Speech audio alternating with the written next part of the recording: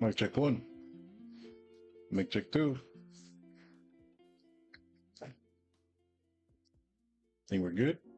Think we're good? Maybe? Just a little bit? For anyone following, I hope you guys have been having a great day. It's a beautiful Tuesday. At least down here it is. Listen here. Mic check one. Mic check two. Ooh. Hold on. I'll get rid of this. Think we're good?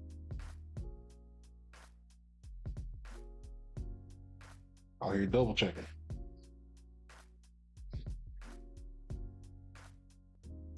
Let's see.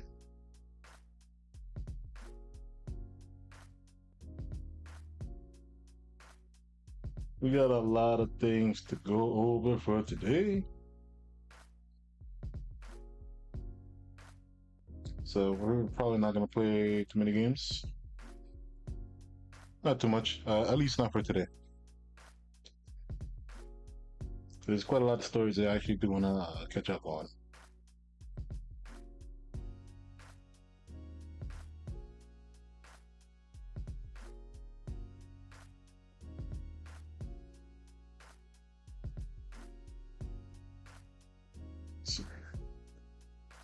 All right, so got my can of Red Bull.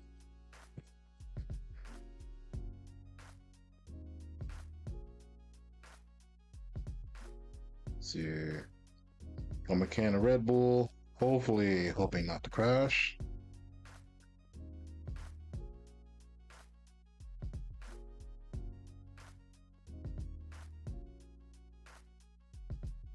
Because the last thing we want. See here. Delicious.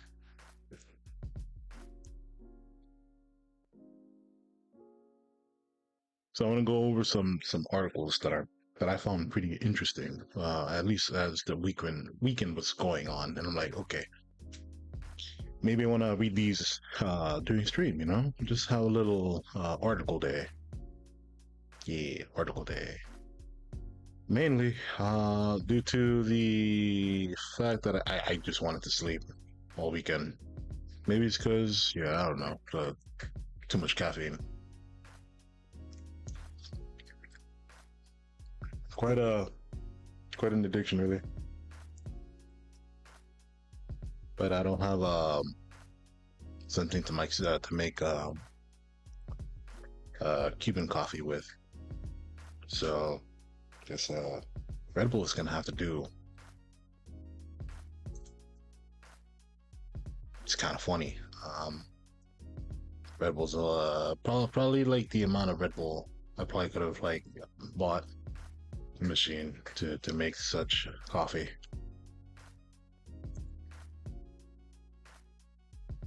But I also like the taste of Red Bull.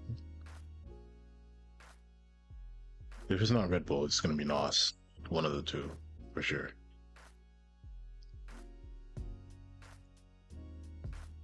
Let's see here.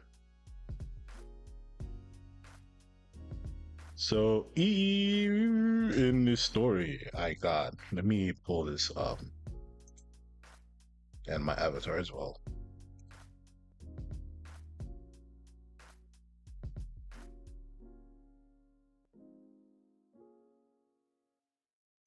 Before I do that, let me close some things.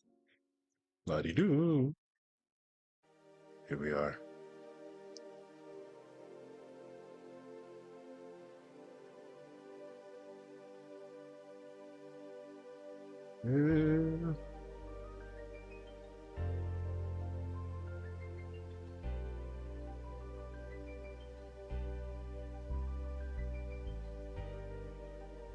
Oh.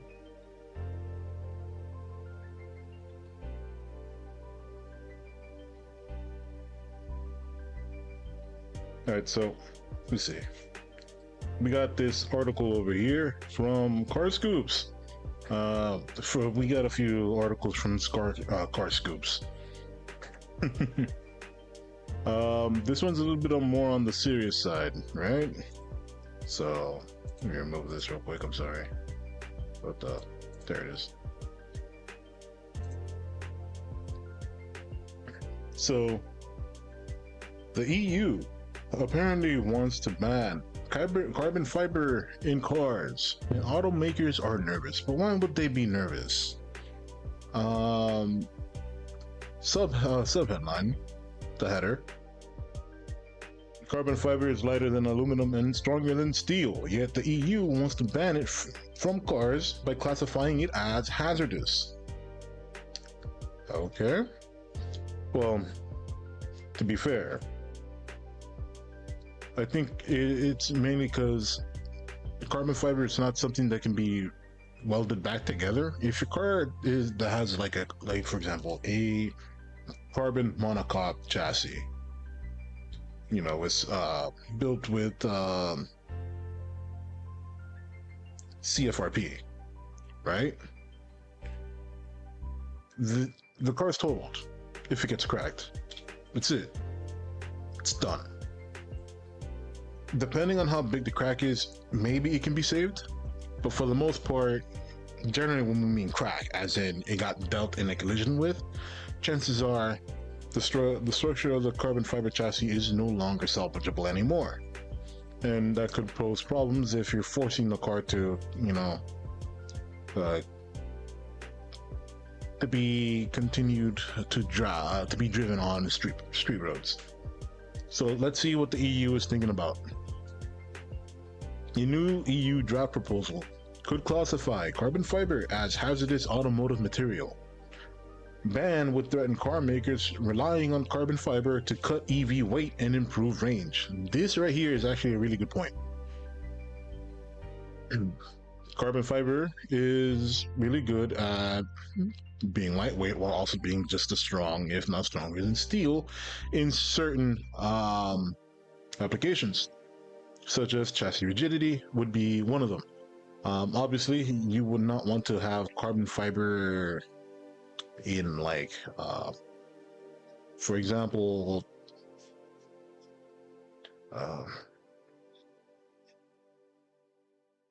man, I'm having a huge brain fart. But there are some things that carbon fiber can't always handle, and that's why it's not everywhere. But regardless, let's continue. Even if passed, the law wouldn't take effect before 2029, allowing time for adjustments. So, on a timer. Now, this says that it would allow for time for adjustments, but people kind of forget how. Let me lower this real quick. Actually, no, it's over here. Oops. There you go. I think it's still good enough. So even if passed, the law wouldn't take effect before 2029, allowing time for adjustments. That is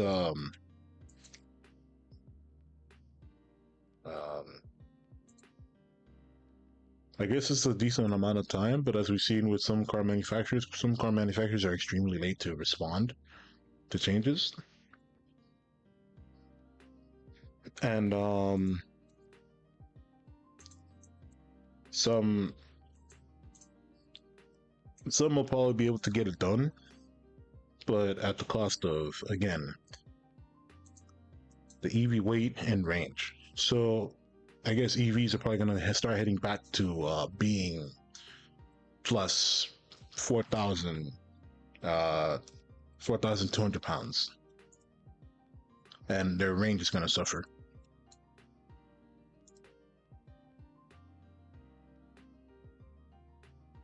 Let's see. Materials like lead, mercury, cadmium, hexavalent, chromium have long been classified as hazardous by the European Union. Despite that, they're still allowed in the automotive sector under exemption that don't apply to other consumer goods. Now, though, another material could face outright prohibition in European cars: carbon fiber. According to a new report, the European Parliament, which is responsible for the Union's laws, recently concluded a draft revision of the End-of-Life Vehicles (ELV) directive that regulates dismantling and recycling vehicles and is aiming to make them more environmentally friendly. In it, carbon fiber is, for the first time anywhere in the world, classified as a harmful material. It's not recyclable. Everyone's known this though. But what is this? End of life vehicles. I want to see what this is.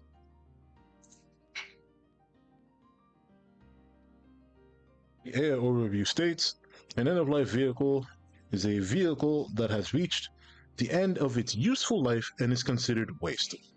This includes vehicles that are no longer serviceable and need to be disposed of properly. ELVs can be natural, meaning they have reached the end of their life due to age and wear, or premature, meaning they have been written off due to accidents. Let's see. Let's see what the European Commission actually reads. I could read the wiki, but let's just get it straight from them themselves. The overview. Every year, over 6 million vehicles in Europe reach the end of their life and are treated as waste. When end-of-life vehicles are not properly managed, they can cause environmental problems and the European economy loses millions of tons of materials. The automotive manufacturing industry is among the largest consumers of primary raw materials, such as steel, aluminum, copper, and plastics, but makes little use of recycled materials. Although the recycling rates of materials from ELVs are generally high, the scrap metals produced are of low quality and only small amounts of plastic are recycled. Okay.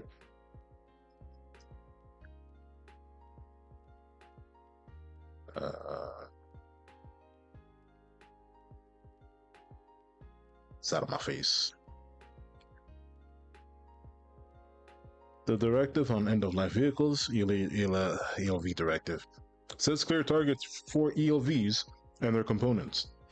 It also prohibits the use of hazardous substances when manufacturing new vehicles, especially lead, mercury, cadmium, and hexavalent chromium, except in defined exemptions when there are no adequate alternatives. The exemptions are listed in Annex 2 of the directive. So yeah, sure, they have there are clauses in which you can still continue to use certain materials as long as it's applicable. So alright, let's continue here. So what does this mean right now?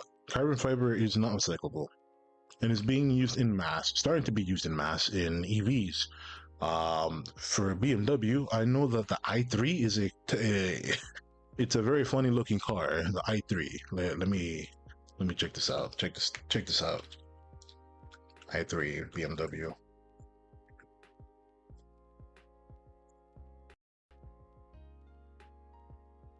This funny little boy. This boy has a carbon fiber chassis, complete and throughout. Meaning the entire car is not really recyclable.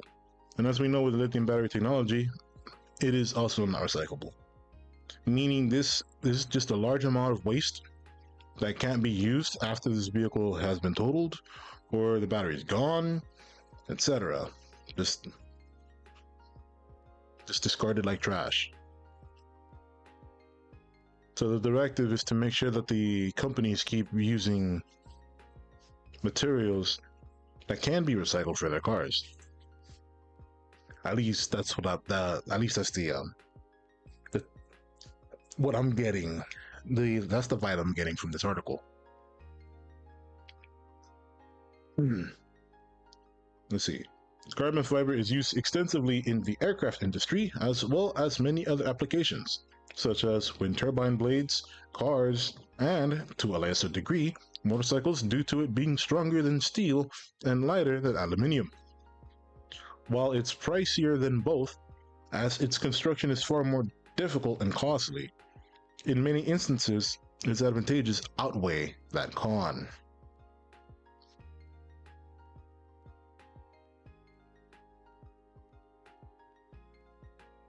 It's a huge market worth billions about to be decimated.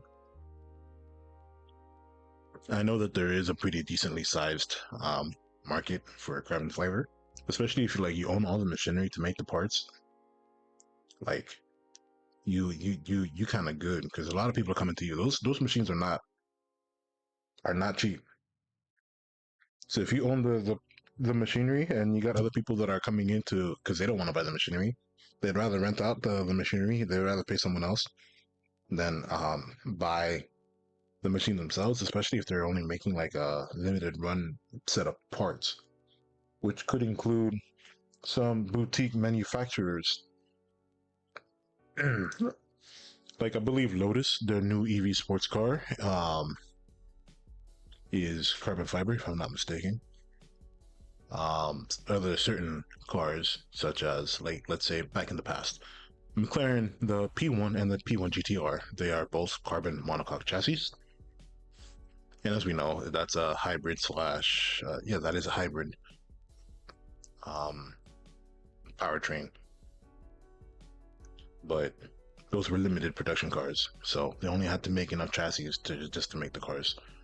But in McLaren's case, it's a lot more beneficial to them to have their own versus their own machines to print, CFRP and other forms of carbon fiber versus Lotus, which I don't think they output that much in comparison. I can't be wrong. But regardless of the case, I think you guys get the point. If you don't own, if you're only making a certain amount of parts to sell, I don't think that would offset the cost of actually buying the machine versus someone who religiously would use that machine to create parts. Again, like McLaren, because McLaren does do racing and make performance cars. All right, so the world of carbon fiber, which is worth 5.48 billion in 2024, is expected to grow annually at the rate of 11% to 17.08 billion by 2035. So in 10 years. US research firm Roots Analysis estimates. All right, that's pretty sizable. Currently, cars account for 10 to 20% of all applications, according to Nikkei Asia's report. That number is bound to increase exponentially as manufacturers strive to lower the weight of their electric vehicles. You gotta get that weight going somewhere. If not, the cars are just terrible. Like for example, you can look at the Tesla Cybertruck. That thing weighs, if I remember, almost 9,000 pounds. Tesla Cybertruck weights. Okay, so 6,000 pounds. And that's with an aluminum chassis. It has a aluminum body on frame, which is why it's very weak for a truck. That is terrible. So it can range from 6.5 to almost 7,000 pounds. This thing will literally crush the weight of its own tires. And then the road beneath it. And mind you, this is with all the fucking metals and all this other extra shit that they added to it. Maximum payload of 2,500 pounds.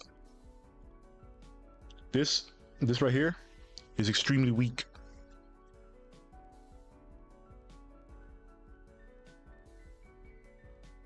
To a capacity of 11,000 pounds, except for the forthcoming rear-wheel drive model, which is capped at 75,000 pounds.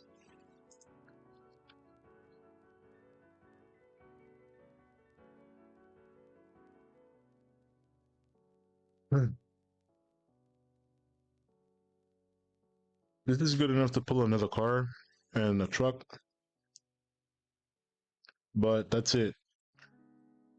You're not going to be using it to haul around excavators, some smaller forms of excavators. It's just not worth it. Because you also have to consider the range of the vehicle. Like it might be able to like do like these extreme loads that like an F-150 can, or a Silverado 1500, or Sierra 1500, or Ram 1500. You know, the half ton trucks. But the range probably is nowhere near as good as the gas powered trucks.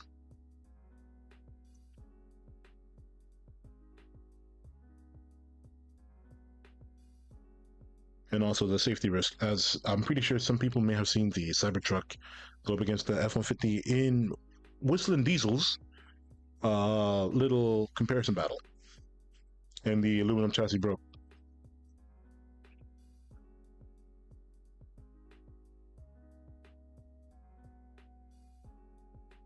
It may be exaggerated for comedic effect, but that kind of does show a huge problem with that Cybertruck and the way that it's made.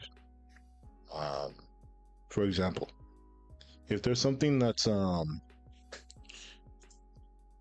let's see, uh, aluminum fatigue.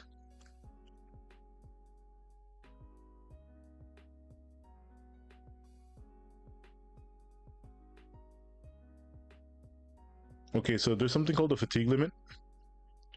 At the beginning of a steel product's lifespan, it'll start losing its rigidity, but then it'll cap and it'll remain at that limit. But aluminum, however, continues to drop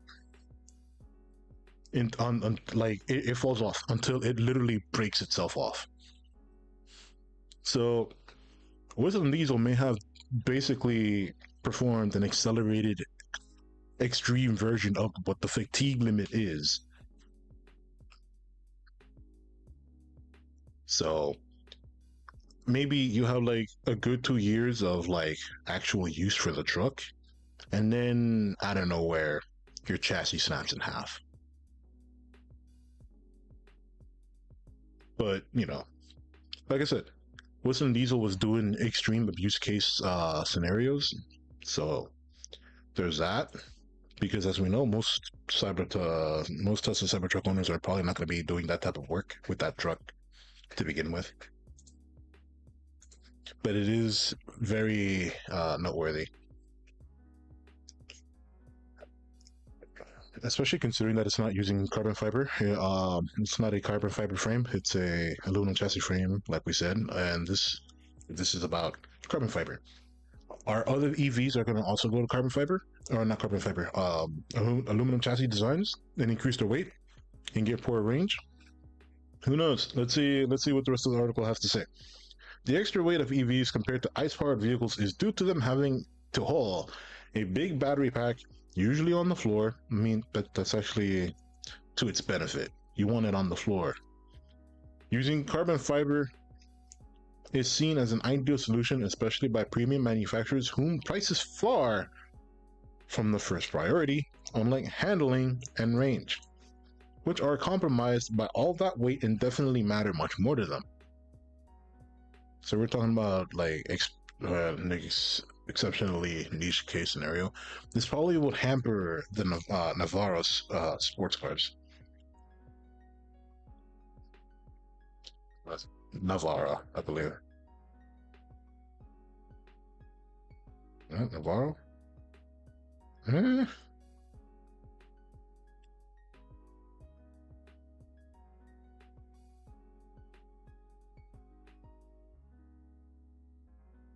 Let's see. Nivera. Rimac. I super messed that up. So the Nivera is the car, spelled Nivera, Nevera, built by Rimac Automobili. I definitely have to freaking like um wow. I completely messed that up. How terrible. I feel bad. But Rimac Automobili is an EV hypercar manufacturer. Deny optional.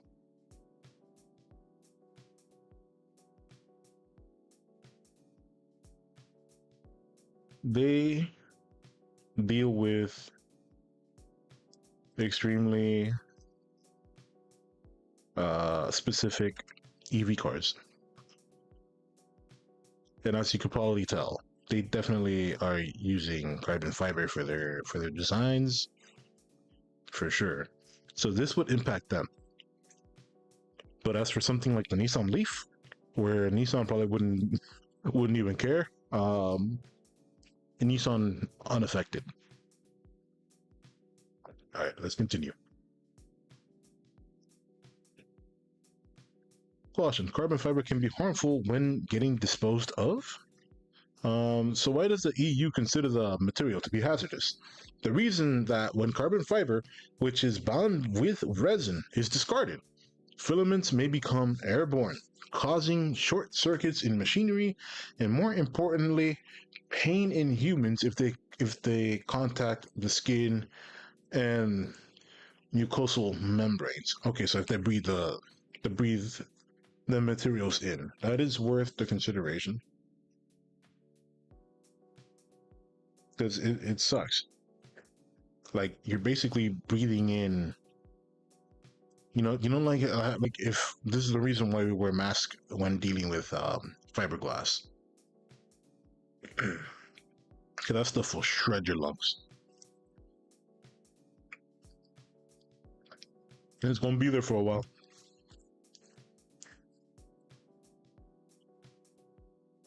Let's see.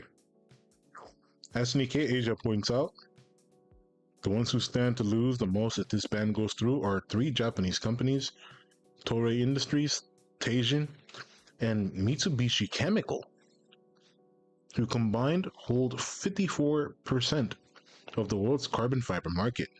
For Toray Industries, after aircraft and wind power generation, cars are the third largest segment of its business.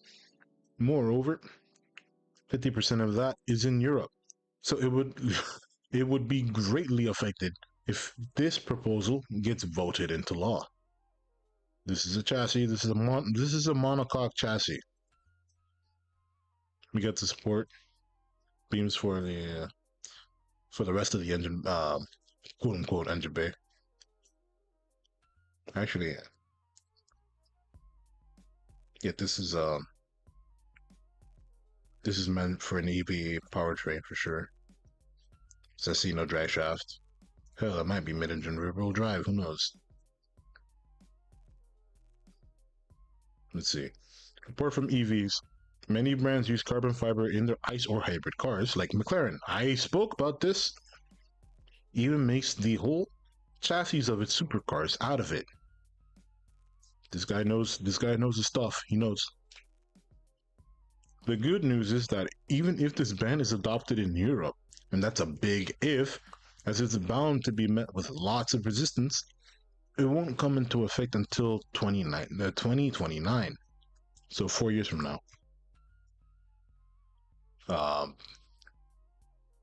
Let's see. Cars probably going back to like aluminum monocoque chassis, which is considered outdated, and again with the fatigue limit that I did mention, that means that cars would have a exceptionally lower amount of rides you can take in before the chassis decides to crumble itself to dust. Which is why I will never, ever personally own an NSX. Because one day, well, at least the first generation NSX, because one day that chassis is gonna fucking cave and you're screwed. Time comes for everything, but it takes steel a lot longer for time to get to than something like aluminum. Are we getting ahead of ourselves? 4 years may not be enough for such a long time for manufacturers who must develop their upcoming cars to comply with regulations. But take a look at how our world has changed in less than 4 months when Donald Trump took office as the 47th US president. Yes, sir. A lot of things can happen in 4 months, for sure. So, This probably would mean that people that are basically blocking engineering constraints will probably be uh, less less likely to impede in this type of stuff, just to get things projects through, and so they don't lose their jobs.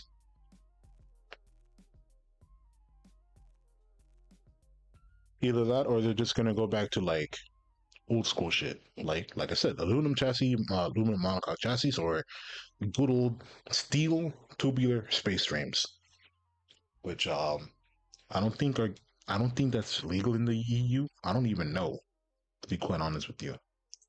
Let me see. Or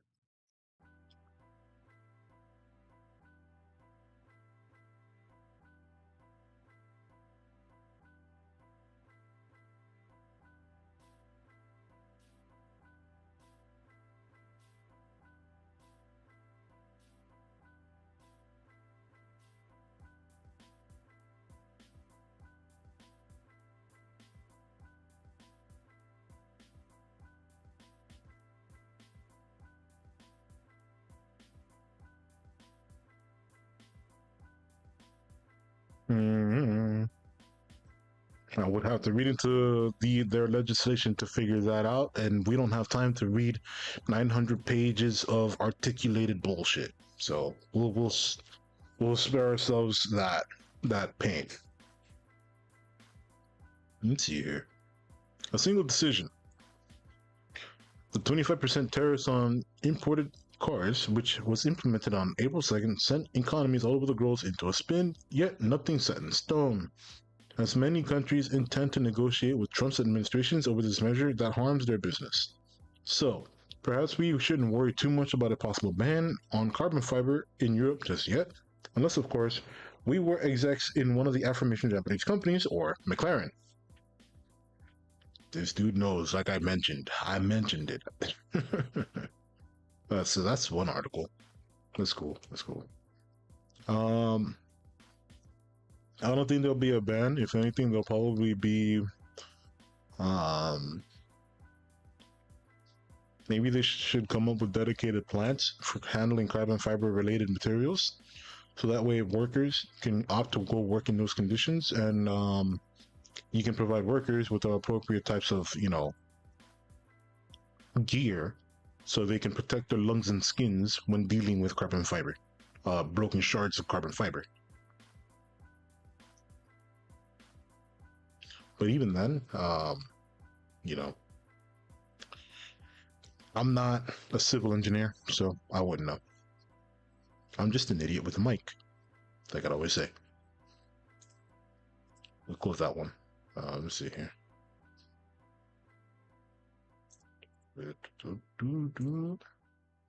Do something more that's kind of nerdy and more interesting. Magic the Gathering. My only experience with this card game is hating on it as a Yu-Gi-Oh player. But even then, I can feel for or lament for some of the decisions Wizards of the Coast has done for as damage for Magic the Gathering. As just an advocate for a person to enjoy a hobby. So let's see what's going on with Wizards of the Coast's fiasco that could cost the company's remaining faith of Magic the Gathering players. I wouldn't even expect this to be a huge issue. Especially when like most people that play like that would be into this product also play Wizards of the Coast, Magic the Gathering. So Final Fantasy players and Magic the Gathering players would have a nice audience or a nice pitch for audience, and also the clickability as well. So, but let's see what the author, um, John Dodge, has to say. For more than 30 years, the Magic the Gathering has been the standard for trading cards games everywhere, apart from the very first trading or collectible card game. Magic the Gathering is also by far the best game of its kind by an exceptionally wide margin. At least that was the case for well over a decade.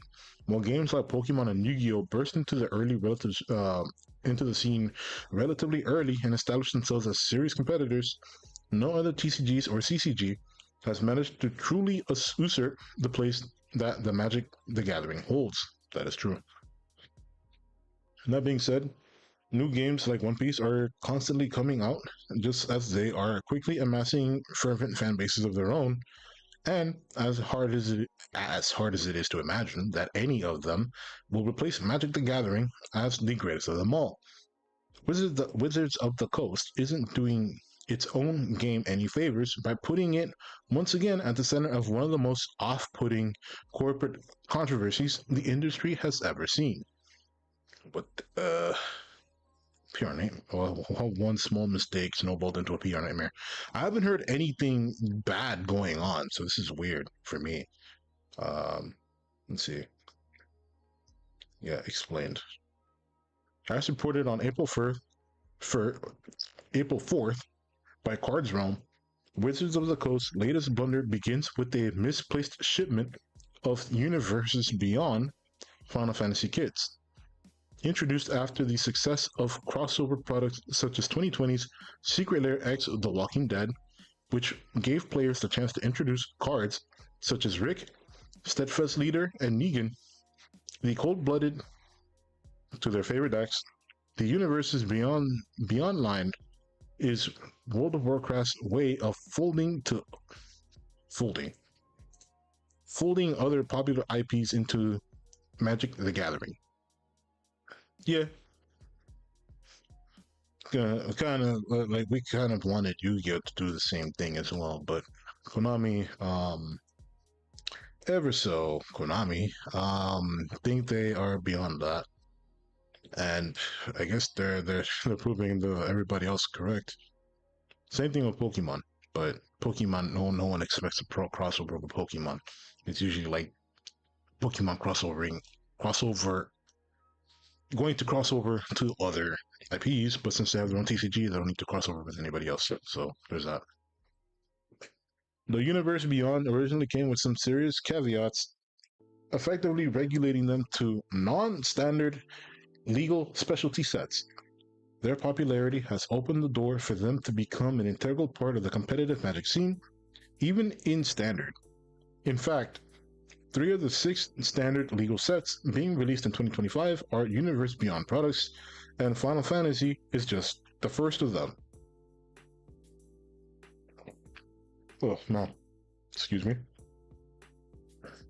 Slated to arrive in stores June 2025. Some number of Universe Beyond Final Fantasy kits were erroneously sent to a distributor in South America, who in turn erroneously sent them to a still unnamed gaming store. Normally this wouldn't be that big of a deal, as the product could easily be held or returned at a negligible cost. Unfortunately, Wizards of the Coast doesn't have a very good track record when it comes to handling such situations, especially not in recent years, and this one is no different. Instead of offering to pay to ship the products back or have them held by the distributor until the proper release date, Wizards of the Coast seem to come out of the gates on the offensive. What would you do offensively? In a statement released by the distributor, stores who received Universes Beyond Final Fantasy kits in error were told that, due to commercial policy, we require that whoever received the item return it to a distributor. We will bear the cost of this return. If you receive the Final Fantasy pre-release kit, please contact your consultant so we can make arrangements. Again, this could have been a non-issue if not for the threat of penalties from Wizards of the Coast. Should any products be returned damaged in any way? Okay, so somebody opened it. Apart from the fact that individual stores have little to no control over products being damaged en route, the fact that the distributor was being saddled with covering the cost of Wizards of the Coast's latest mistake did not sit well with majority of the outside observers, nor the owners of those stores that were affected. So now I see where this controversy is so-called a controversy. It's not. I don't think it's anything with the product itself. It's just internal fighting. It's kind of a letdown, to be honest with you, but um, okay.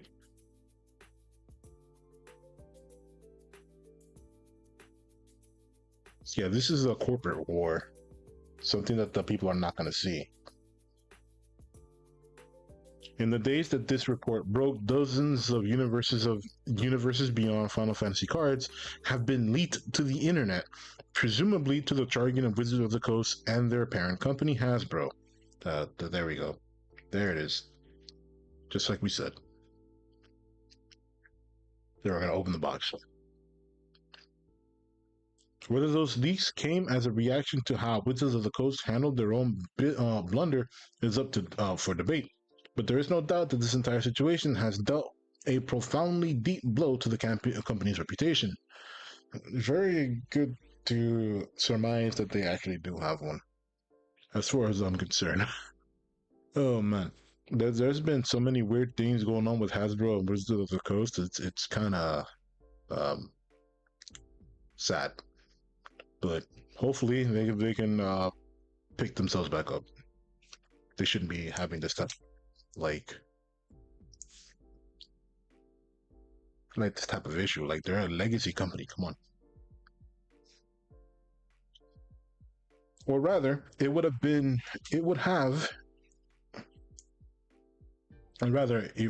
if Wizards of the Coast was known for having any real sense of tact when it comes to these kinds of issues.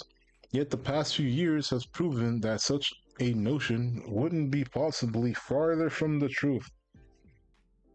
This guy also basically kind of agrees with me, I think. He's saying that they have a reputation is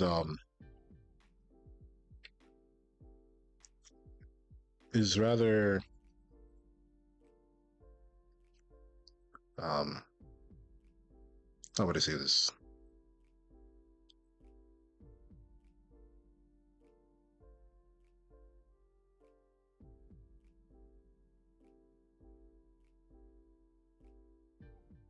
Yeah, them having a reputation is not exactly it's not exactly being truthful. In 2023, Wizards of the Coast mistakenly shipped several boxes of the then unreleased March of the Machines Aftermath set, after at least one of which made its way onto the hands of YouTuber Dan Cannon, aka Old School MTG. Well, March of the Machines Aftermath wasn't due to arrive in stores until May of that year. Its preceding set, March of the Machines, had already been out for quite some time at that point, helping add to the confusion that led to the set being sold ahead of schedule in the first place. Ooh. That's a big boo-boo. That's a big deal. Okay. It's kind of like yeah, dude, we got this new set. Okay, cool. Can I play with it in the tournaments? Oh no, the cards ain't even legal yet. What? Why not? I don't know. They're just not legal until a few months more down the road. Aw. So I bought these cards for no reason. Exactly.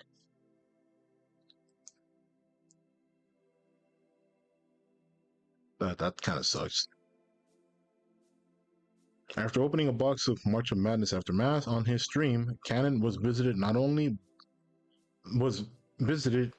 not by any form of legitimate law enforcement, but by the Pinkertons, who had been sent by Wizards of the Coast to turn a simple mistake into a full-blown PR disaster. Okay. Formed all the way back in 1850 by Alan Pinkerton and Edward Rucker as the Northwestern Police Agency, which is now simply known as Pinkerton.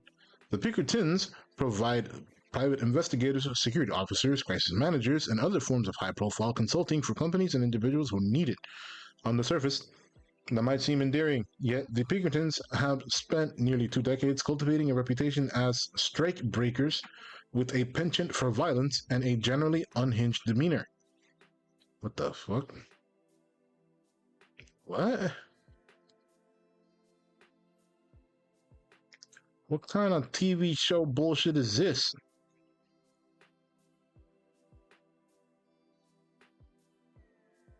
Despite not being actually cops or having any official jurisdiction, the Pinkertons who arrived at Cannon's home reportedly had no problem harassing his elderly neighbors, making their way into his home and threatening him with incarceration and other massive fines, all of which drove Cannon's wife to tears.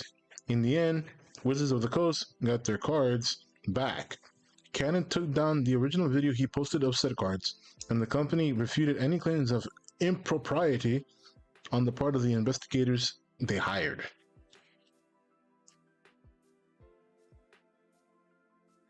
Bro, what?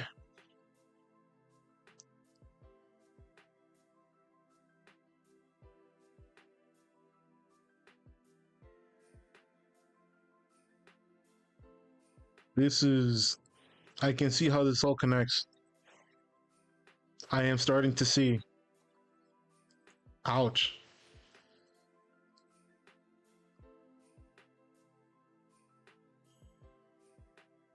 Hiring the Pinkertons to harass a YouTuber and lobbying vague threats against a Brazilian game stores certainly aren't the only egregious errors that the Wizards of the Coast has made in the past decade when it comes to Magic the Gathering. At the same time, they are the absolute most egregious.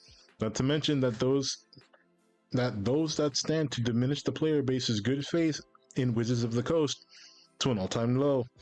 To make matters worse, they seem to be indicative of a wider pattern of genuine disregard for that very same player base. Gee, this right here, this right here is huge. Indicative of a wider pattern of genuine disregard for the very same player base. That's not good. That's terrible. You can't be in the business to sell something to a customer base that you're cultivating and hates the same players or consumers that you're trying to cater to. It normally will end in disaster.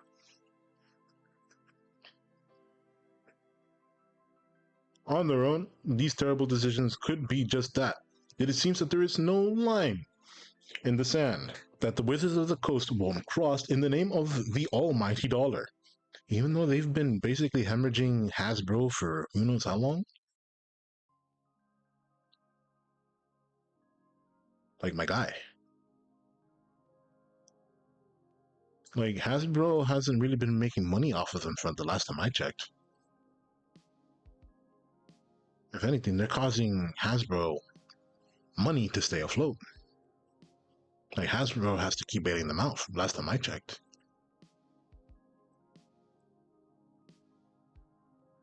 Not even those that drew for themselves. Between the confirmations that Universes Beyond sets would be making up half of the legal standard make up half of the standard legal sets going forward, that the Magic the Gathering release schedule has been bumped up from 4 to 6 standard legal sets per year. So that's what? One set per every 2 months? That's pretty aggressive.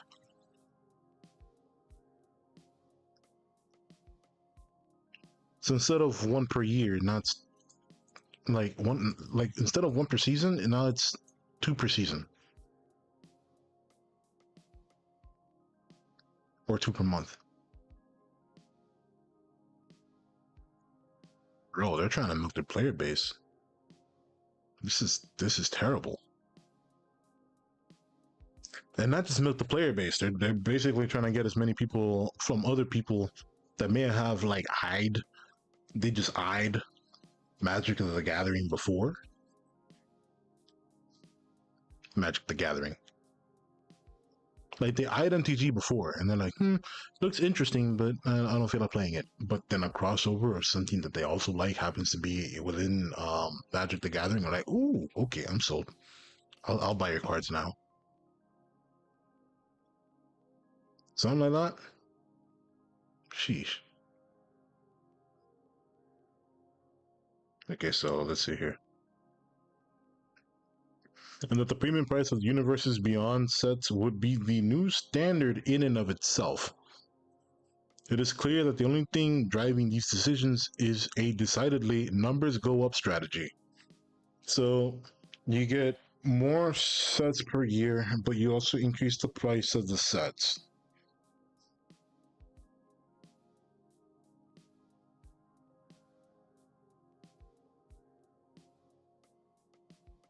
That's cruel.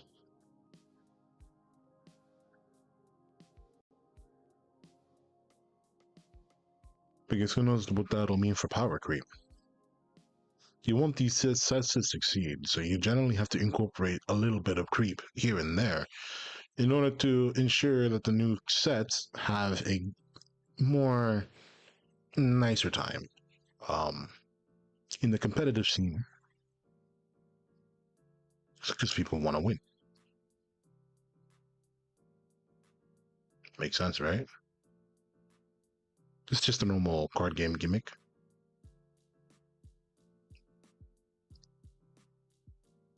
But since this game does have set rotation, I guess it's fine. Sure. And if anything, people can just go ahead and decide to play old formats if they wished.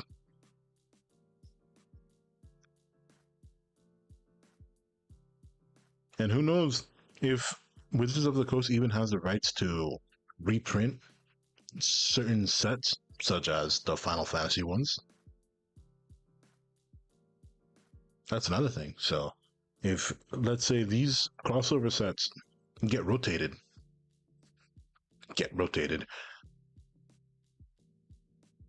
I don't think they would be able to, just come back in a future set. They would probably have to be relicensed, or they would have to go with Square Enix or whoever the rights holders are, and be like, can we reprint this set? What my royalties? Oh dang!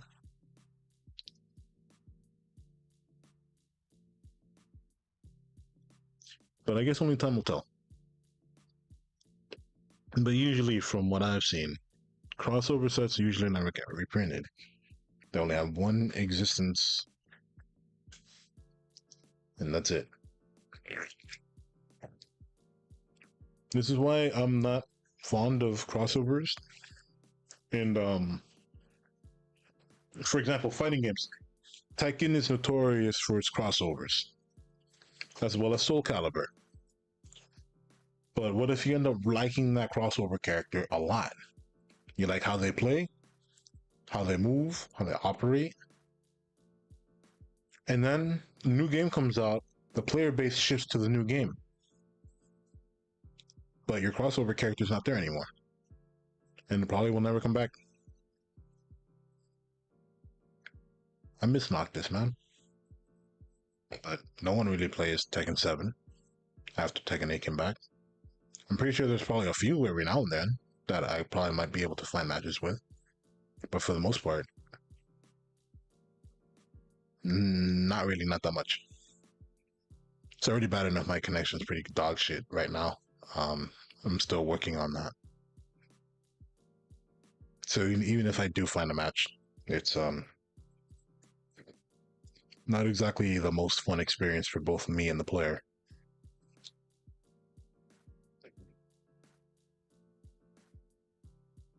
But we digress a little bit. The point is, people had like Heihachi and Soul Calibur. They can't play him again. Thankfully, they can. They're both Namco games, so they can just. They're probably already playing Tekken to begin with.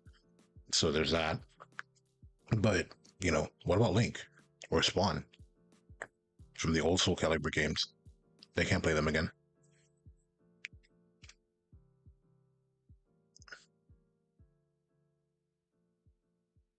Let's see here. For competitive players, events like the World Championship and Pro Tour are the ultimate goal. Wait, did I read this? No, I didn't read this.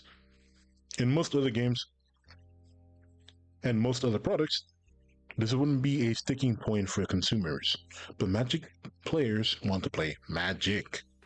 With all the universe beyond and tie-in secret lab releases like SpongeBob SquarePants and Deadpool, the price of Magic is only increasing, whereas availability continues to decrease.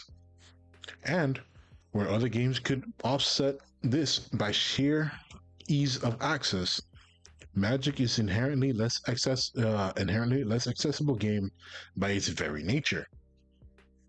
For competitive players, events like the World Championship and Pro Tour are the ultimate goal.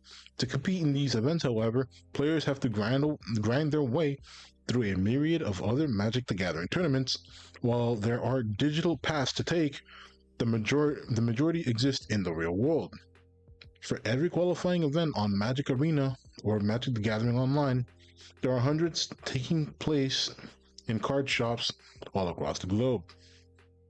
This means no matter how much any given player grinds away online, their best shots at making the Pro Tour will always be the physical cards in hand.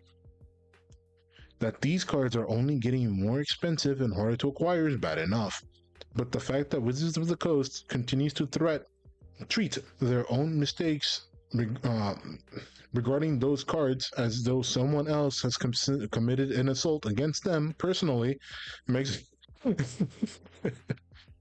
that's a good line. That was a funny line. Come on. Yeah, there you go. But the fact that the Wizards of the Coast continues to treat their own mistakes regarding those cards as though someone else has committed an assault against them personally makes it hard to have any faith in the company ever correcting its own worst courses of action.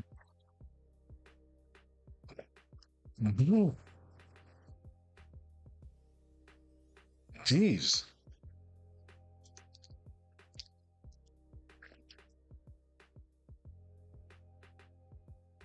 Oh, yeah. That's just something else, bro.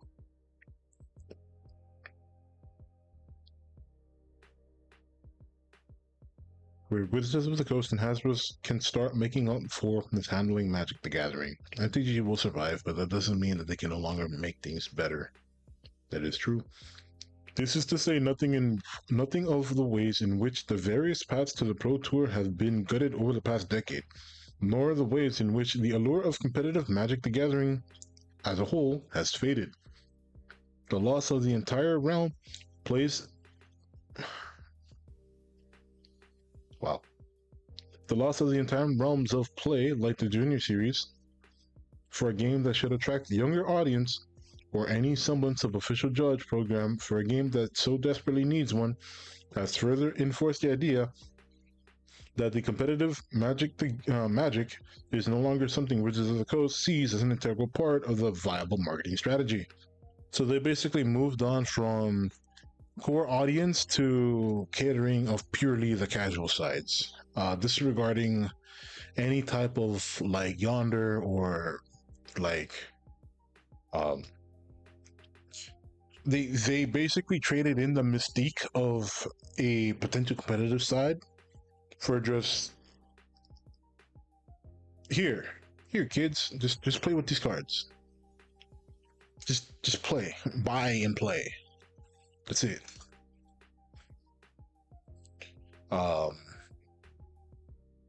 See, the thing is the this kind of makes it kind of sad because Magic the Gathering was basically one of the few TCGs that offered any type of decent cash pooling. So you could theoretically make a decent living off of not just selling and selling these Magic the Gathering cards, but also playing in the tournaments as well. Like if you consumed and breathed Magic the Gathering, you could make a very decent penny for yourself, and you would continuously support the product as well. But that's not the case. which is kind of weird because for us as a like a Yu-Gi-Oh player, Yu-Gi-Oh never had cash prize. We basically sold whatever physical prices that were added as part of the cash prize, as an interpretation of the cash prize. So whether it's the mat or whatever type of like something that the stores were giving away or whatever the regionals were giving it away, which were usually play mats or giant cards, depending on what you were playing and what the bracket was, it was never cash.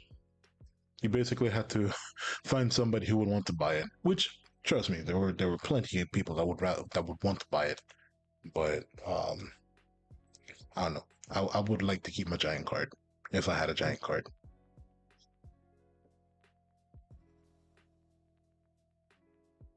See, even with so many self-inflicted wounds, Magic continues to grow and attract new players. But the emphasis on collectors and fans of other IPs has overshadowed them entirely. Fortunately, none of this means that the game is anywhere near approaching its end, nor that is beyond saving from its own worst habits from at this point. That is correct. That is true. I guess the how Magic the Gathering players would have liked for this to happen, I guess, is that they'd rather people see the crossovers as like a gateway to come enjoy the rest of the things that they actually like about Magic, such as the Magic lore. They have lots of comic books about their cards' lore. You know, get involved in Magic, like the actual Magic, not just the crossover stuff.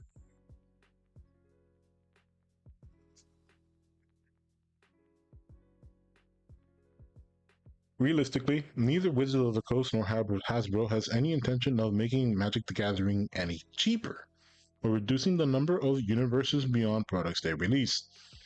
Wizards of the Coast might not even have any intentions of trying to make a major push to reclaim the massive drop in viewership that the competitive Magic has taken in recent years. Thankfully, there is no need for any of that magic to what? There is no need for any of that for Magic to flourish. Only for a shift in the focus of the game itself. If prices aren't going down and competitive play isn't coming up, then treating Magic as exactly what it is on its most basic level is the correct call to make. To that end, expanding Magic content with more joint ventures, whether they've they've been between YouTubers or other major companies, is the best starting point.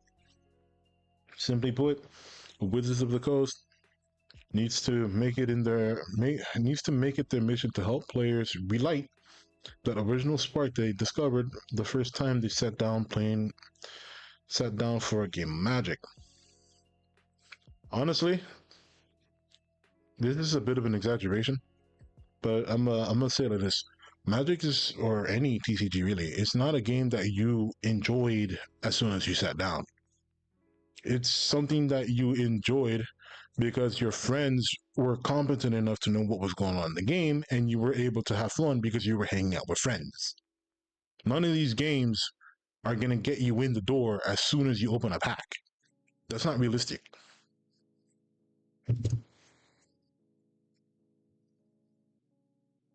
It's about the vibe, the aura,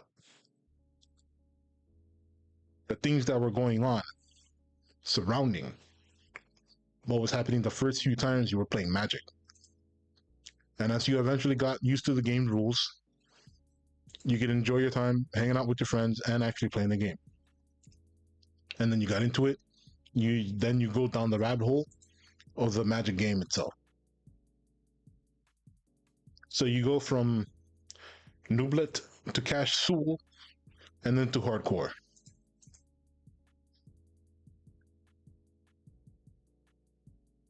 So that would probably mean to perhaps get more newer players, to maybe have events that cater to more newer players for fun, so they can hang out with friends. Because chances are there are adult fan base that probably still plays this game probably may not have the time to actually enjoy these events or games,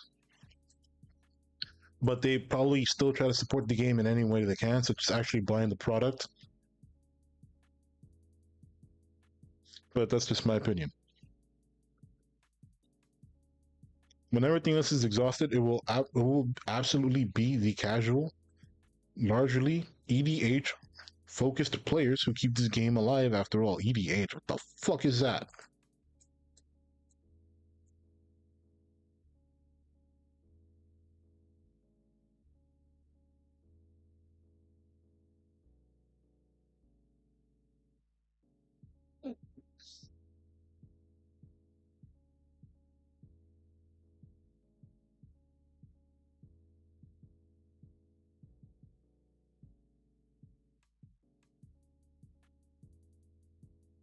A fan created format known as Elder Dragon.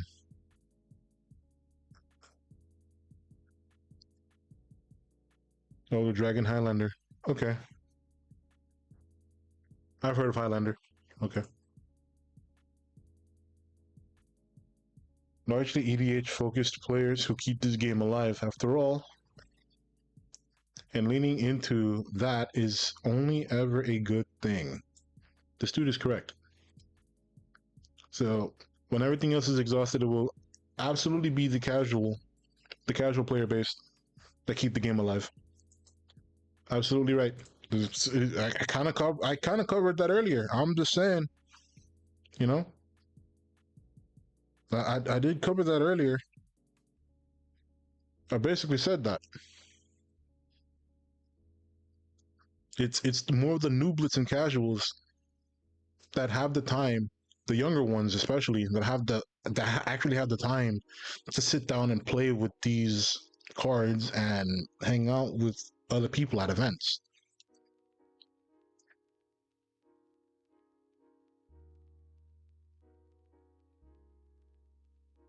Most importantly, giving players something to truly celebrate could very well be what it takes back to buy some of that goodwill that Wizards of the Coast and Hasbro have objectively fumbled, but it can't come in the form of $1,000 anniversary boxes or hired goons berating people over misplaced product.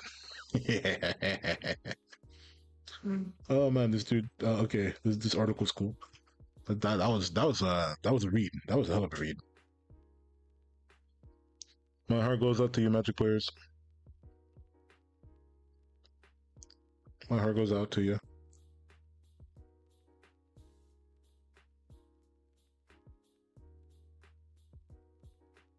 Okay, so that's one tab done. That's another tab done. It's this thing I found. Um, for some reason, this this website called Coach's Database have been trying to push Koenigsegg's Dark Matter engine a lot. As you can see, February 15th, 2025, February 26th, 2025, 4 days ago, mobility. So they keep trying to push this article or article about the dark matter. The dark matter is a very powerful 125 newton meters of torque and 600 kilowatts small motor that only weighs 86 pounds. And yes, this is a motor. So as you can probably tell, an EV motor. Cased in forged carbon fiber.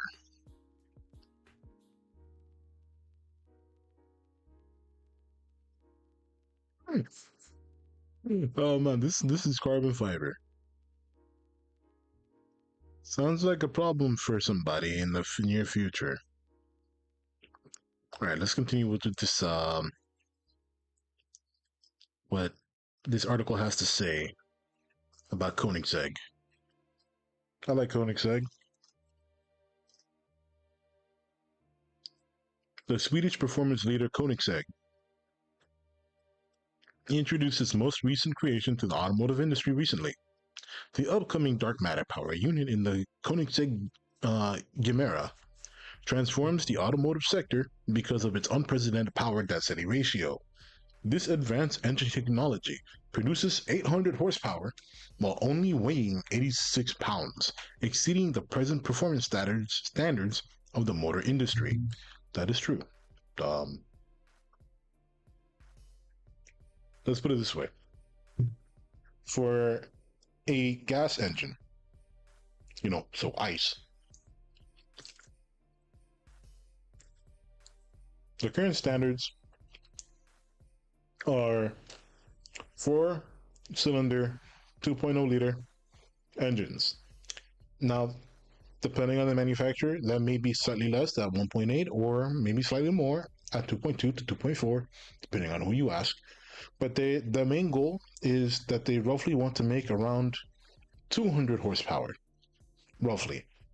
What usually happens is that you'll get like around 180 to 210 to 20, depending on the configuration of the motor and the application of that motor.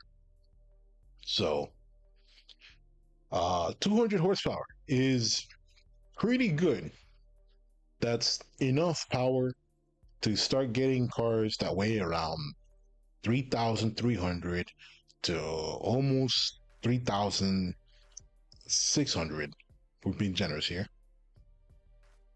To a speed of 60 miles an hour in like maybe 6-7 seconds. You don't need to be going that fast. And it's still just enough power to go pretty quick, which I know 60 in 7 seconds is what a lot of people would say slow as hell. But realistically, that's pretty good. And I'm tired of pretending that it's not. So, most of the time, this four-cylinder engine gets placed transversely and in the front, making it a front wheel drive car, which is very forgiving for most people to drive and not kill themselves in. Because as we've seen, there are people that will be able to snap oversteer a freaking Miata that is like old and not even turbocharged. So it'll crush it. Like rear wheel drive requires some finesse, it requires some skill to keep straight. Front wheel drive is very safe. A front wheel and to have the power plant of making an engine that produces almost 200 horsepower is really good, and they can get efficiency as close to like what, almost 35 to 40 gallons of highway, just sipping fuel. This is important because the four-cylinder 2.0 liter engine is basically the world standard that most people use to stuff their cars in. Now the EU might be a bit different because they allow smaller engines because they also allow smaller cars.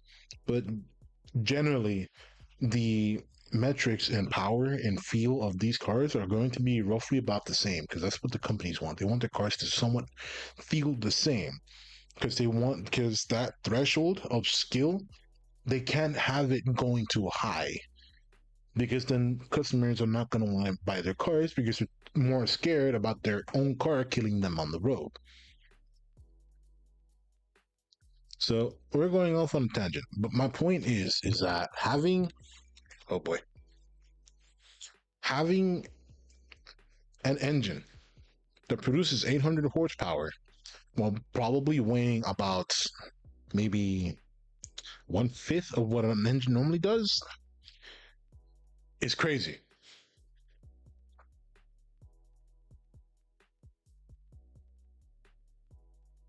The 800 horsepower engine fits inside the hand of a modest child. Though it's engineering marvel, I mean it weighs 86 pounds, so that doesn't mean a child can lift it. Keep that in mind. Thank you. Though it's an engineering marvel, the dark matter engine achieves outstanding power output while remaining lightweight. The innovative engine represents the new frontier of automotive possibilities because it can successfully combines power with efficiency along the unprecedented benefits of lightweight construction. Due to the small design students, Due to its small design, students, this engine serves perfectly as the power system of performance vehicles without compromising speed or acceleration capabilities. The full extent of Koenigsegg's innovation and development shines through each system of the dark matter engine. The company applies leading technology with advanced materials to engineer an efficient yet powerful engine system. Though this innovative engine, Koenigsegg demonstrates complete dedication to achieving new automotive engineering milestones. Okay, that's cool and all, but I still would like to see this car out. Has the Chimera even been out? Like, I've seen it in Ford versus Ferrari and some other movies, but this car has basically been stuck in developmental hell, as far as I know. It's a limited run. The Koenigsegg Chimera is a limited run production 4-seat plug-in hybrid Grand Tourer designed by Koenigsegg as the Mega GT. It combines the performance of a 2-seater hypercar with the practicality of a 4-seater, offering comfortable seating for 4 adults and their luggage. The Chimera is powered by a 5-liter twin-turbo V8 combined with an in-house designed electric motor producing combined output of 2,300 horsepower and 2,750 newton meters of torque. Might as well spin the world with that thing.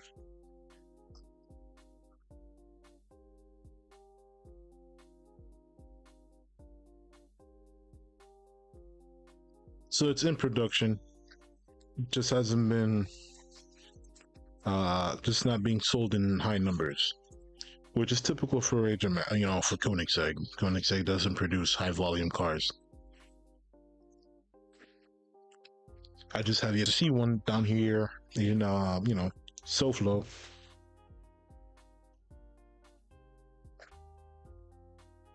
But I've seen a few other Koenigseggs wandering the streets every once in a while, so maybe I'll see one soon. They're probably shipping order to the rest of the EU first before they get to their USA customers.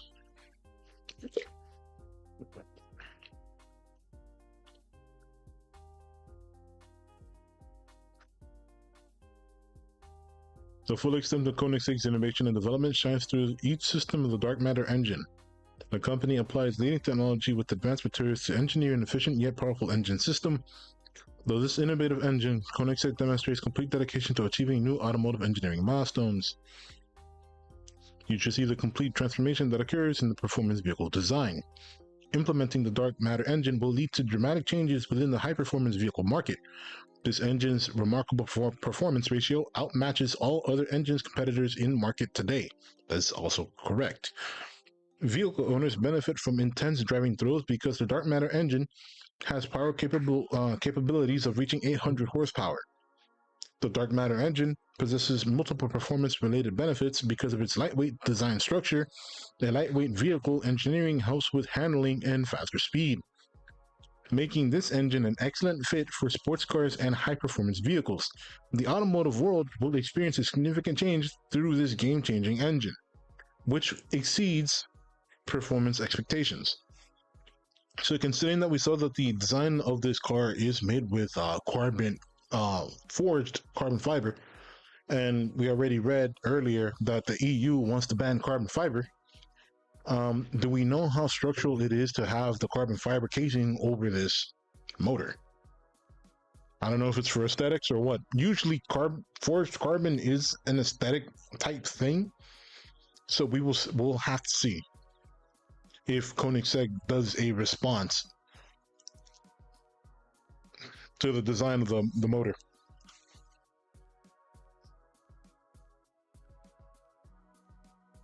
Multiple experts in the field find it will transform engineering into what it will become. Engineers view dark matter as the next generation automotive technology because it demonstrates what future equipment could accomplish with modern materials paired with emerging tech. Future innovations inside the automotive sector will benefit from this high performance, lightweight engine, which demonstrates both weight saving potential and advanced motor capabilities. Okay, yeah, we've been reading the same thing like all over again. Koenigsegg implements its vision through innovation and excellence throughout every component of the dark matter engine system.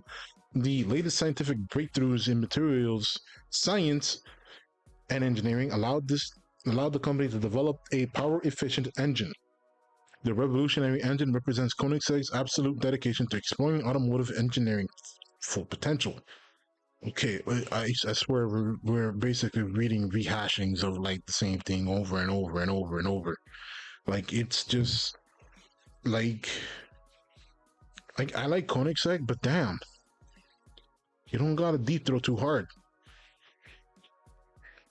Is there any other information about this engine that actually gives some sort of like substance to this article? The dark matter engine establishes groundbreaking heights for automotive efficiency and performance attainment in the current market. Okay. Its unequaled power to weight capability gives this engine superior performance to every. Bro, it's the same shit I've been reading. Like how many sentences to say the same thing basically. Different industry professionals view this engine as a benchmark for a high performance car should function. Koenigsegg's dark matter engine produces the automotive industry to a powertrain combination that unites strength with efficiency along with weight saving technology. This article is basically high power, weight savings, efficiency, future. I can't.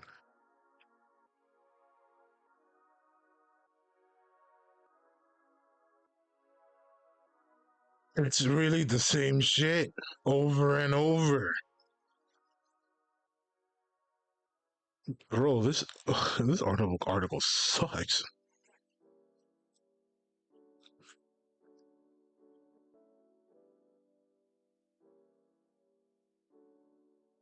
Oh,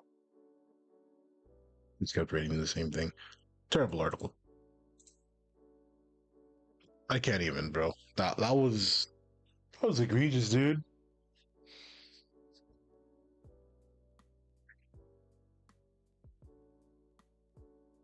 Anyway.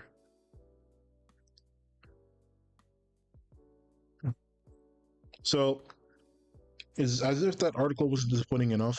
I also found this article. I'm gonna be honest with you guys. I've been a very defensive.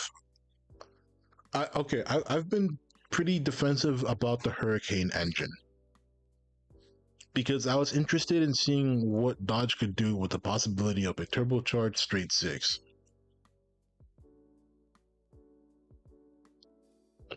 And I still feel like it's worth looking into. Now people are mad that they're stuffing it into like the Charger because it's not V8.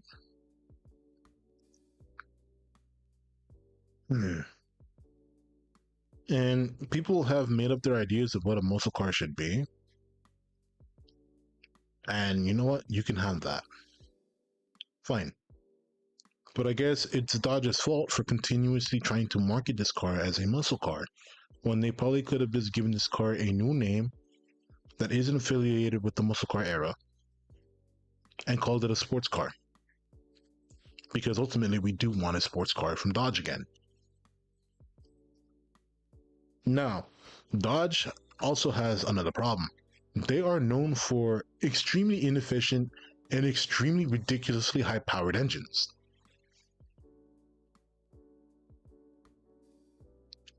And also engines that can't rotate or squat. You know? It's just Dodge things.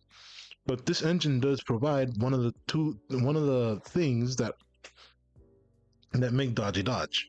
As far as I'm concerned, the red line for this engine isn't exactly high either. It's about maybe close to 7,000, which will be a first for any Dodge engine in like recent history. Um, because I think the last one that was able to rev fairly close to 7,000, it's still not passing the barrier, mind you, was the V10 for the Viper. That's right, even the Viper struggled to rev anywhere. This is why Dodge should just go back to making diesels, because they'd rather make high torque machines than machines that rev. But anyway, that's enough a little Dodge tangent. Let's continue. So, the Hurricane engine is Stellantis' new 3.0 liter 6 inline six, which, for the most part, replaces the high output V8 engines such as the 5.7 and the 6.4 liter Hemi engines, which have been powering the Ram, Challenger, and Charger models for some years now. While the new Hurricane Lump has come under much criticism already, mostly from dedicated enthusiasts who believe the V8 is the only option for motivating a muscle car. Yeah, so he kind of probably feels the same way I feel. Like I don't think they have to necessarily have a V8 to be considered a muscle car, but it does complete the mystique of most commonly known muscle cars in history. The engine itself looks to be a promising unit. Output is strong, with 420 horsepower and 469 nice foot-pounds of torque available from the standard output engine, or 540 horsepower. 540 horsepower and 512 foot-pounds torque pound-foot if you opt for the high output engine. I wonder what's the main difference between the output, the SO and the HO.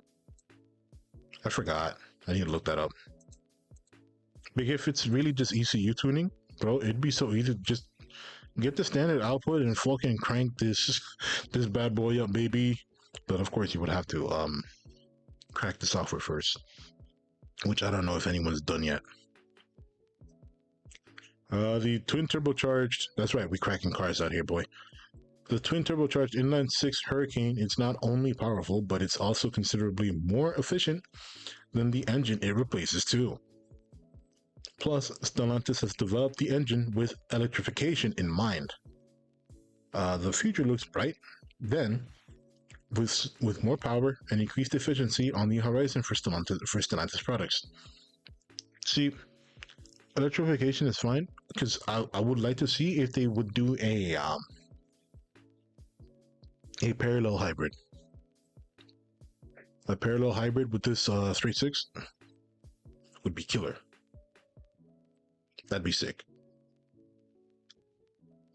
But even if it's like port time hybrid, that's fine too, I guess. The Hurricane engine first appeared in the 2023 model year Jeeps. Yes, it did. The Wagoneer. Excuse for the yawn. Excuse. Stellantis debuted the Hurricane Inline 6 engine in late 2022, with the first models taking propulsion from the unit hitting showroom floors in 2023. Specifically, it was the Jeep Wagoneer and Jeep Grand Wagoneer, which were first sold as 2023 model years with the Hurricane power under the hood. Since then, owners have, of course, racked up mounts on the cars, and naturally, a small number of issues have begun to occur. Automakers can only do so much research and development before launching a new model or engine. The real test of reliability and durability comes down to when the owners start putting them to the test. In everyday real-world scenarios. So not only are the issues expected, as developing a mechanically perfect and fault-free engine is a brief, rarely fulfilled perfectly. What? As developing a mechanically perfect and fault-free engine is a brief, rarely fulfilled perfectly.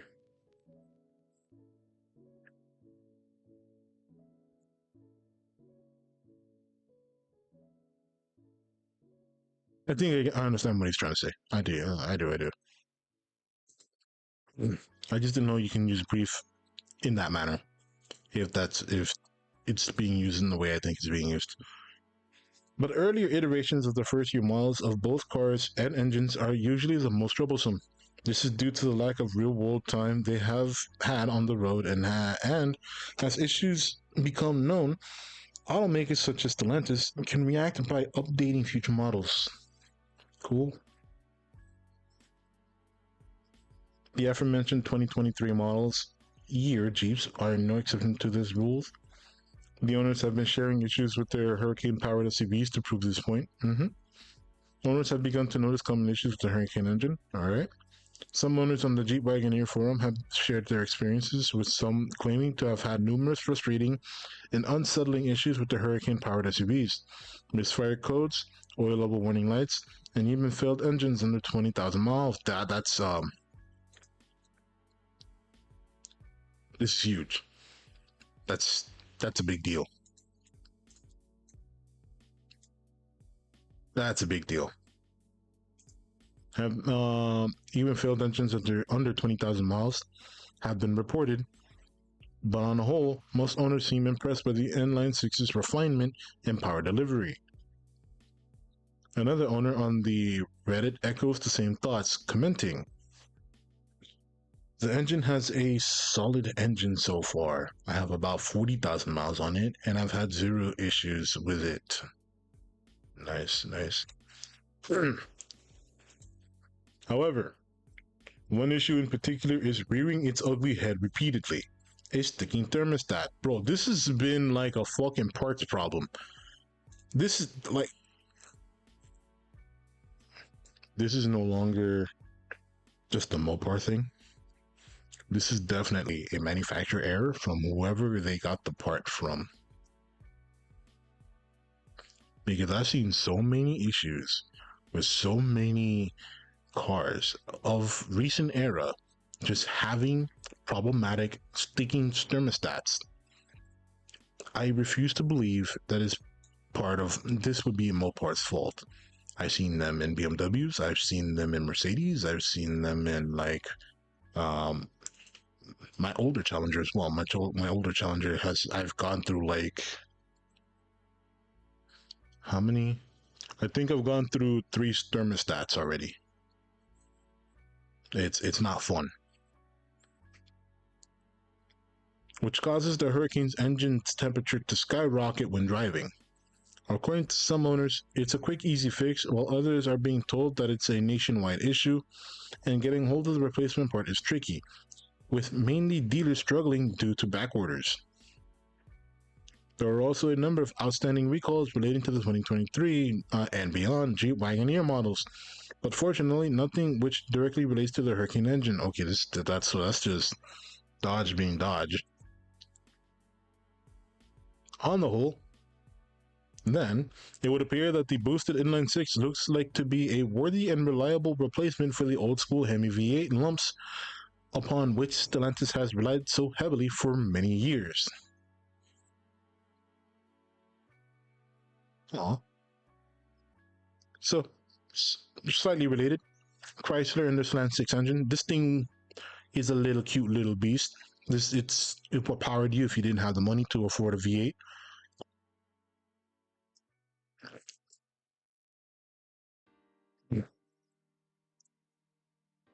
I'm down to read this. Let's do a little spontaneous read.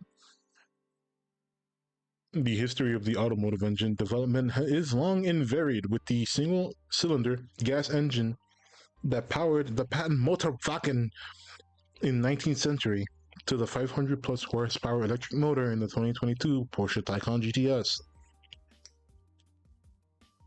In between those two bookends, automakers have mainly concentrated on producing gasoline and diesel powered engines that maximize efficiency and reliability with varying degrees of success. Chrysler began the Maxwell Motor Company in 1913, and Walter P. Chrysler took over as president in 1925. So I think this was shortly after World War One, and rebranded the company in his name. Is correct. He quickly expanded the enterprise, purchasing Dodge and introducing the Plymouth label within a few years. In the 1960s, Chrysler became a muscle car force, producing pavement gobbling monsters like the Plymouth Roadrunner and Barracuda 300, Dodge Challenger. Fun fact, the Roadrunner, if you give it a big cone and a big tail in the rear, you got yourself a very cheap Superbird. Yes, the Roadrunner is the base form of the ever notorious Superbird.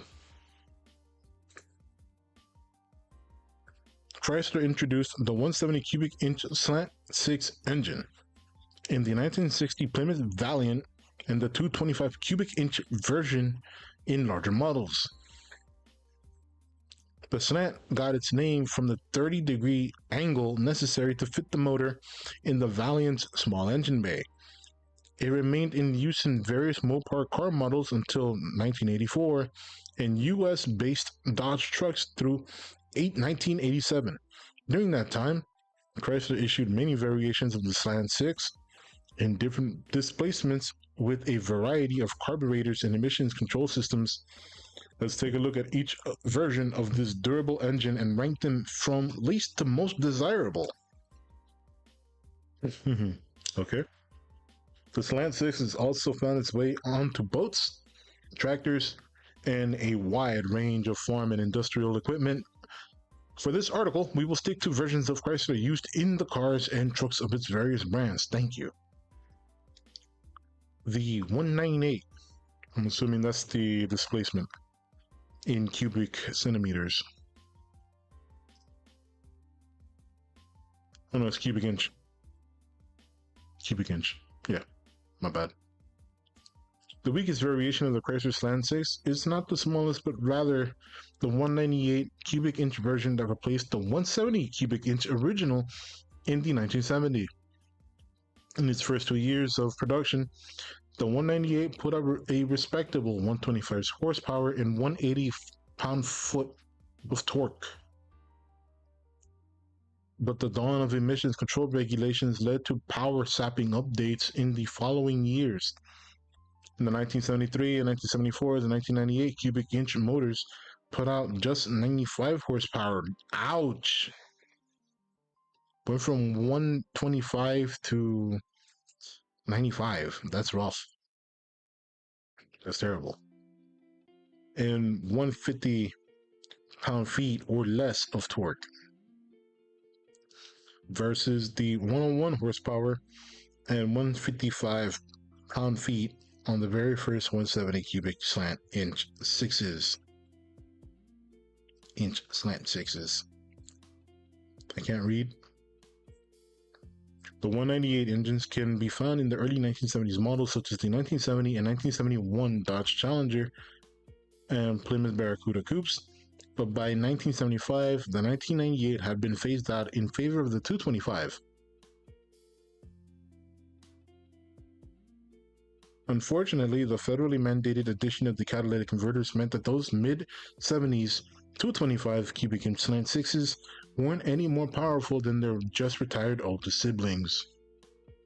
Poor boy. The original 170. Aw, look at it. So cute. Chrysler's most next desirable slant 6 is the 170 cubic inch version that first appeared under the crested hood of the 1960 Valiant. It was engineered as a replacement for the flathead straight 6, which had been in use since 1929. The engine tilt was the result of the brainstorming by engineers who were trying to fit Chrysler's newest motor in the engine bay of the Valiant, a car Chrysler had designed in response to the American public's increasing demand for smaller vehicles. The earliest 170 produced 101 horsepower and 155 pound-feet of torque. Not terribly impressive benchmarks, but enough to haul the Valiant up to a top speed of 89 miles per hour. That was pretty good. It's pretty good numbers. The 170 remained in production for a decade, after which it was replaced by the 198. Despite having a low power output of than the 170, the 198 is a favorite engine today because of its many internal components are interchangeable with the 225 cubic inch version of the Slant 6. Alright, so the electronically controlled 225, which lasted from 1979 to 1987. So this is probably with OBD1. So instead of OBD2, it was OBD1 era. Flipping pages on the calendar usually brings welcome advances in engine technology, but in the case of the 225-inch Chrysler Slant 6, the most modern versions are among the most troublesome. In 1981, Chrysler abandoned the tried and true Carter BBS and Hawley 1920 and 1945 model carburetors for the electronic feedback Hawley 6145, which had a built-in oxygen sensor that helped adjust fuel mixture while the motor was cold or under stress. The system was temperamental and unnecessarily complicated, and subsequent attempts to add an engine control computer only added to the chaos.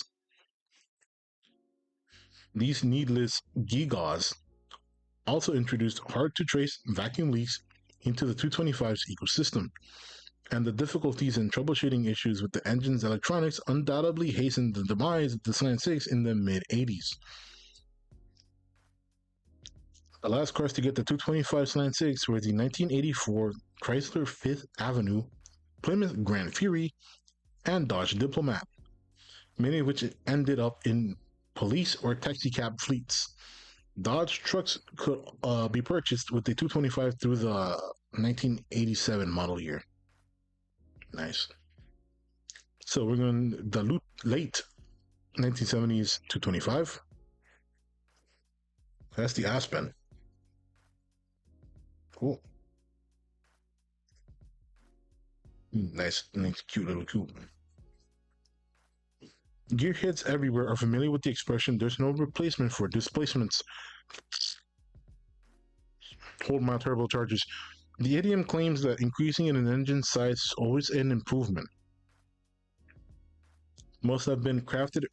Wait, hold on. The idiom that claims that increasing an engine size is always an improvement must have been crafted under the 1975. Crafted after 1975, when the 225 cubic inch Slant 6 replaced the 198. Emerging emission standards hobbled the 225's dyno numbers, and the oil crisis shifted consumer focus from performance to fuel economy at a time when fuel rationing was common. The 1975 version of the 225 cubic inch Slant 6 only produced 95 horsepower, that's god awful, and 170 foot-pounds of pound-feet of torque, although the peak torque output came at just 1600 RPM. Bro, it kicked itself to just start rolling. That's funny. The new emission standards also required a change from mechanical to hydraulic valve lifters, and the 225's forged steel crankshaft was redesigned and then replaced with the cast iron version in 1976. Oh, that's rough. They went from a forged to cast iron. In 1979, Chrysler began using aluminum intake manifolds on the 225's cubic inch engines, but these manifolds were prone to warping and cracking. Soon after the aluminum manifolds were phased out, came another unwelcome series of so-called upgrades to the 225s. There's an aluminum block 225. Okay, that's cool. Years before Chrysler put a flimsy aluminum intake manifold on the 225 and loaded the top end with a maze of superfluous vacuum hoses and wiring, the automaker attempted to make the Slant 6 leaner by casting the block from aluminum. Chrysler also developed and considered using an aluminum head as well, but this concept never made it past the testing stage. So it had a It had a steel head. That sounds weird. I can understand the steel block with an aluminum head. That's pretty common.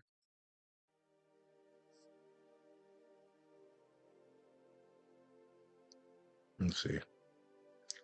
The lightweight blocks were reinforced with a cast iron cylinder liners and topped with a specially designed head that had slightly smaller chambers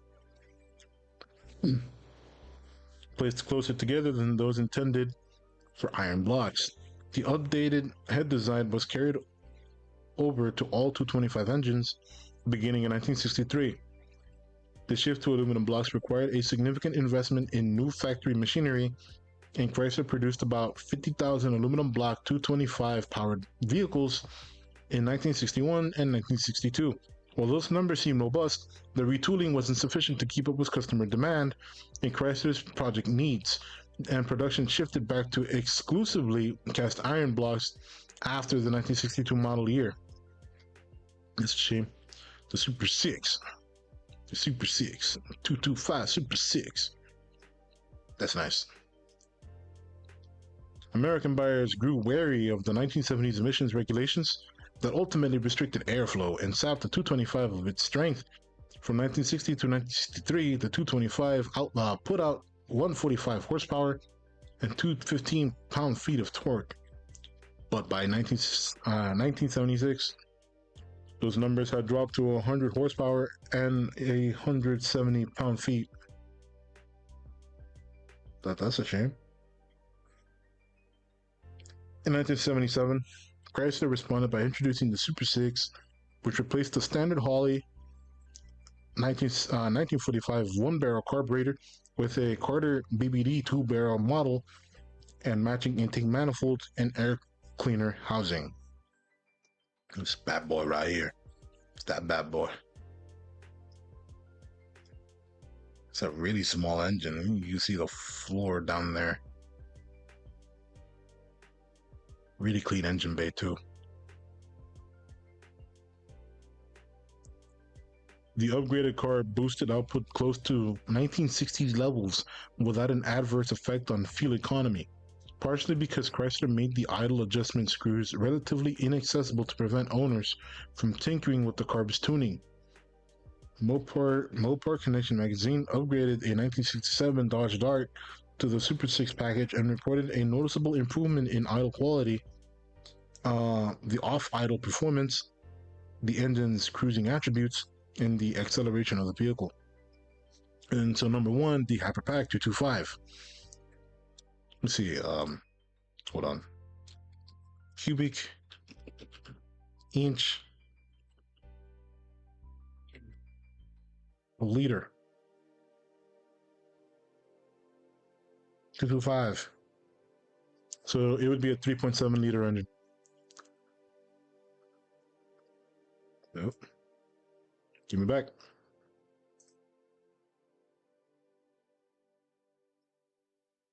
Just in case anybody was interested, that's basically the equivalent. Long before emissions regulations had sucked much of the slant six's performance out through the rat's nest of vacuum hoses, Chrysler introduced a hyperpack version of the 225 meant to satisfy racing sanctioning bodies that required cars to be stock versions of commercially available models.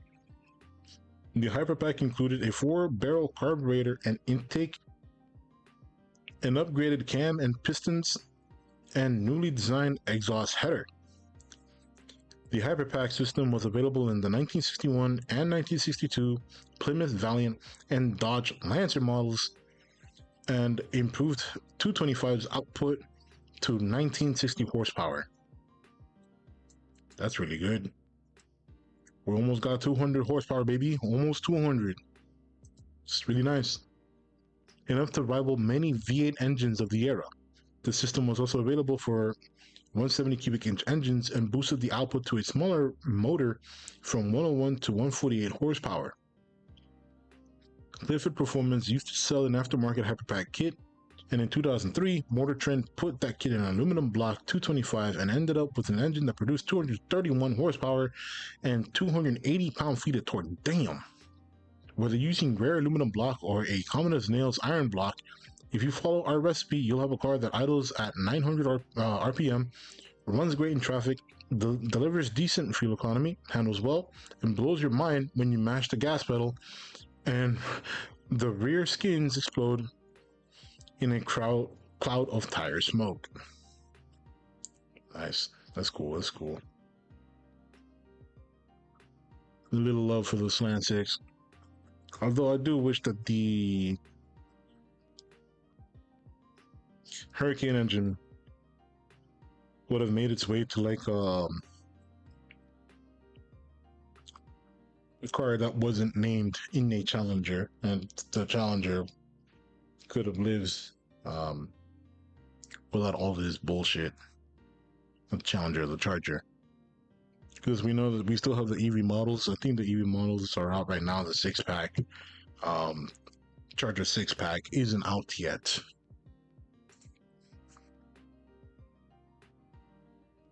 I've taken a look at my current dealer. The Chargers there are the EV ones, I believe. 6-pack.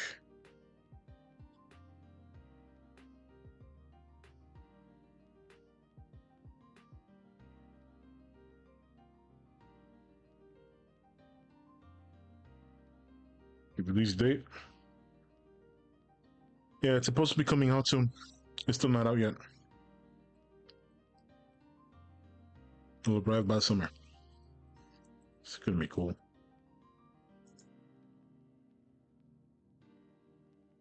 What up, Trent? How you doing?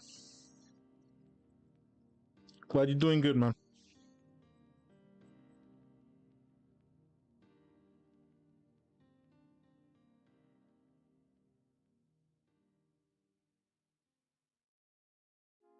Yeah, it's hard for me to keep tabs of chat sometimes. My apologies.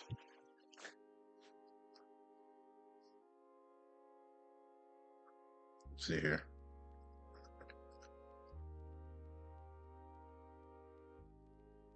So got quite a few things here.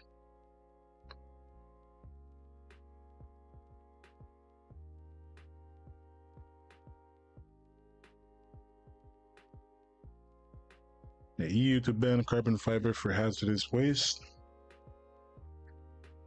which could potentially derail Koenigsegg's so-called dark matter EV engine.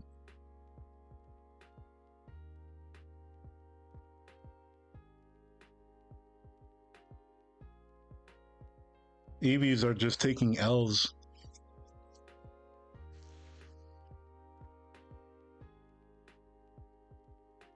Damn, gotta love it when flies just, all they can do is just bother people. Just constantly.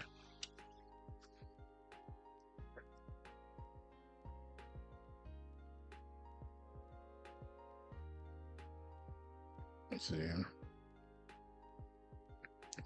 Oh yeah, let's see this one over here. Mitsubishi decides to freeze all deliveries to U.S. dealers. This may have something to do with the Trump tariffs in place right now. Yep. According to the company, there is sufficient pre-tariff inventory to meet demand. So they're just gonna wait it out and see if there's any changes in the tariffs. Okay. That Mitsubishi's freaking smart. They know how to pinch a penny. Mitsubishi has stopped shipping vehicles to U.S. dealers amid Trump's 25% tariff. The vehicles will be held at U.S. ports as companies await clarity on trade policy. The company's U.S. sales recorded an 11% growth in quarter 1 2025 compared to last year. And Mitsubishi's not cool anymore. All they do is just sell massive SUVs. But hey, it keeps the lights on. Mitsubishi Motors is tapping the brakes on vehicle shipments to the U.S. dealers, responding to ongoing trade tensions on newly imposed tariffs from the Trump administration. The move highlights how quickly shifting policy can disrupt an automaker's logistics and inventory planning. Let's see. Since Mitsubishi's entire U.S. lineup consists of imported vehicles, Each model is now subjected to an additional 25% tariff. Although the company continues to export to North America, it has temporarily paused deliveries to 330 US dealerships in an effort to avoid those extra costs, at least for now. Because if there's one thing that I have to that needs to be said, Mitsubishi can't afford to pay the tariffs because they're going to extend the tariffs to U.S. customers, and U.S. customers are not going to want to pay an additional price or a premium price on a Mitsubishi car. That's just not going to happen.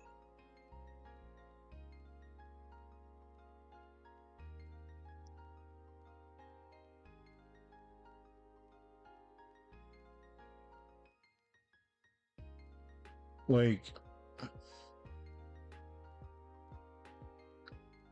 like Mitsubishi doesn't command that type of paying power, you know?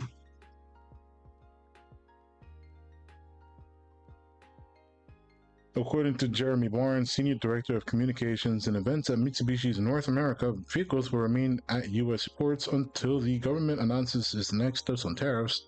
Barnes told Nikkei Asia that the company has enough inventory to continue meeting demand despite the shipping freeze. Data from Automotive shows that Mitsubishi had a 79-day supply of vehicles in the U.S. at the beginning of April, which is comfortably above the industry average of 70 days. For now, the brand is banking on a potential shift in tariff policy before the dealership stocks runs low. No pricing changes for American customers have been announced. It's smart. So Mitsubishi is just playing the let's wait and see game instead of just trying to screw over their customers immediately. Because I think some dealers are already begun to move where they're just trying to price hike their stuff.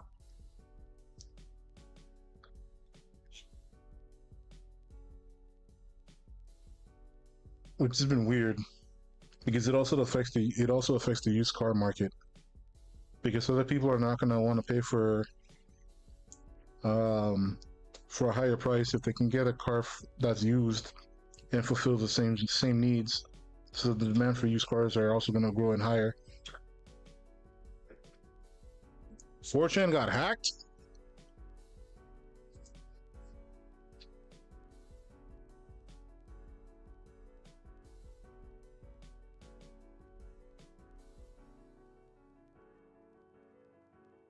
Notorious image board 4chan hacked and internal data. It's 2 hours ago. No, I didn't know that 4chan got hacked.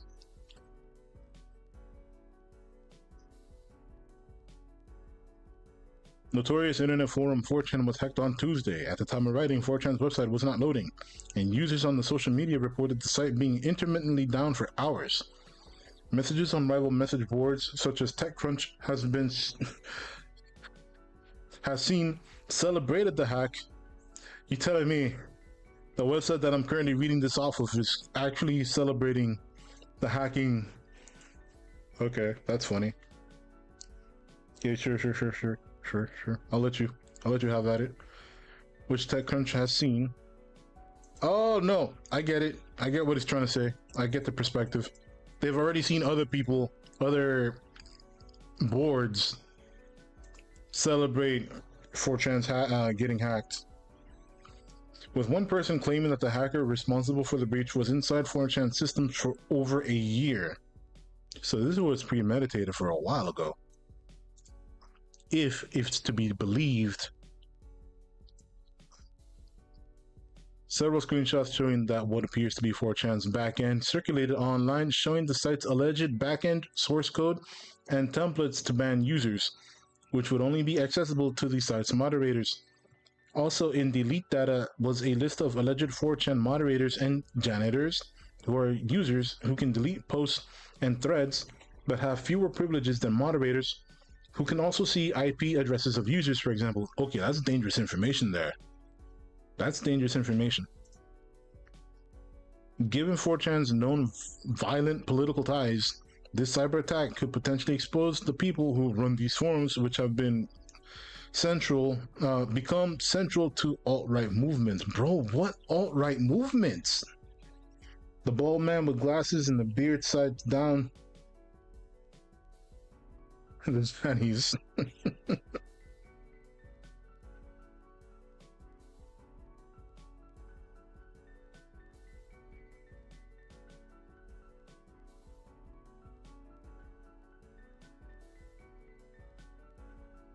Oh man, bald man with glasses and beard. Side takes down the anons. So this is just the thing is that like I know 4chan has like this terrible reputation for a bunch of bullshit, but you know, I've been with 4chan for like forever. Anonymously, obviously. But to say that it's become central to alt-right movements is kind of a lie, when it's also been just as useful to the extreme left as well, before they all moved to Reddit.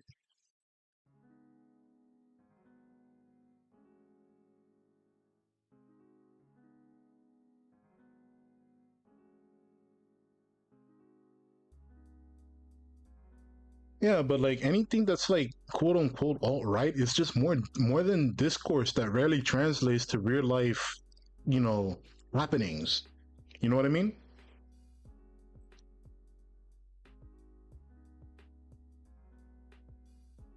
So unless we're just calling simple discourse movements, then like, bro, this is I don't I can't even do I can't. I used to think 4chan was cool as well, but like I stopped using it like I think close to a decade now.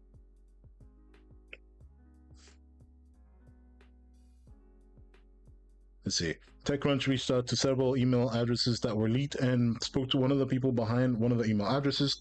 One 4chan janitor who spoke to TechCrunch on the condition of anonymity said that they are confident the leaked data and screenshots are all real. I have no reason to believe otherwise, the janitor said. I'm somewhat taken back. The 4chan's moderation team has had leaks in the past, but this is obviously an issue of greater magnitude, the janitor told TechCrunch. I'm not happy about the situation. I'm sure most others aren't either, but many of us have been doing this for a long time. Doxing is a long-standing pastime on 4chan. I wouldn't say that 4chan is known for doxing too much. I know it's been used for doxing before, but I think that's more of a Kiwi Farms type of thing. You know what I mean? The term alt-right is just sometimes it's just oftentimes a buzzword for people who are right of. I think that's very well spoken right there.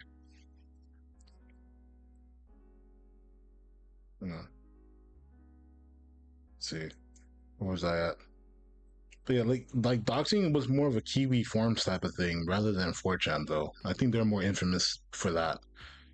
Let's see. I've been most concerned with the leaked information for obvious reasons, said the janitor. I've wagered that the fact that 4chan was effectively taken over by the hackers is probably worse than screenshots, at least from the perspective of the site's continued operation.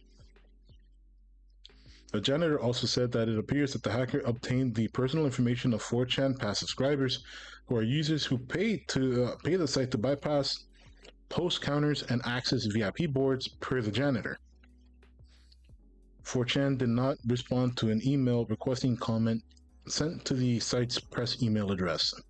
4chan, well, yeah, of course, 4chan's not going to talk about that. That's terrible. First, they're gonna ignore this. 4chan is ostensibly anonymous internet forum that functions like a dark underbelly of the web. Calling 4chan the dark underbelly of the web is a bit shoot. Yeah, these people just don't like 4chan at all. It's not even close to being like dark web type. It can get pretty close sometimes, but it's not the dark web.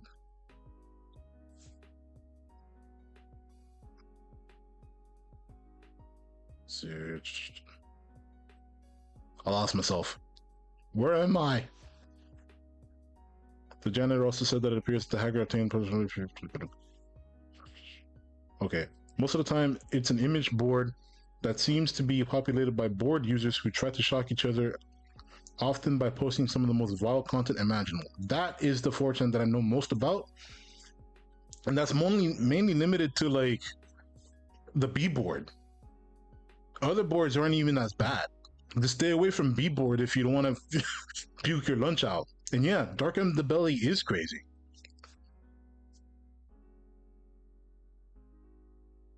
Other times, 4chan's cultural exports seep into the real world as innocuous memes or as hateful rhetoric that inspires right-wing terrorism. Bro, I can't even, dude.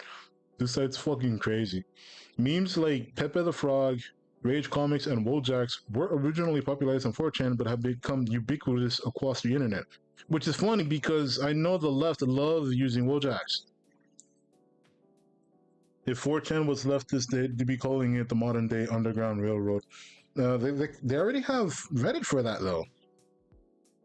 They've already like straight up taken over Reddit. But then again, you do need an account. You can't just like post anything in Reddit anonymously. You need an account for that. So I get what you're saying.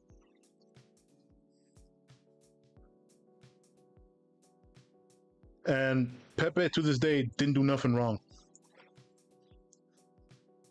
Get the ADL to legalize Pepe the Frog. Get him off the list.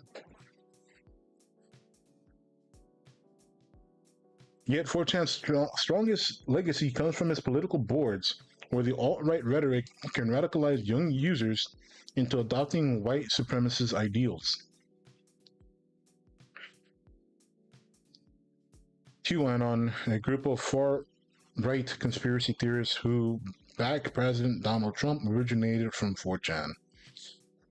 Yeah, this just seems like an article that is like kicking the horse while it's down. Yeah, the article I think was kind of dumb. The ADL, I just don't like the ADL in general.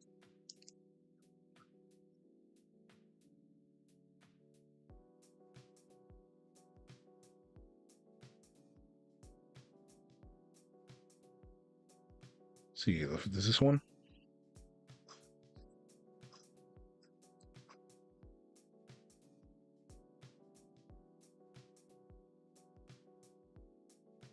This is it, man. This is what's getting them in a pinch, bro. This is it right here. You get enhanced. See this right here.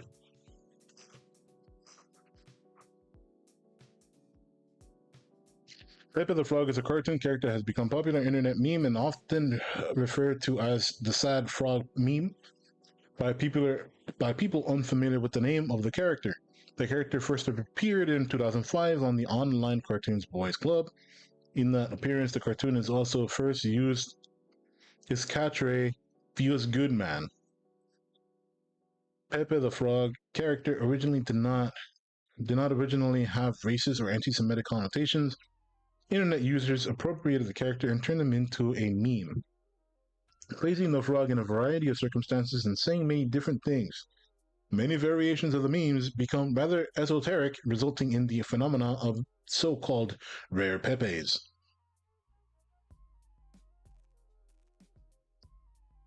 The majority of uses of Pepe the Frog have been and continue to be non-bigoted. However, it is inevitable that the meme proliferated in online venues such as 4chan, 8chan, and Reddit, which have many users who delight in creating racist memes and imagery, and a subset of Pepe memes will come into existence that centered on racist, anti-Semitic, or other bigoted themes. That just, to me, just sounds like a... Okay, you don't blame the tool. You blame the person who used the tool incorrectly. This is it. You're mad at the person who's using the character, not the character itself.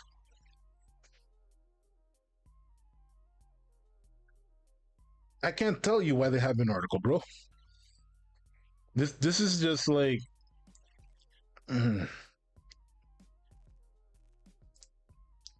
I guess you can say that this feels bad, man.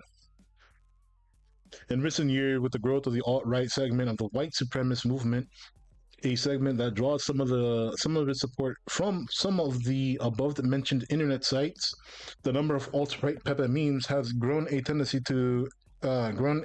exacerbated by the controversial and contentious 2016 presidential election. Yeah, sure. It always comes down to 2016. Um, Though Pepe memes have many defenders, the use of racist and bigoted versions of Pepe memes seem to be increasing, not decreasing. But the problem is when you start saying that all version, like you just put a blanket and say Pepe the Frog, that makes a huge problem. When you just say Pepe the Frog is a racist character, it could be any form of that, as proven by a like. Okay, um, I don't know if I can find that tweet. Shoot, of this senator going after Steam, goes after Steam.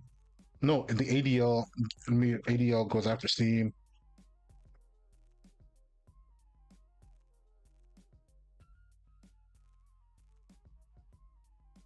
I think it was this one. I'm not sure. Oh, here we go. A more recent article, February 2025. The ADL's misguided attack on Steam.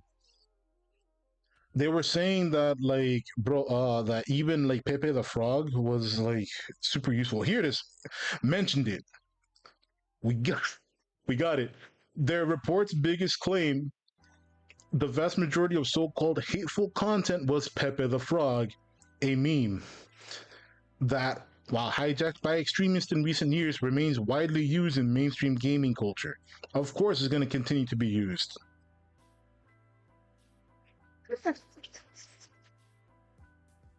There's like one or two images of Pepe that is a stereotypical Israeli. Everything else is normal.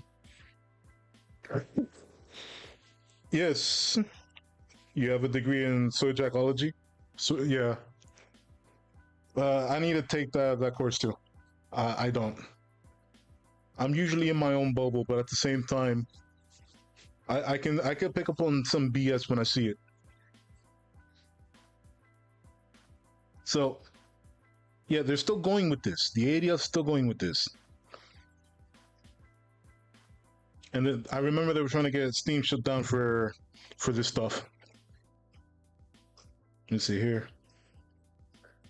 The ADL misunderstands gaming complexes and notoriously edgy environment. Gaming communities operate on a different wavelength than typical online spaces. Gamers are notorious for their dark humor, edgier memes, and communication style that can seem alien to outsiders. Of course, it's meant to be. The ADL, in its attempt to analyze a platform central to gaming culture, which they should honestly stop doing because they don't understand us, failed to grasp this, making sweeping generalizations about a community that clearly doesn't understand.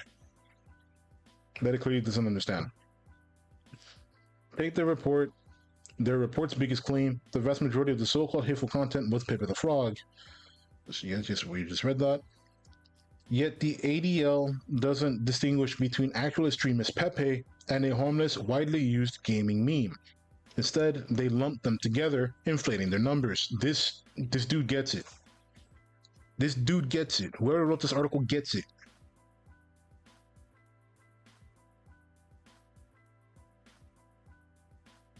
Elizabeth Grossman, thank you. She gets it.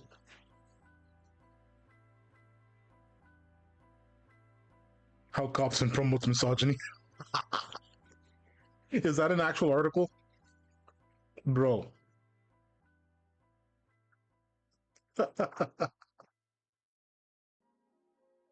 Nicely, is it?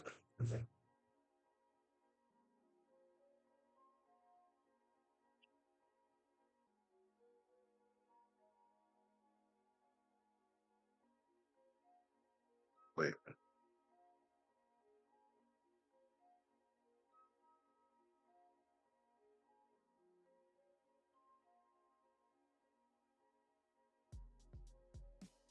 That would have been funny. That would have been hilarious. But we did get a lot of things, to shut down misogyny, etc., etc., etc. Let's see. What was I at before? Close this shit.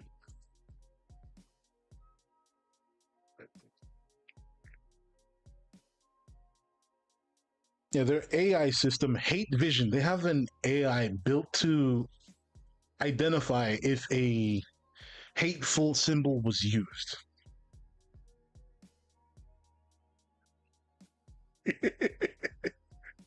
Oh man, bro, trust me. When it comes to putting dudes in a bad spot, I'm pretty sure there is an article for that. All you have to do is just Google it. I'm pretty certain there always is.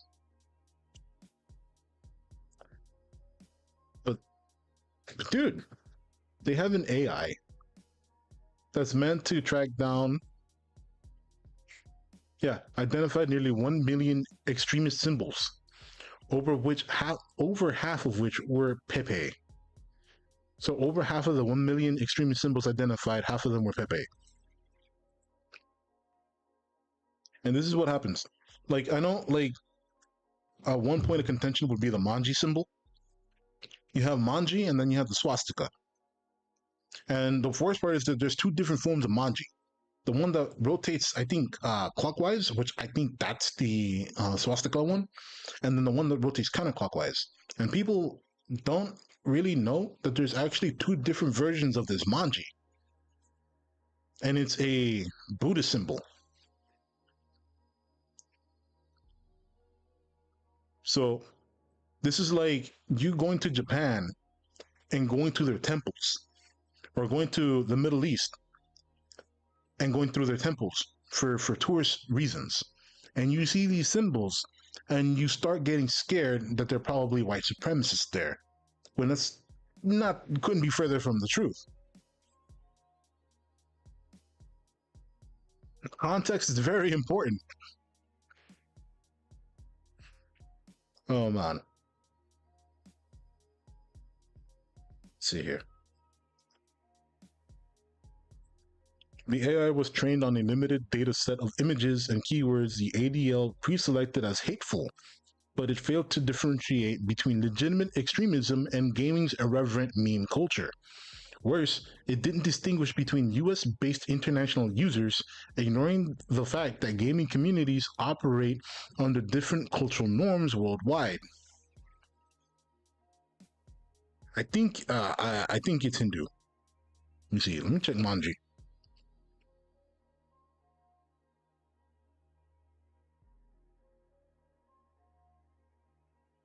Let's see.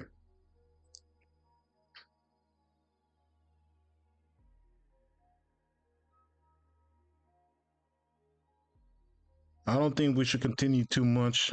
We are in a very, leftist place. I wouldn't want to upset that. We're playing with fire over here. See, a type of raised bed or sick religious administrative unit, the Japanese name for more in South Asia. So we're just gonna go with South Asian or Middle East origin, and we're gonna call that a day for that one. I ain't trying to have the algorithm eventually like screw me over that bad. I'm trying to grow the channel, man. I'm not trying to die yet.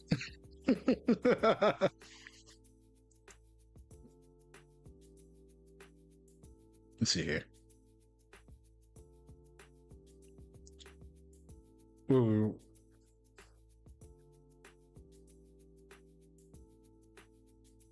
AI's failures didn't stop at images. It couldn't tell the difference between actual hate speech and tongue-in-cheek, often provocative style in gaming communities.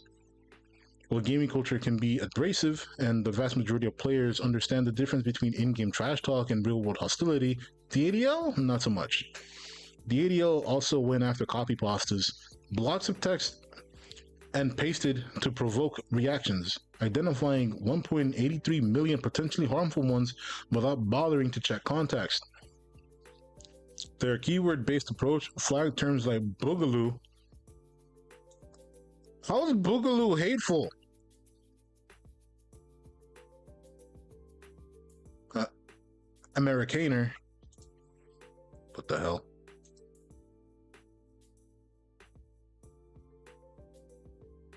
Without acknowledging their meanings, boogaloo is mostly a Gen Z meme.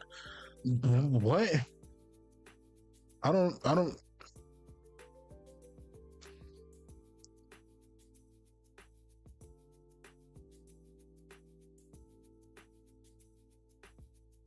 Electric boogaloo. Bro, we've been saying electric boogaloo since before Zoomers could even use the internet. How is it a Gen Z meme? This thing is trying to make me feel older than dirt, I swear.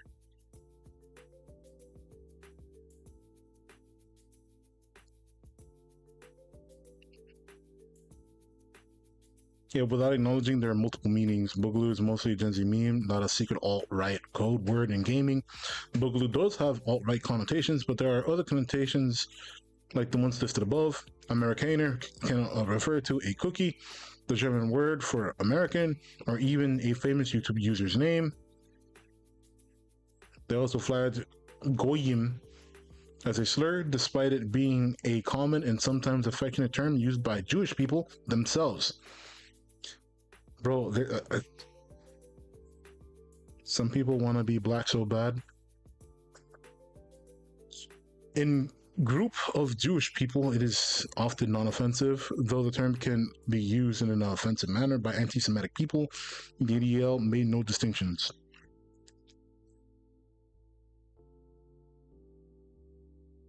Yeah, breakdance to electric boogaloo. Yeah.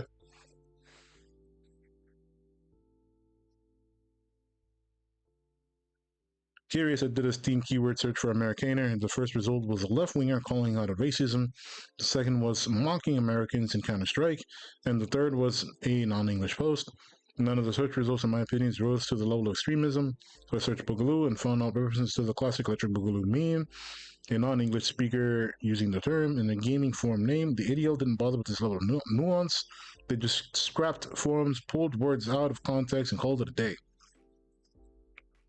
Yeah, like these are like the reasons why we get people like Gamergate.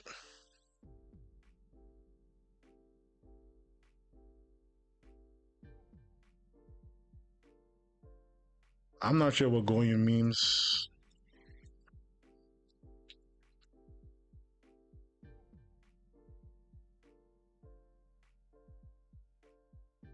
Meaning, in Jewish context, Goyim refers to a non-Jew person or. Yeah, you're right.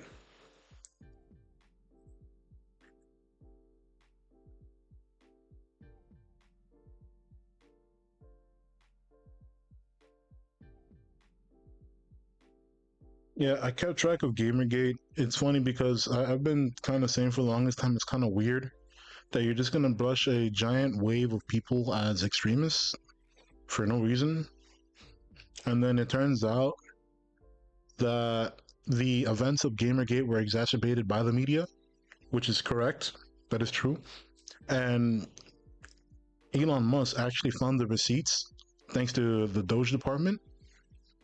And we actually have basically proof that the media was being paid by the government to write these hit pieces, effectively making them propaganda.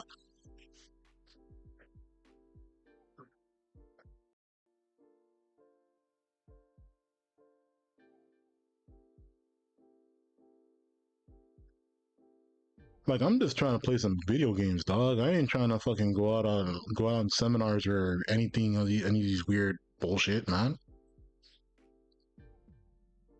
I just want to play my racing games. I just want to know why my racing games aren't doing good at all. Why is that? That's all I want to know.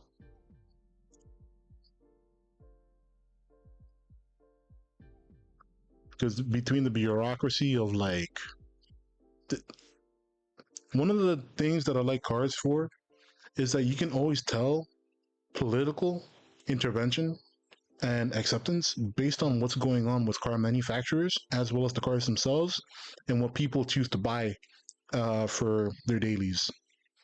That kind of tells you a frame of reference as to how your government and the peoples are doing in relation to each other.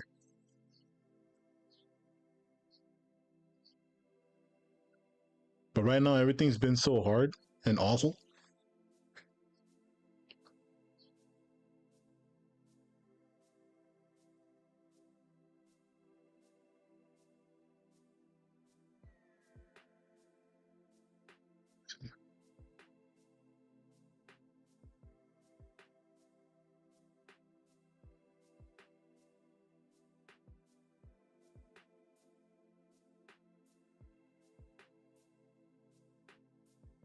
I'm like, here she's on too.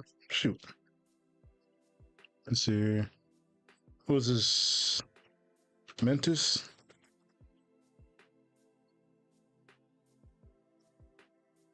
Gamergate? Oh, Mentis Wave. Oh, I remember seeing this girl.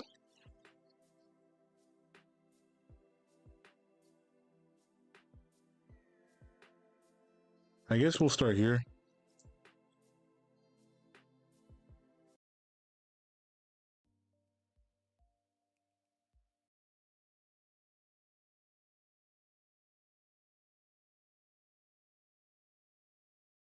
Do 720p.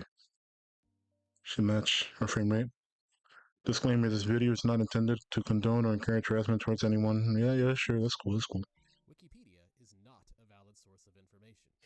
You may have heard this That's true. before and asked yourself, It's always good to reference information from Wikipedia, not by checking the sources, but it's never good to take Wikipedia at face value. just what is wrong with Wikipedia? After all, it seems to be a decent source for things like astronomy, geography, and Chinese cartoons, right? Well, Chinese cartoons. I see what you did there. You're trying to piss people off, aren't you? Well, it works. not exactly. The reality is, various biased admins of Wikipedia have been inching the site in a direction where it is merely a medium to spread partisan propaganda for quite some time now. And the best way to show this is, by far, the Gamergate. Yeah, I kind of agree. Like sports or machinery, technology, and that type of stuff, it's kind of get easy to get good, reliable data and information from Wikipedia without having to rummage through all the sources. But anything that evokes a political or ideological sentiment, oh boy, does it get messy. It gets really messy. Controversy. I imagine people watching this video will vary from knowing a lot about Gamergate and those knowing very little, so I'll start this out with a quick rundown. But I should also state that if you are one of the anti-Gamergate people, I recommend that you watch this video to the end with an open mind, as I will be including quite a lot of evidence against the narrative you may have heard. To put it briefly, Gamergate was, and still is, one of the biggest examples of the establishment media utilizing the tactic of lying by omission. The Gamergate movement is generally Put this full screen against poor journalistic standards, woke scolding, and other forms of cringy, I gotta love woke scolders. Love woke scolders. backlash against poor journalistic standards. Modern social justice in a nutshell. Hey, you're standing in less shit than us. Shouldn't we be more concerned that we're the fact that we're standing in shit at all? Don't try to distract us from the problem. Yeah, stop making this about you. That sounds about right. Woke scolding, and other forms of cringy, unnecessary identity politics in video games, and as well as other media. It first started with rumors about some girl trading, we'll just say, favors for positive media coverage, but later the move. Yeah. I believe it was a game dev that blew somebody for a positive review. I believe this is how it started, if I remember correctly. Evolved to have very little to do with those rumors, as it is only occasionally brought up in pro-Gamergate discussion boards these days. However, a small portion of Gamergaters were trolls who took it too far. Things like threats of violence, blatant misogyny, and other such shit-flinging. Unfortunately, these trolls gave the journalists who were being criticized a perfect exit strategy to avoid that criticism. And this is where the big grift comes in. The media decided to overwhelmingly only Sloppy Toppy 9000 with the Cog Gog T 3000 combo. report on Gamergate as if everyone was a part of the misogynistic trolls. This is what happens when you have a lot of people that don't know how the internet discourse runs. Because you're gonna have a lot of trolls that just say whatever the hell they want with um no regard for their account because they can just create another account. So like yeah, you can ban the user's account for something hateful, but they're just gonna make another one so they can do it again. And in fact, they most of the time these people expect for their account to be banned, and will probably have another one already up and running and ready to go in case the other one does go. Never fails. Trolls operate this way. Thus falsely painting all of Gamergate as a harassment campaign through the magic of guilt by association fallacy. And yeah, what you say works. The cherry picking is to make their biases confirmed, so they can show to other people, oh, these people are horrible. You know, we need to do something about them. Like, yeah, you're right, that is pretty wicked. When the rest of us are like, no, that's like a 1 in like 10,000 scenario. Yeah, we get those people, but they don't make up the majority of the people who use the internet or act or participate in games. It's kind of like if there is a protest with 1,000 people or so, and maybe 10 of those protesters get into a fight. If the media wants to make the cause of the entire protest look bad, And of course, with the addition of straw manning, nothing ever gets done, and the conversation never leads anywhere. Violent riot in favor of X idea emerges in town square as their headline, completely omitting the other 99% of protesters who did nothing wrong. Or on the flip side, if the media wants to paint the cause of a protest in a positive light, they can publish the opposite headline, fiery but mostly peaceful protest, which, as some may recall, Mostly peaceful. actually happened. Media deception is very easy. It really doesn't take much effort for a dishonest journalist to only report the facts that agree with their bias in order to paint a story that is completely. That is so wild. This is how I feel like anytime I go visit, like I go past a Tesla dealership and I see protesters on the corner, and it's really just a handful. You can see this small handful right here. I don't know if my character makes this any easier, but um, hopefully my character's not in the way. Well, let me see.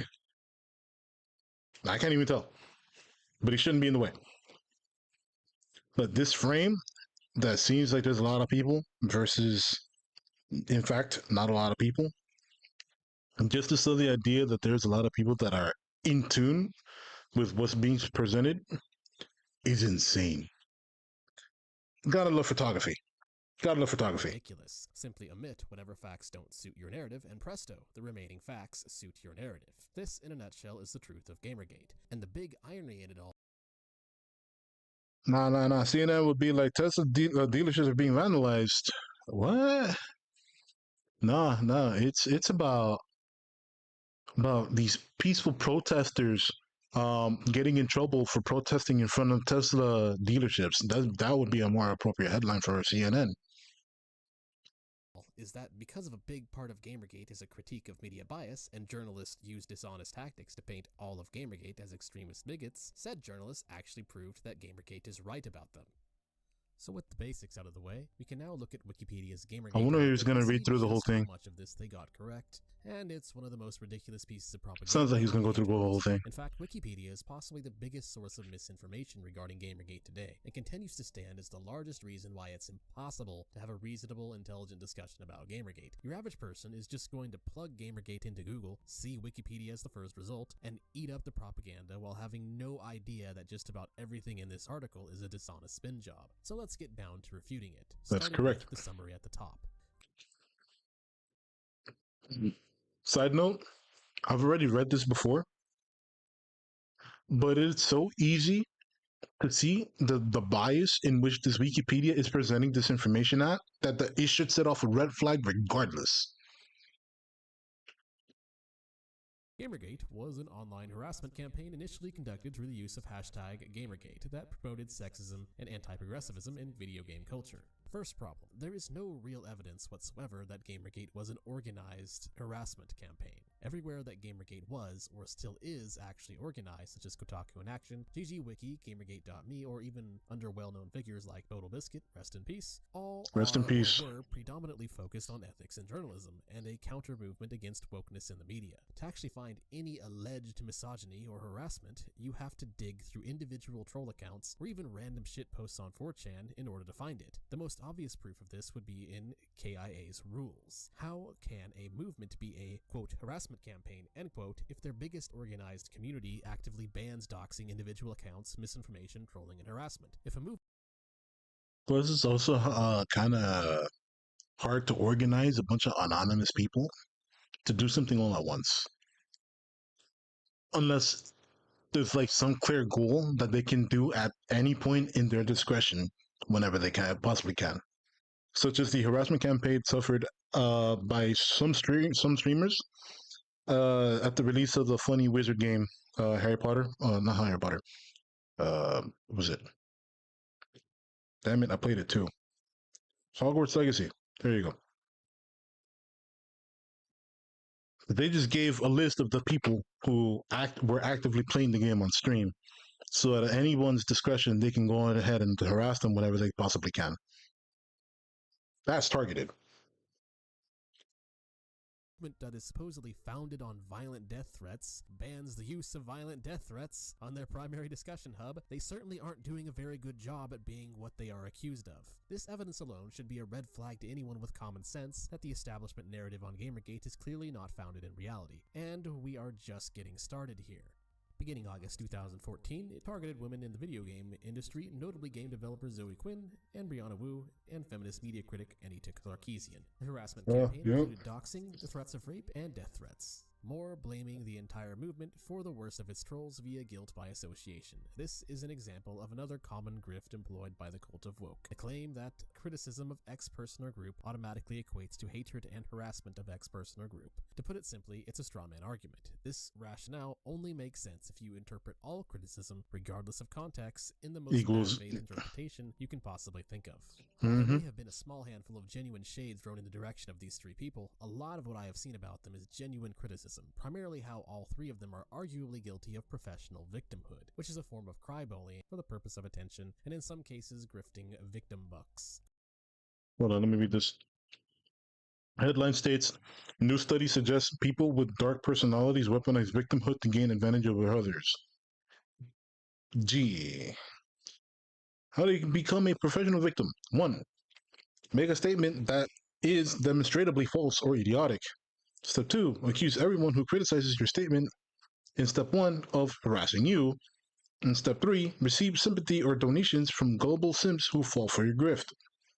Step and repeat. Yeah, because you don't actually believe what you're saying, so it's a grift. This is real grifting 101 right here. Calling a lot of the alleged harassment against them into question. Whether or not you agree with any of this criticism, or if you think these allegations are a load of woo, doesn't really matter. It's criticism, not hatred, not harassment, criticism. Very big difference. Gamergate is viewed as a right-wing backlash against progressivism. Gamergate proponents, Gamergaters, have stated that they were a social movement, but they had no leaders or manifesto, and statements claiming to represent Gamergate have been inconsistent or unfounded. Gamergaters falsely accused Quinn of an unethical relationship with journalist Nathan Grayson, and more generally claimed that there was an unethical collusion between the press and feminists, progressives, and social critics. These claims were widely dismissed as trivial conspiracy theories, groundless, or unrelated to actual issues of ethics in gaming. Gamergate supporters have frequently denied the harassment took place or falsely claimed that it was manufactured by the victims. So now we are getting into the information that is simply untrue. Moderators of the pro Gamergate discussion boards and contributors to the wiki all have compiled a fairly extensive amount of information in regards to what Gamergate is. Treating Gamergate as directionless is a flat-out lie. For instance, both the GGWiki and KIA-Wiki have the 3 C's of Gamergate: corruption, collusion, and censorship, detailing the dishonesty of the establishment media and their backroom deals to hide their shit-fuckery. Seems fairly straightforward and consistent to me. Wikipedia also claims that there is no evidence Very for consistent collusion, dismissing it as a conspiracy theory. Now, let's just think about that logically for a moment. Do you really think it is probable that games journalism is No, Samson uses those steps unironically. completely free from all forms of ethical issues? The stuff that they just spoke about. I mean, I can see it. They although I'm not too knowledgeable about the Noah Samson person. You're gonna have to forgive me. I'm just an idiot with a mic.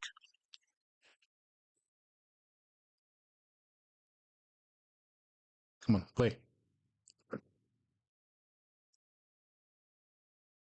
100% squeaky clean? Of course not. There is tons of documented evidence of bad journalism on both KIA's wiki and the GG Deep Freeze wiki. Just as a major example out of dozens, the Game Journo Pros leak. This was a private email group comprised of multiple gaming journalists from multiple different publications. See, Breitbart's list has incorrect people, Twitter accounts, past history, and missing members. Milo never updated it. I've faced many of these issues and found some missing people as well, not all. A summary of changes has made it to the bottom of this page. Please note, not everyone was involved in unethical behavior, or as William Usher puts it, note, not everyone in the game journal list is guilty of collusion, conspiracy to commit collusion, or abusing the position through malfeasance. Please do not harass or attack anyone in this list. Thank you. Okay.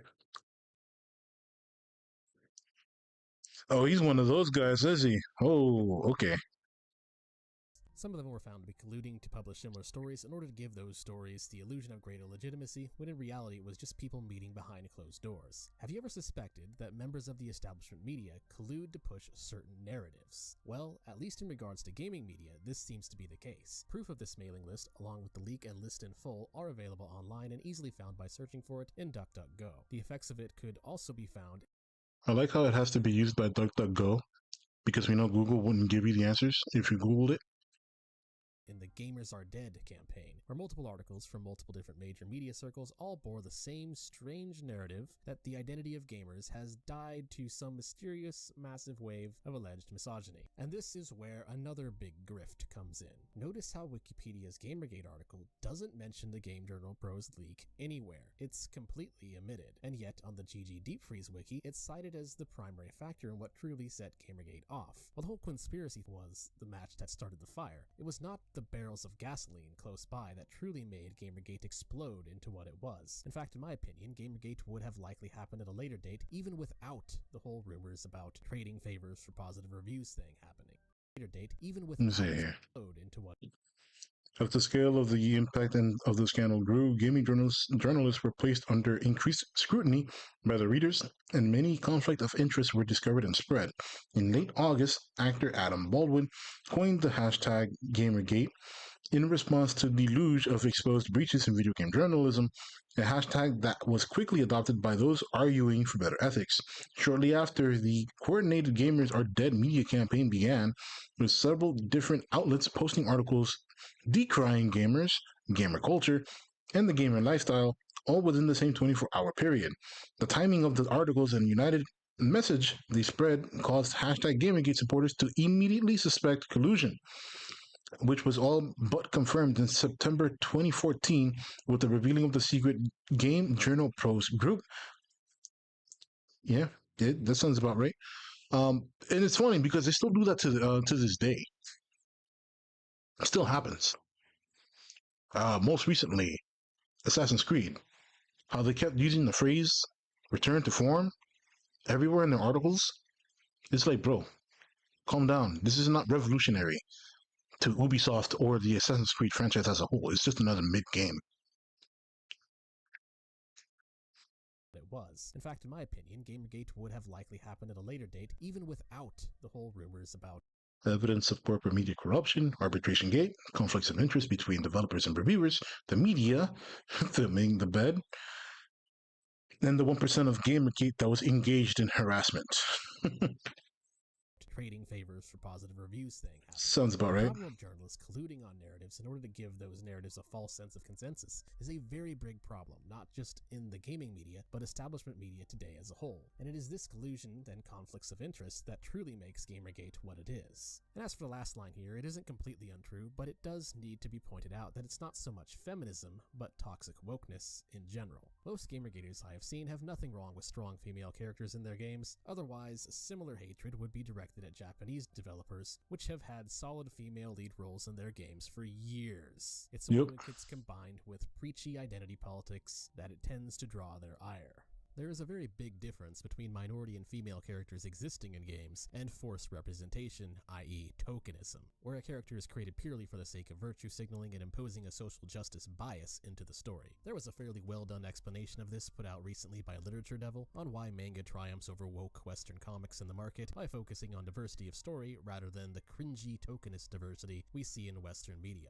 This I've is seen what that. Seen that before. is actually concerned with. Maybe not that specific video, but I've seen that creator before. Just a TLDR Gish Gallop version of the summary at the top. It immediately dives into doubling down on placing extreme overemphasis on the harassment narrative and guilt by association for the rest of Gamergate that had no part in it. But more importantly, this is where we emotional blackmail start to see where the major problem with Wikipedia's Gamergate article really lies. Their sources. The sources Wikipedia is using here are overwhelmingly just opinion editorials, or published works focused on opinion. Yeah, we see The Verge. I bet I can find some. As soon as I saw The Verge, that was enough to be like, yeah, this is bullshit. See what else? What else we got here?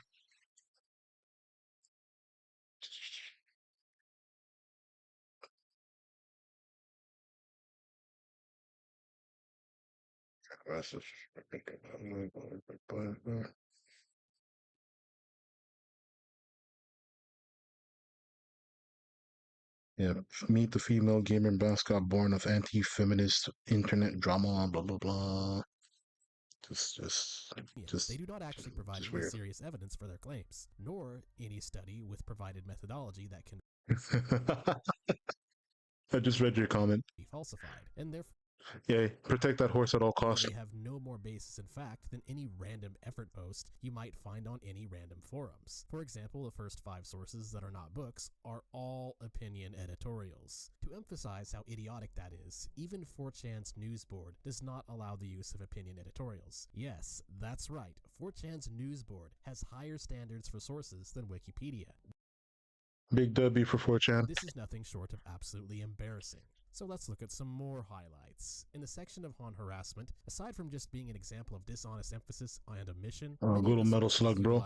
The double standard fallacy. When talking about incidents of harassment, all of Gamergate is presumed as guilty. But when mentioning Gamergaters who talk about ethics and journalism, if any mention is made of them at all, they will fall back on the inaccurate claim that Gamergate has no clear manifesto, implying that they therefore cannot represent the movement. So basically, individuals are only allowed to represent Gamergate when those individuals say something that agrees with the narrative being pushed. A good example of this is Source 8 from the Christian Science Monitor.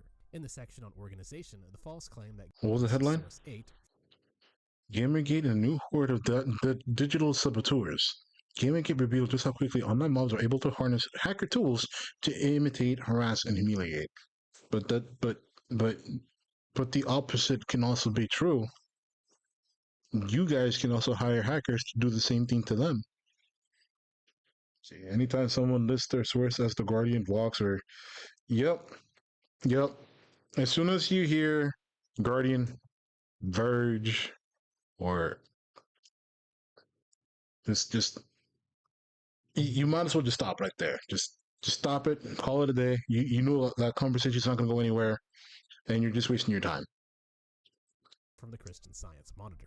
In the section on organization, the false claim that Gamergate has no clearly defined agenda is again repeated, despite it being laid out quite simply on the Gamergate wiki. Anyone can people who use the word saboteurs unironically are the people that use they're just trying to sound more fluent than what they really are. You know, the expanded vocabulary that they can use to make themselves sound more fancier, more powerful, more dignified, more skillful in their writing. That type of those types of people. Like, bro, just say sabotager. That's it. We have a legit English word for that. Don't you need to use a French word? Just go there and see that this claim is untrue. In source number 101, cited through source number 93, we reach an opinion article by The Atlantic that provides zero evidence for this position and states that he could not It's like find people a single using explanation of the coherent phrase Gamergate position. "I bid you Yet adieu," somehow they are very certain that it's a harassment campaign. So these people are basically just admitting being that they don't really understand Gamergate at all. And yet extra for no somehow reason. they are considered a reliable source of information. In the section on harassment and Twitter, opinion editorials, etc., etc., etc. Again, no actual objective evidence in any of these sources that Gamergate is primarily a harassment campaign as Wikipedia claims. In the section on public perceptions, the sources here tell us that #NotYourShield is an invalid movement because some people on 4chan were shitposting about it. That's the same energy. That's legit the same energy of the people who use the term saboteur. I think you have that correctly. Reasoning there. Okay, wait, hold on. The hacker known as 4chan had like 20 people in his IRC talking about it. Therefore, the entire movement is invalid. Someone. 111. The message Okay. that corrupt journalists were using harassment accusations to shield themselves from criticism is an invalid message because some random people from 4chan talked about it. That's totally not a genetic fallacy at all, I guess. Then, Judging something good or bad on the basis of where it comes from or who it comes. Okay. in the purpose and goals section, Wikipedia tries to refute the claim that Gamergate is about ethics and journalism by quoting mostly opinion editorials again. However, one of the sources here, number 87, stands out. Unlike the other sources, this one is actually not an opinion editorial. This one claims to actually have some verifiable data proving the claim that it's all harassment campaign. Now, this article really needs a good look because I believe it perfectly emphasizes the extreme dishonesty of the establishment media when dealing with Gamergate. The study because now that we get to see just how badly people are trying to make this point stick that gamers are bad. You know, gamers are evil. So we got these hard numbers to prove what we're saying is true, and not any numbers at all that prove what we're saying is incorrect. I'm pretty sure it's gonna go somewhere down along those lines. analyzed tweets about Gamergate aimed at Sarkeesian, Quinn, Wu, Kotaku, Alexander Grayson, and Totilo, and then made the argument that because the women received more tweets than the men, then clearly Gamergate must be about harassing women. Now, I understand that data analysis can be confusing, so allow me to give an analogy that just shows how absurd this is. Say you are the head of a company that creates snacks for children. A salesman comes to you with the pitch that his new shit-flavored lollipop will be all the rage with the kids these days. In order to prove that kids like to eat shit, the salesman conducted a study examining school playground conversations. It limited the scope of this study down to that of specifically eating shit while ignoring all other conversations about crap. The salesman then shows you that within this limited conversation scope, kids discussed eating shit more than they discussed not eating shit. Therefore, kids must like to eat shit. The salesman also refuses to provide the full methodology of his study. When looking at the limited data that he did provide you, you discover that the percentage of kids who actually wanted to eat shit in the conversation about doing so was only 1.26%. When you look There you go. Basically what I said. He's going to talk about how, yes, it looks like it's really massive, but when you look at the whole thing that disproves the inverse, it doesn't even come close. They won't even show the data. They will just say that the academic consensus. at the salesman and tell him that this actually proves that kids do not want to eat shit, the salesman smiles and calls you a bigot. This is legitimately the same logic as what this Newsweek Brandwatch study is doing. They limited their analysis to the 10% of so are Gamergate tweets that were about the specific people and groups they had in mind while ignoring all the rest of the conversation. What about the overwhelming majority of the Gamergate conversation that had nothing to do with these people? Where did that data go? Well, we don't know because Newsweek did not publish the full results of their study and methodology at all. And when we look at the data that is limited to what they did make public, we see that only 1.26% of tweets analyzed were actually negative towards these people, out of the total amount of tweets analyzed. Newsweek asked Brad what basically the same graph I think he just shown. Using Newsweek's own figures, an average of 6.8 tweets directed as said figures were negative. Using Newsweek, some figures 6,315 tweets about out of approximately 500,000 Gamergate tweets were negative tweets directed at the female figures in question. That's 1.26%. Yep. Yep. Cannot make this shit up. So yeah, of course, if you only focus on a small subset of the data that only has specific attributes, you're going to mainly find data in regards to those attributes. No You will always get what you look for. shit Sherlock. Now, if they really wanted to honestly examine if Gamergate was a hate mob or about ethics in journalism, they could just randomly select from all Gamergate tweets and simply rate that tweet on whether it was harassment or if it was criticism of journalism or other. And most importantly of all, publish the methodology and research papers publicly in full. Limiting the scope of the conversation in a case like this is completely unnecessary, and the fact that their methodology cannot be replicated or verified since they didn't provide it leads us to the most probable conclusion. This study was conducted in bad faith. Torturing the data until the data agrees with the presupposed conclusion was their end goal all along. Total Biscuit also did a take on this. Yep. A recent statistical analysis by Newsweek attempted to prove that Gamergate supporters are by and I missed his voice so much. He was such a treasure. He will forever be missed, Total Biscuit. large using the hashtag to harass women, yet their analysis was clearly flawed. They attempt to create the link by showing that Anita Sarkeesian and Brianna Wu were the individuals that received the most tweets, which also contain the Gamergate hashtag. However, their analysis also showed that the vast majority of these tweets were neutral in nature and contained neither positive nor negative tone. Now, unless we're claiming that tweeting at this person equals harassment, which is in itself ridiculous, I find it hard to take this as proof that the majority of people participating in this thing want to harass women. Indeed, what we see is that the two people who have most actively engaged with hashtag Gamergate in a negative fashion, throwing constant accusations at it over Twitter, are the ones who have in turn received the most feedback. This is entirely logical. Those who have not actively done so have received less direct engagement. This is how social media works. It's this kind of deliberate twisting of the facts that I find deeply concerning. This study, in my opinion, is the biggest 1984 George Orwell moment out of all of Wikipedia's sources. The data clearly proves the exact opposite of what Newsweek is claiming, but everyone else at the time was so afraid to question the narrative, lest they be labeled as part of the hate mob, that they got away with it. From this point, the Wikipedia article continues on a predictable pattern. One-sided takes while citing opinion articles, no real evidence, more one-sided takes, citing opinion articles, the FBI telling these clowns to fuck off because they have better things to do, and so on and so forth. One thing worthy of note, though, is that I remember this. I remember that moment. An actual headlight came out for that. That was one of the most funniest moments I've ever seen. Okay, not that I've ever seen, but it was pretty funny and very memorable. we reach down towards the end with the legacy and It was just about almost about as bad as people constantly tagging lawyers over depictions of characters, fictional characters, and the lawyer responding, bro, I got better things to do. I have real people to try to defend and save than you trying to tag me in something that that artist drew. Bye. Yeah, I can turn up the video. It's not a problem. Just let me know if it's good with you. We start to see examples of circular reporting, and this is something that even people who would generally consider to be on the left have noticed as a problem with Wikipedia. Members in the game industry saw overwhelmingly negative coverage of Gamergate at this time by the establishment media, so as not to harm their own reputations, they of course spoke critically of it. And then Wikipedia recorded the negative feedback. More people in high places see the negative feedback on Wikipedia, assume it is true, and then it ends up on Wikipedia, and round it goes.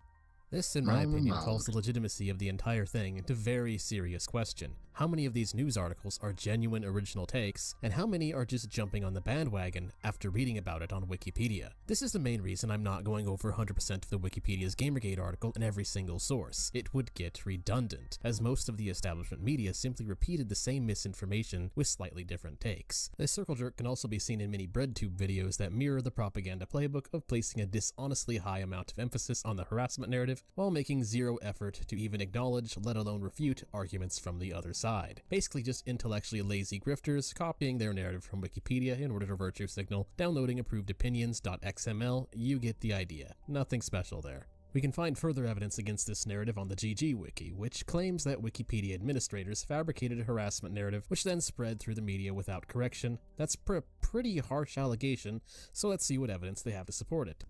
Well, not much really, just multiple cases of rejecting any source that disagreed with their predetermined narrative, multiple cases of people being... Some more stuff from like Newsweek, was it? ...banned for disagreeing, cases of rejecting... Newsweek, Brandwatch, let me see, any other directly mentioned sources? The Mary Sue. Woodward supported Uric requested use of the Mary Sue as a reliable source for the Zoe Quinn scandal. Yeah, trust the Mary Sue. Totally. Give me the chill. No. Of course, New York Times, Washington Post, and The Guardian also mentioned here one anonymous comment about Felicia Day. Oh my God, that woman has done so much irreparable damage to the term gamer. Any source that disagreed with their predetermined narrative, multiple cases of people being banned for disagreeing with the predetermined narrative, arbitration case on Wikipedia that is a clown show of non-existent reasoning skills, dozens of evidence regarding bias in the administration, and of course, Wikipedia staff demanding the deletion of evidence of their shitfuckery. But most importantly, looking into the Deep Freeze wiki shows us just how much Wikipedia omitted. Gamergaters actually made their own proposed Wikipedia entry, which includes the issues of ethics in journalism such as Game Journal Pros Leak, which proved that journalists were colluding on narratives, and paid brand deals where developers were trying to pay big-name YouTubers to shill their games, with contractual obligations, of course, that the shilling had to include positive reviews. There's also dozens of instances that Gamergaters uncovered of journalists positively recovering their friends without any disclosure. So that brings up the question, how did this happen? How is it Wikipedia places its stamp of approval on something so blatantly biased? Well, the problem comes down to a combination of serious issues that the Wikipedia administration has failed to address. The first of these is that Wikipedia no longer has an effective neutral point of view policy. The co-founder of Wikipedia, Larry Sanger, pointed out that the problem on his blog, explaining how the current administration has abandoned NPOV for the dogma of false balance. This effectively allows the admins to decide what is and what isn't true as a final say. And because these people overwhelmingly lead towards the DNC in American politics, this means that just about every political issue on Wikipedia ends up being filled with DNC propaganda, being reported as if it is fact. This bias is also mirrored in their reliable sources. It basically means that the DNC effectively bought a platform that it used to be like a lot of people to this day will still roll to a Wikipedia page and take the Wikipedia page at face value. That is such a huge W for the DNC when it comes to propagandizing articles and information. But then again, this is why, at least back in my day, teacher used to always tell you, when you're doing research, don't use Wikipedia. But we were lazy. Majority of us were. So we still used the Wikipedia. We just copied the sources that were in the Wikipedia article for it.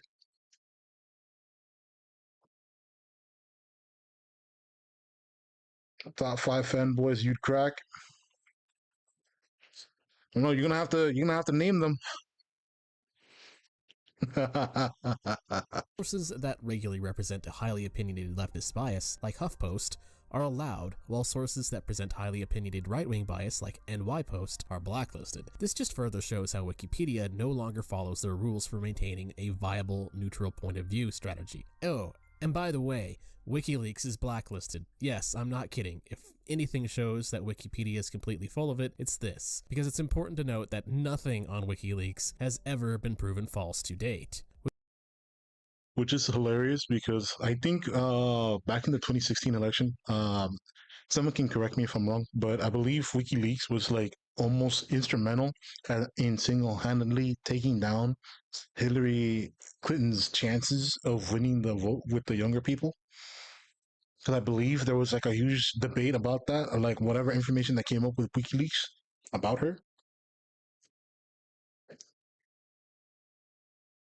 WikiLeaks has an extremely robust vetting process to ensure that the documents they publish are genuine. They have a perfect record. You can argue over the unconventional practices of WikiLeaks all you like, but the truth remains that what they release is solid. So why did WikiLeaks have to be declared an invalid source? Oh, I know why. Because they called these liars out on their BS. They said, in regards to Gamergate, it has been slandered in the media through various tabloid hit pieces as a hate movement via faulty evidence, cherry picking, and publishing articles marred by poor ethics, lack of fact check. Oh man, okay, that's funny. I guess now I gotta go tell my artist to give my character a more femboyish design. I got you. Outright lying and yellow journalism. This mirrors some of the same corruption practice within larger media outlets and governments. And finally, you run into the issue of verifiability, not truth. Wikipedia requires all information to come from what is deemed by the mods and admins as a reliable source, even if that information can be demonstrated to be completely illogical. In their own words, sometimes we know for sure that reliable sources are in error, but we cannot find replacement sources that are correct. This means if a so-called reliable source posts something about what is written on an internet blog that is false, Wikipedia will side with the reliable source, even though anyone can just go to the blog and clearly see that the reliable source is wrong. This wouldn't be too big of an issue if Wikipedia was actually reasonable about which sources are reliable and still had an effective NPOV policy, like they used to in the early 2000s, but they no longer do. This effectively means that logic and reason do not matter to Wikipedia, and that's a very big problem, as logic and reason is usually the first line of defense against propaganda. This explains why just about every political article on Wikipedia is now so one-sided. Just as a test you can do yourself. This is why everything is filled with like extremely over sensationalized headlines and articles that just all they want to do is just do nothing but emotional damage and turmoil in order to cause a rile up and controversy, to get more people to click their articles, to rage bait them, etc. It's crazy. But yeah, technically that would be right. If you're just using logic against articles, then the articles have no effects. But they people like to, like I said earlier, some people will take an article from Wikipedia at face value and just call it a day, and they'll run with it. So if these like Wikipedia articles are um, running or using nothing but these types of like opinion platforms as their source, then that's all they're gonna get. The propaganda machine works. Look up the last 8 presidents of the United States and just note the extreme difference in tone and coverage between political parties. The disparity in bias against the Republican presidents, plus the emission of scandals from Democrat presidents, is blindingly obvious. The truth of Gamergate is that it was a movement, still ongoing, that exposed a lot of corruption in the mainstream media and games journalism. And in order to avoid that criticism, the media turned to the harassment There's no narrative war as in a Bossing red Say. herring, opting to publish hundreds of articles that were either bullshit opinion pieces with zero reproducible evidence or demonstrably flawed. Oh, also, side note, unrelated, when you're talking about the concept of femboys, I'm surprised you didn't mention Taiga. I don't know if you know who Taiga is, but you probably might want to check them out too. Studies that, when analyzed, were clearly conducted in bad faith. They omitted all of the good things Gamergate did from their narrative and all of what they uncovered. You get your. Oh man, nah. You got to do one better, man. You actually pay for the Guardian, The Verge, Dexerto, and Mary Sue to get your sources. And instead placed an extraordinarily dishonest amount of attention and weight on a harassment story that was, again, by their own data, only 1% of the movement at worst. And from this, we can piece a final verdict on what the Gamergate article on Wikipedia really means. The entire thing can effectively be summarized as, there are no ethical problems or issues of corruption within gaming journalism or the mainstream media, and anyone who disagrees is a sexist bigot. Source, gaming journalists, and the mainstream media. Thank you for watching. If you enjoyed the video, you can help out by sharing it with your friends, as videos on this topic have a very high chance of being shadow banned. Till next time.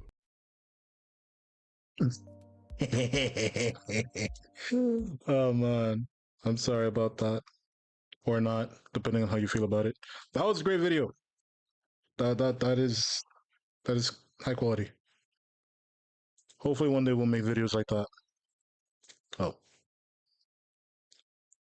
PC lagging like crazy. It's too much.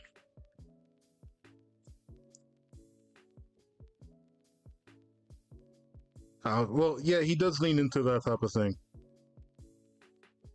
That's why you probably never catch me there. But there was a lot of drama going around with him, and like he almost got canceled, and it took a lot of people to try to back him up so he can like start getting his uh, online presence back. So he went through a lot.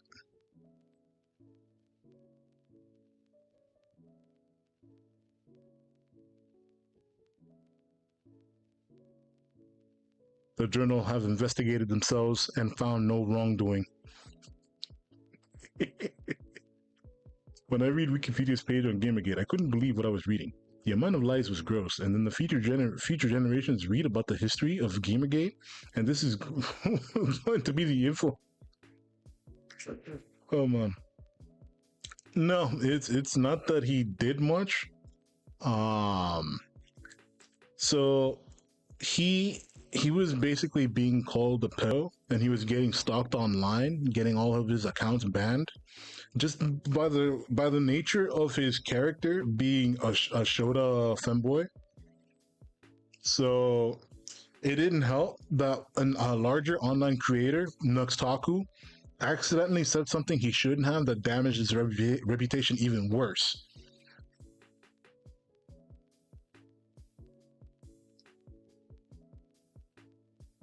So that was the issue with Taiga. So it took Taiga like 2 years to recover from that.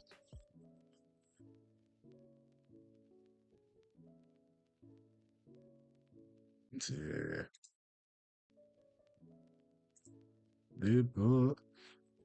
What else we got here? I think I got some more stuff on my watch. Let me see.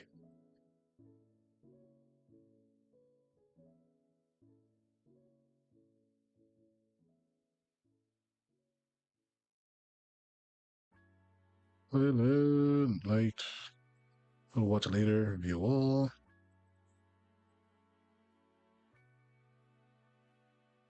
Yeah, the Taiga, his VTuber avatar is a Shota character, and he does ASMR and stuff like that. So as you can see, there's reasons for people to try to go after him because they think it's too much.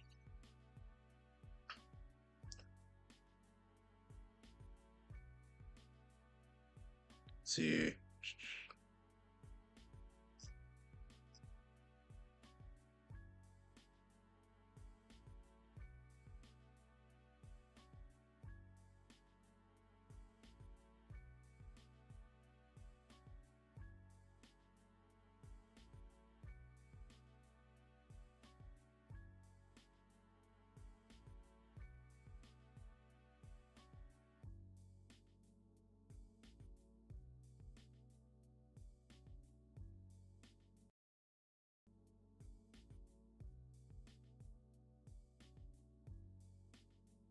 But see, that's the thing though. Like, it's an adult.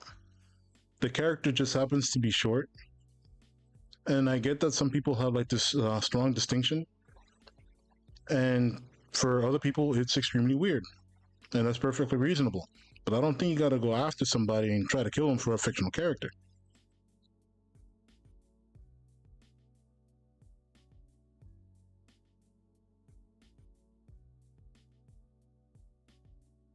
Oh no, Hero Hey. I don't know if you've seen Hero Hey's videos before.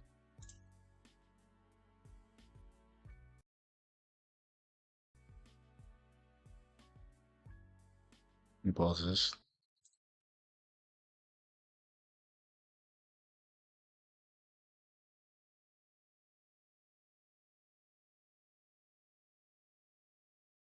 I think this video might be loud.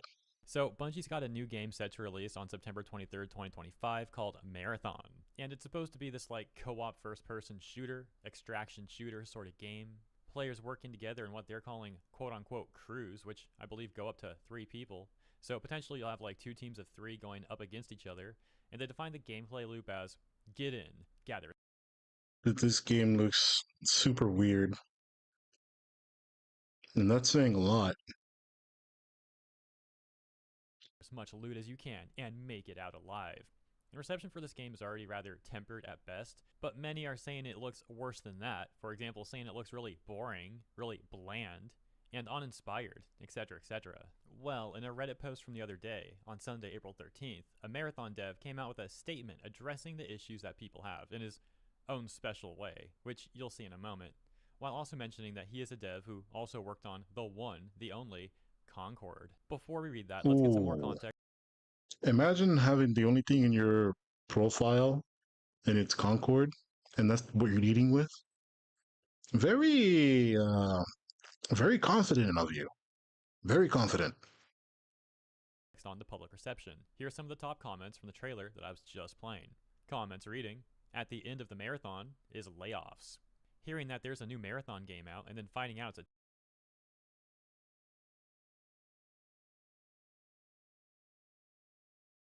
Yeah, like I said, the whole lolly debate thing is weird at best, but like trying to go after people for fictional content when there's other people that could be better saved the energy for, actual people going after innocent kids and stuff like that. That's a whole wild difference. So I understand why people don't like Rev. I understand why people may not like Taiga. Um, but yeah, I like Hero Hey as well. Hero Hey is pretty good.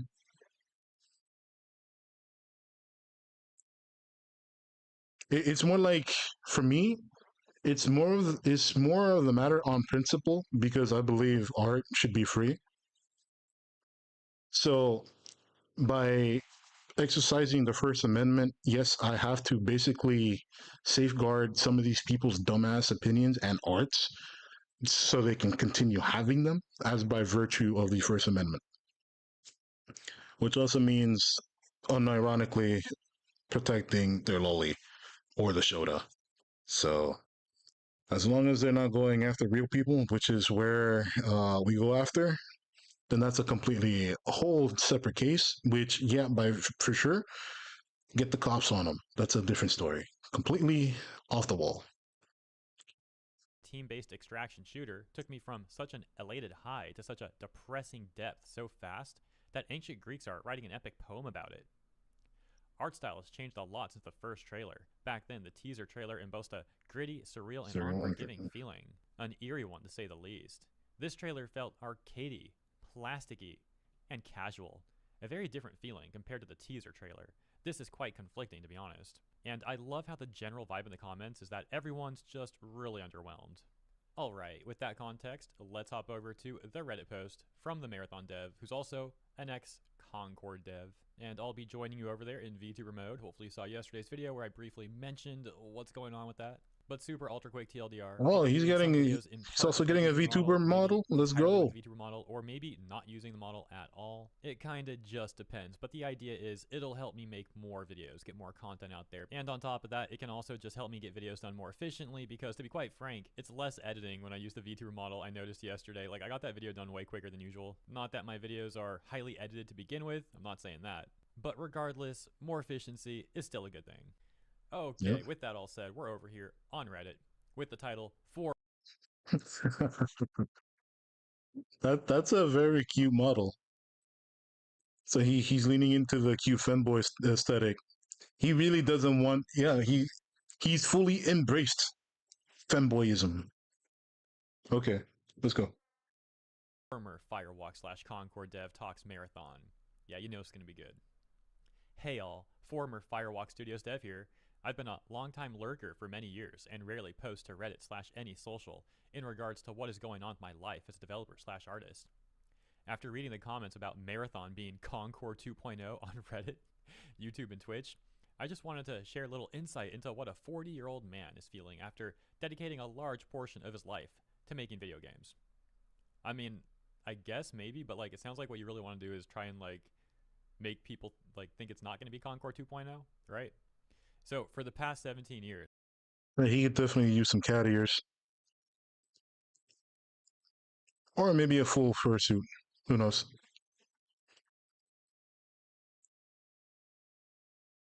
But okay, so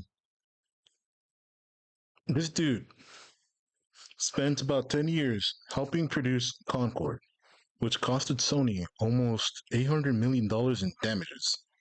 Luckily for them, they were able to get the tax write off.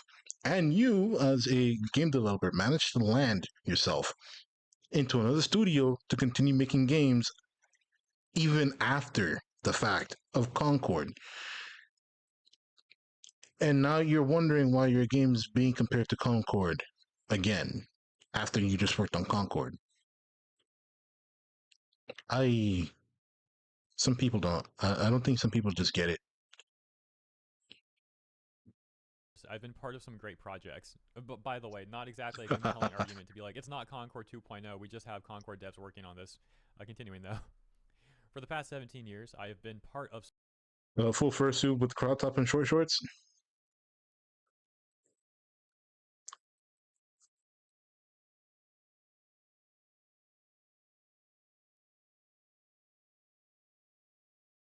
some great projects and worked with some of the most talented people who made me the dev I am today, excuse me. Many players know about Concord and what happened with that project. Concord failed to inspire players, and the That's correct. was heard loud and clear. Yep. It was gut-wrenching to see our project fail and be the laughingstock of many online. I have learned that failure is what drives me to succeed. But what was learned from that failure, though? That is a question. No one feels as bad as the people who put their time on the line, hoping it will entertain the masses of gamers across the globe. Okay, pause. Did they really think? This is kind of like a rhetorical question, but like, it's still hard to believe. I'm going to change the point, actually. It's not a rhetorical question. Here's the point. It's kind of hard to believe that any of the devs who worked on Concord ever genuinely thought like, oh yeah, everyone around the globe is going to love this. Like, maybe not everyone, but you know, gamers, massive gamers around the globe are going to love this game. My point is, how tone deaf could these people be? It's like insane. I am not asking for pity or even sympathy, because after all, this is the name of the game. You win or lose. Well, you can't expect to win them all. Some of you probably smell blood in the water and probably want to roast me for no longer lurking and exposing myself. I hope you don't, and see that people create these projects and work very hard to be the next big thing. You don't owe. You are not owed gratitude, appreciation, or sympathy for working on a game. You know, something that is supposed to command our attention, you fail to grab it.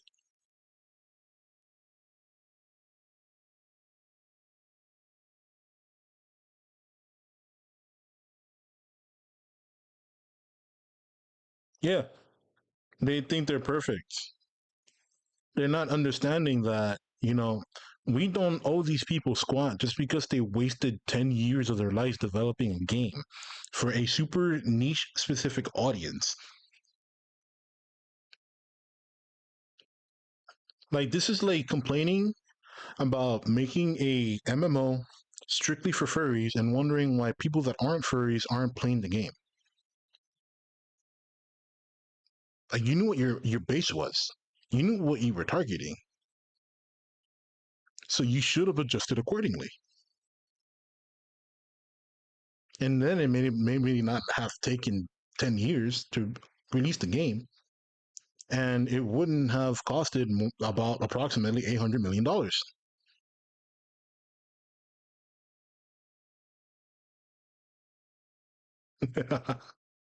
Yeah, like people, like we would play it. We would play like a furry MMO. I'd be down.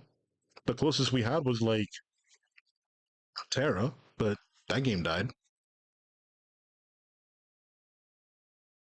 I commend them for taking a chance, trying something foreign to them that isn't proven nor guaranteed to succeed. It takes a lot of courage. Okay, bro, so let's discuss this point right here where he's like, I hope you don't and see that people create these projects and work very hard to be the next He's big probably gonna thing. say the Why same do thing so I many said, but developers like nicer. this, like specifically it's usually like AAA devs, Like Hero Hay is way too polite. I get it, but he's just too nice. But I'm pretty sure he's gonna say the same thing I said. who work on a game like Concord, they end up trying to have this like toxic positivity stuff, which is something that also got exposed to Firewalk Studios, right? That was like a big point of contention, that they Mm-hmm. had this culture of toxic positivity, I believe was the quote. And it kind of reminds me of that. It's like, oh, I hope no one says anything bad about our game. You know, we're people that work on this. How is that an actual like counterpoint of any merit? Like, hey, you're not allowed to criticize this game, this AAA game, because you know people work on this. It's reminding me, it's giving me flashbacks, maybe like war flashbacks from a week ago of the voice acting situation with Genshin, where all these voice actors want to, or they feel entitled to like the public supporting their cause with the whole alleged strike that they're now calling a collective work refusal, right? It's like, oh, the internet should support us. The people, the fans of Genshin need to support us. We're voice actors. We deserve their support. And these people are like, oh, we're devs. We deserve the public supporting us. It just comes off so entitled. I don't know how they ever thought this is like an acceptable Yeah, like it's bad enough that me as a customer, I already have to pay for your product. I don't have to pay for your bullshit either. thing and like a good point to constantly be making over and over again. Like these people need to be reminded that they're at the mercy of whether I spend my dollar on them or not. Period. As if it's like some sort of gotcha against criticism. And of course, the other fallback plan is, oh, when we get criticism, let's just say it's like harassment. That's always one that they like to use too. And we got this. I commend them for taking a chance, trying something for. I think I read this already. My bad. Foreign to them that isn't proven or guaranteed to succeed. It takes a lot of courage. Okay. TLDR. TLDR. I worked on Concord and did my best. We came up short. That's an understatement. $200+ million loss. Game closes in like 2 weeks. Was it? It's like one of the most biggest failures in gaming. And hey guys, you know we came up short, but we did our best. I mean, dude, if that's your best, what is like? Who would want you to work on another game? Yeah, that was our best work right there, guys. Here's now us working on Marathon. Don't forget to buy it. Like, And honestly, I don't think Marathon would be that bad if it wasn't for the god awful color palettes for their characters, as well as the overcomplicated, uh, you know, they over stylize these characters to, and it still comes out looking soft. It doesn't have that edge, but you see a lot of complicated visuals, and you're supposed to think that they're like not um like it compensates for like something. I don't know, dude. Their art style is weird.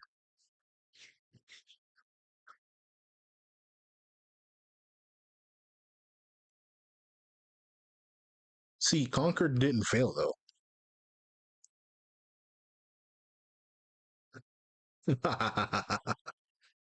You forgot you can use the enter key? But Concord failed. And that's the thing. The Concord failed because the main selling point, the characters you play as, weren't resonating with people. No one wanted to play as the characters that they had in the game. And people can say that the gameplay was good. People can say that the environments were great. And that may have been true, but fact of the matter is, no one really cared about the characters that were in Concord. And the same thing is going to happen in Marathon. These characters, while more interesting looking than Concord for sure, don't inspire many people to want to play these characters. And I think that's the lesson that they're not getting through their heads.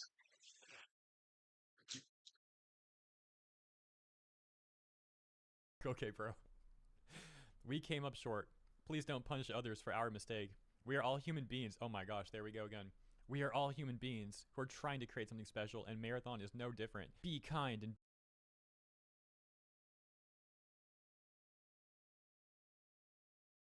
Yeah, preachy devs, shit character design, slow as gameplay. Um, The worst part is that this is Marathon is supposed to be an extraction shooter, so something similar to Apex or Tarkov, and it seems that everything in this game is going to handhold the player, so it's going to be even worse than those two games mentioned, and it's not going to play anything like Rivals, so it's going to lose on everything, really. Like people who play Extractions play it because the games are hard to play. These are hardcore type games. And people who are looking for more fun games, they're just going to go back to playing what they were playing before, whether it's Overwatch, Rivals, or Apex.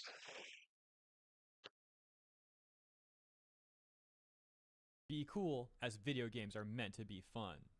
How about stop acting like the internet police and just make a good game? You apparently have all these talented people working on it. You got Bungie's AAA money with you too. But hey, people were saying this might be Concord 2.0, and dude had to come out and apparently expose himself to make this damage control post. I think this was the most disrespectful I've ever heard Hiro Heibi. Yeah, the main positive thing about Concord was the environment design. Yo, like the environment design designers out there, they keep getting better, but the games keep getting worse. Someone explain to me why that is. Very interesting. Let's sort the comments by controversial and take a look at what some of the Redditors are downvoting. We've got this one at the top, but actually first I'll read this mod post. Though we can't ever 100% confirm anyone who comes to our subreddit, this account's user history appears genuine and lines up with this post description. I'm going to leave this post up despite the reports, as while this has a marginal relationship with the actual game, the insight it provides outweighs any potential spam or off-topic content issues it provokes. Thank you for the unique insight, OP. It is immensely appreciated. See my follow-up comment. What's that? Addendum. Oh, is this the Addendum. people when I said that we can't 100% confirm anyone comes to our subreddit? I didn't mean we hadn't done our due diligence. I meant that on the internet, one can never be absolutely certain. That is also true. That is very fair to say.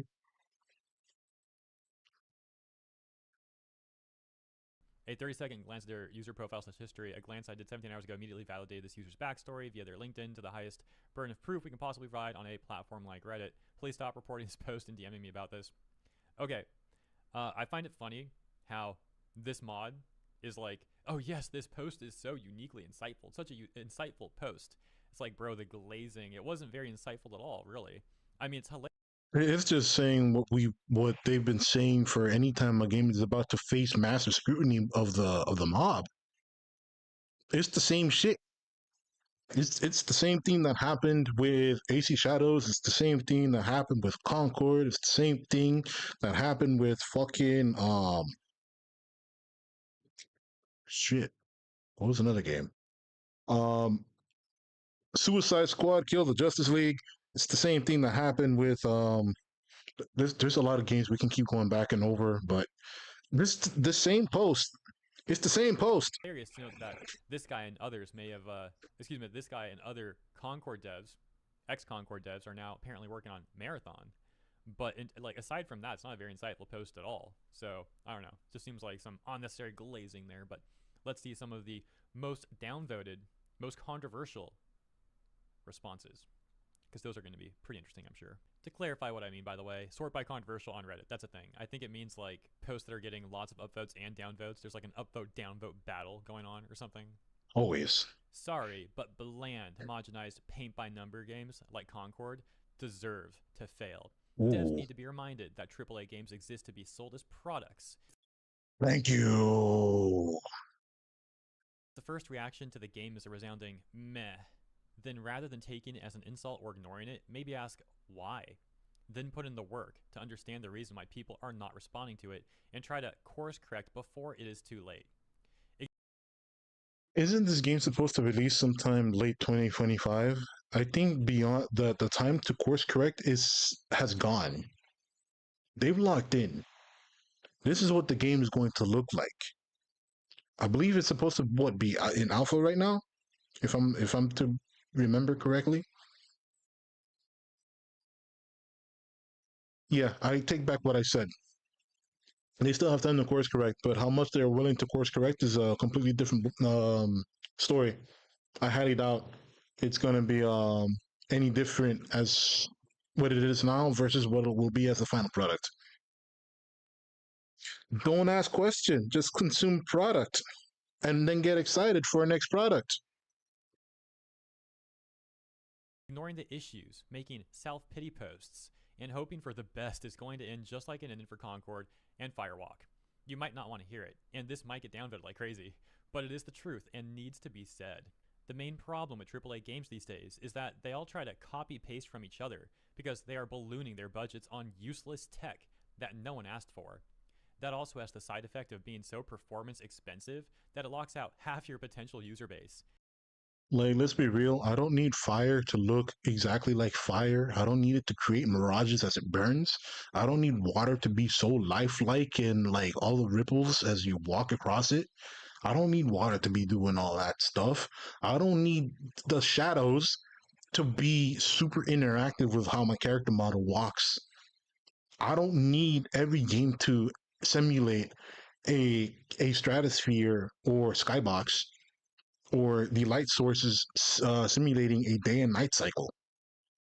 Bro, these all these extra bullshit in games are killing a lot of the performance for a lot of these games. Example? Yeah, graphical fidelity ruined gaming. There you go. Ray tracing. This is very performance impacting, barely makes a difference visually, and making it mandatory locks many people with older PCs out of being a potential customer. No one cares about Concord. The sales prove that. Concord's just a cautionary tale that other devs should learn from. It should be an example of what not to do. And this person gets -2 downvotes. So, quoting the OP and saying, I commend them for taking a chance, trying something foreign to them that isn't proven nor guaranteed to succeed. It takes a lot of courage. Taking a chance with what? With making another The bog bog standard standard. service shooter with seemingly no campaign, going with a bog standard acid color palette, boldly ripping off another game in the genre without an ounce of originality. Oh, I know, they took a chance with ripping off their own old IP for name recognition, while having seemingly nothing to do with it. So All right, bro. We will see you later, Trent. Take care. pulled, so proud. With all due respect to the work you did on Concord, and I did assume you did your best, but that game died because it was absolutely creatively bankrupt. The game didn't have a single original thought put into it.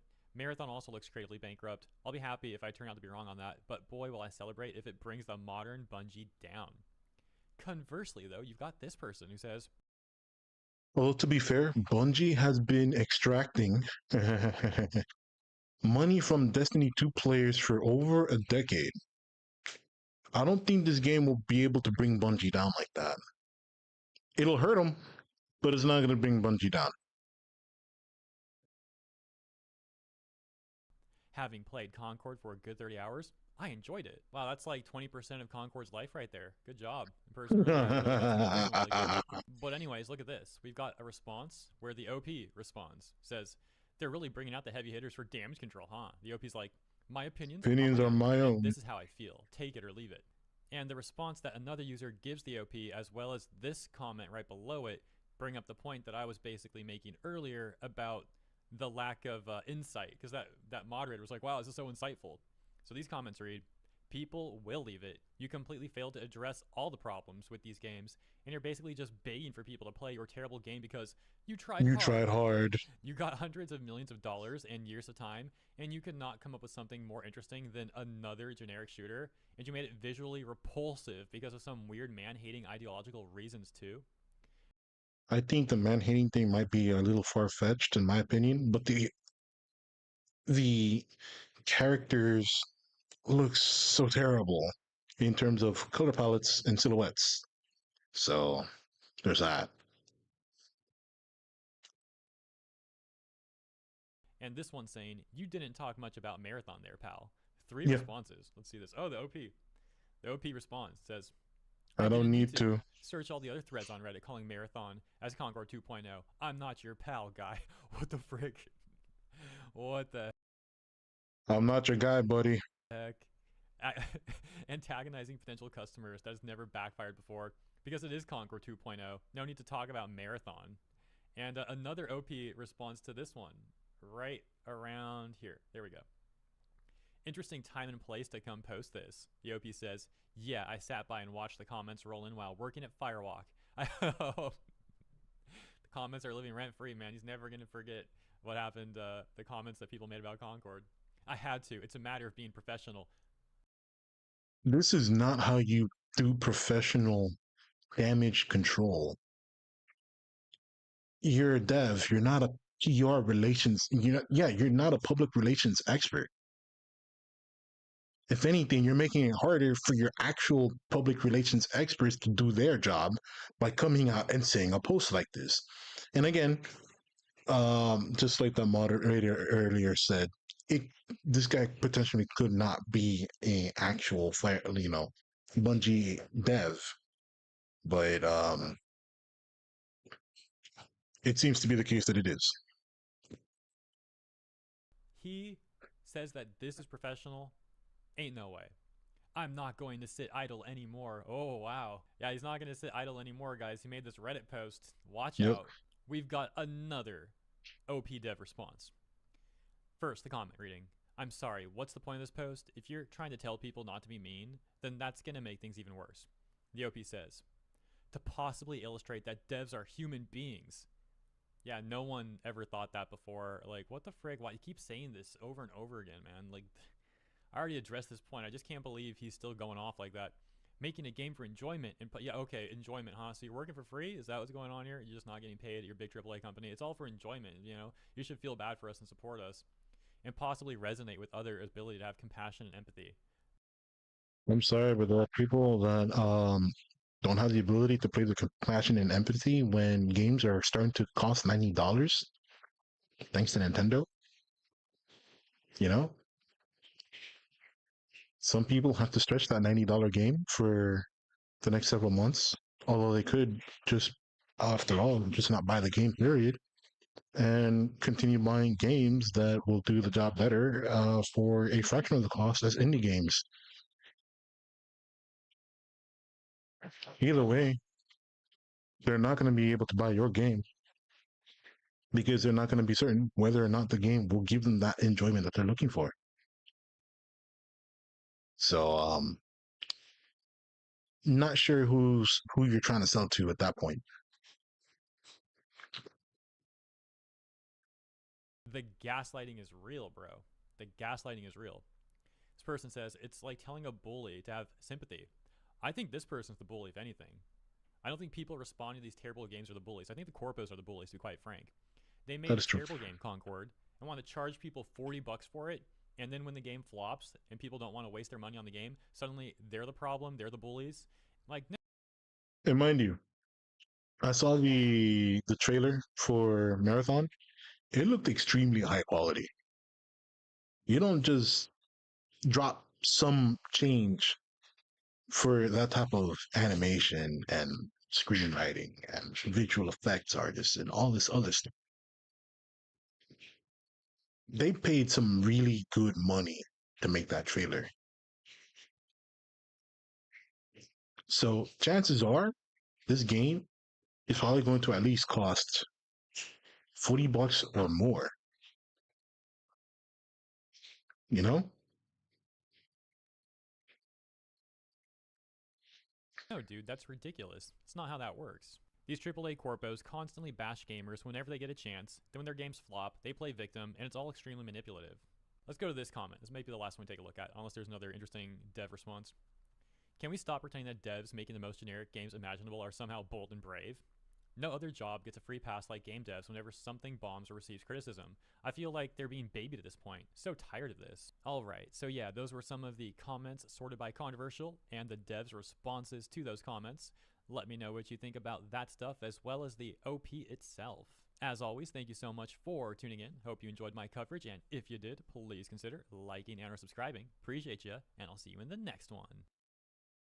All right, so that was Hero Hayes' take on, well, not really take, that was his information that he reported. And I also do appreciate his 2 cents here and there. He's just good as it always is. He's a good man. All right, see here. I'm going to AFK for a second. And then when we come back, we're going to maybe play a few games here or there of Gran Turismo. Let's see here. Hide that. So let me see.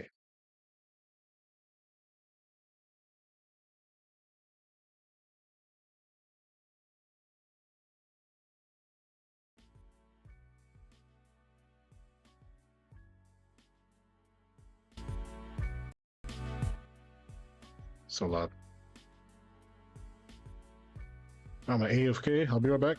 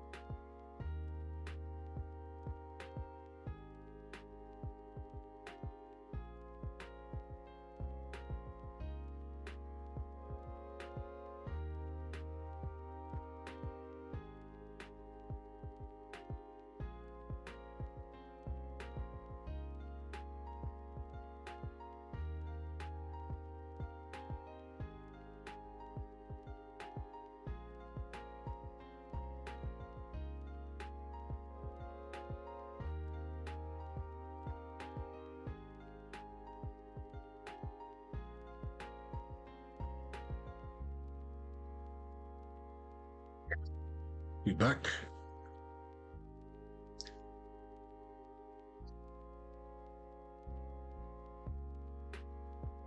I was eating food. Some good food.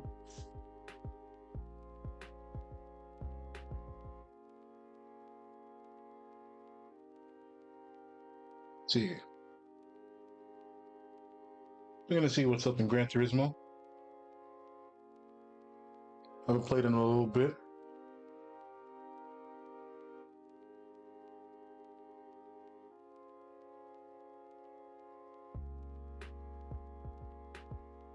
So if you'll excuse me, I'm loading discs.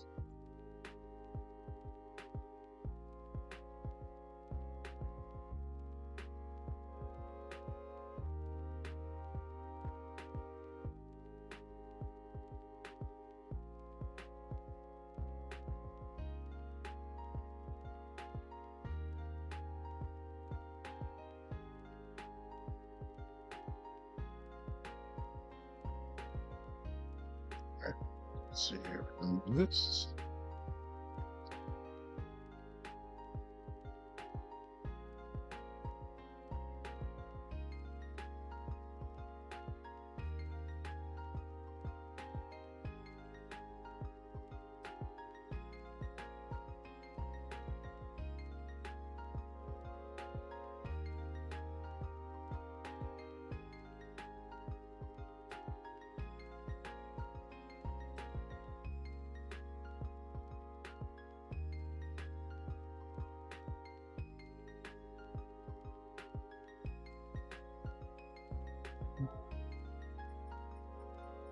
Let's see what we got here.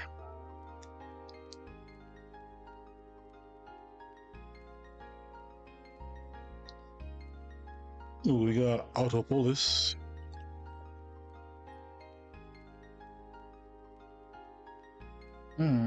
Atlanta.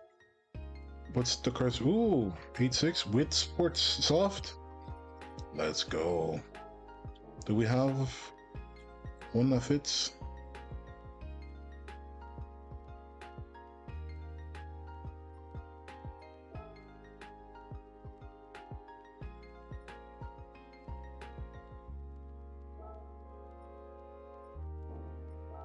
Let's buy some soft tires.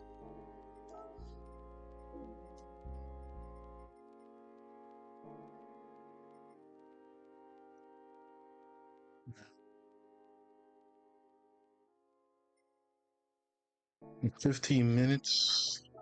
Well, that'll give us some time to get used to the car.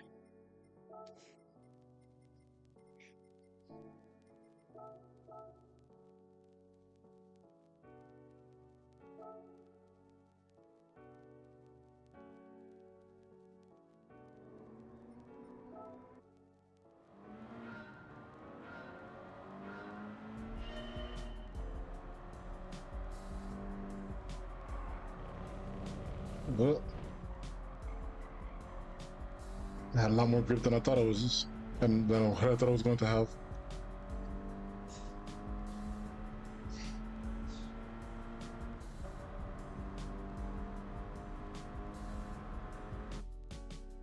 Now let me see something.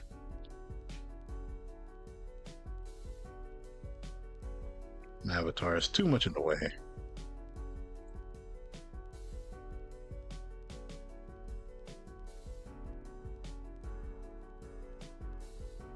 we go.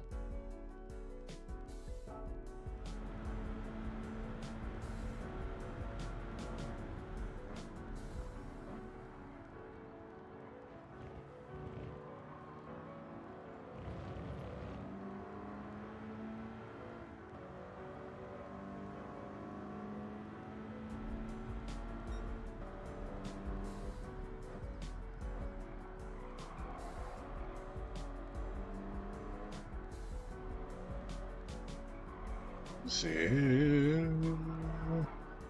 Whoa.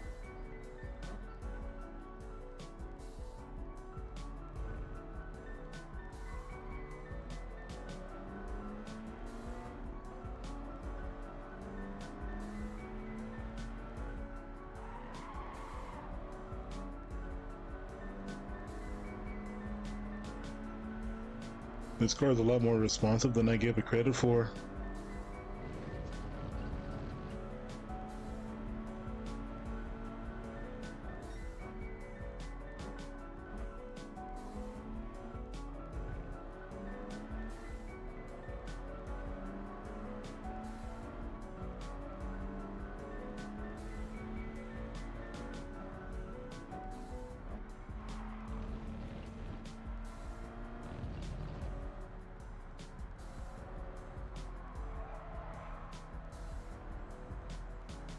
Now I am a bit unfamiliar with Autodrome.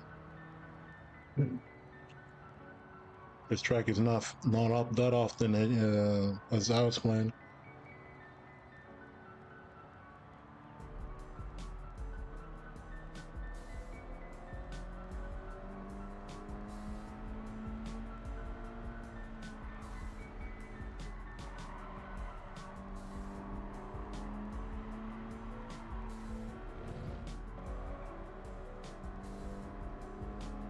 There we go. All right, now we walked around the track. Let's try to put some time in. Probably easily wipe 13 seconds off, maybe.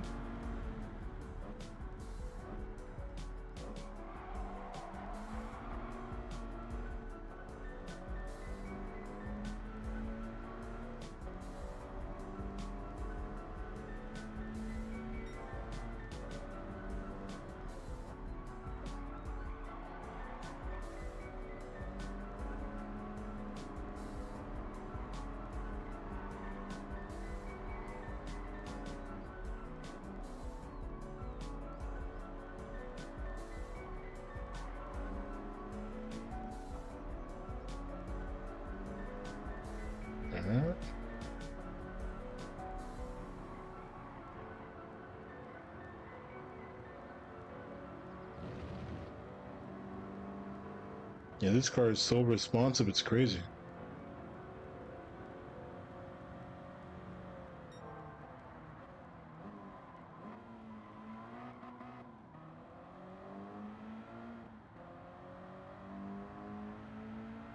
Hey, maybe we could have done that a bit better.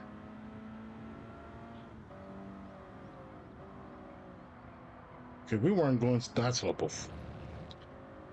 as I originally thought.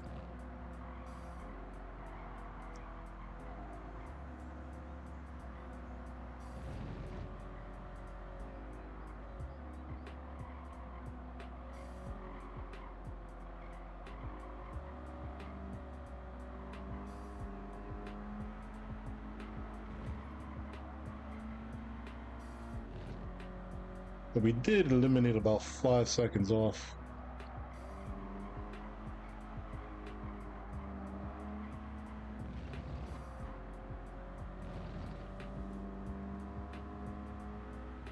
We messed up a little on the exit. And killed 5 minutes. Not 5 minutes, 5 seconds. Pretty good.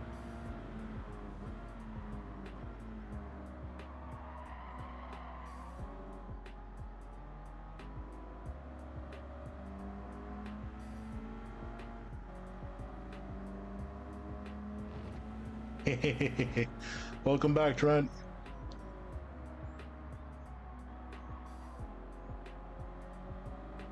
Let's see.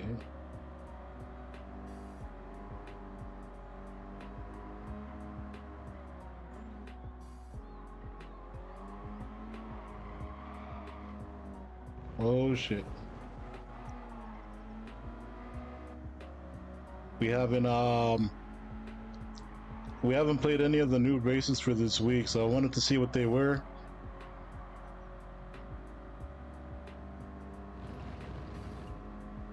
That's probably how I'm gonna close out the stream.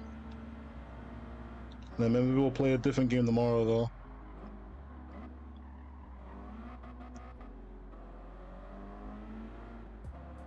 I still gotta get through Near Replicant. I haven't finished that one yet.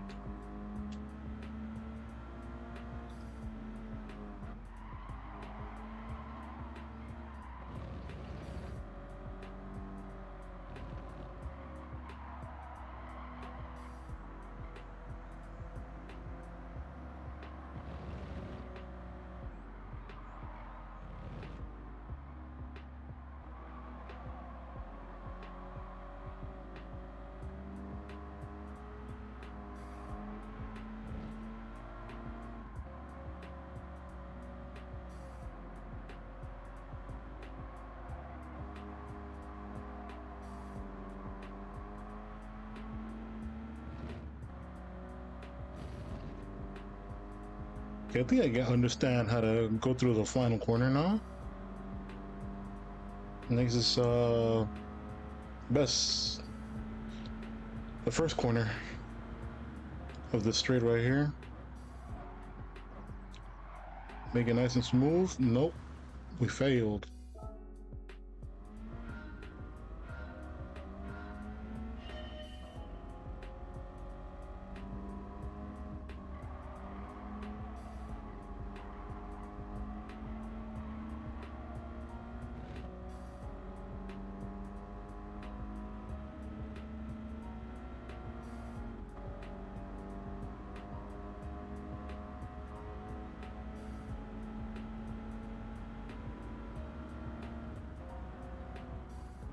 Is it 100 meters? Yeah, there we go.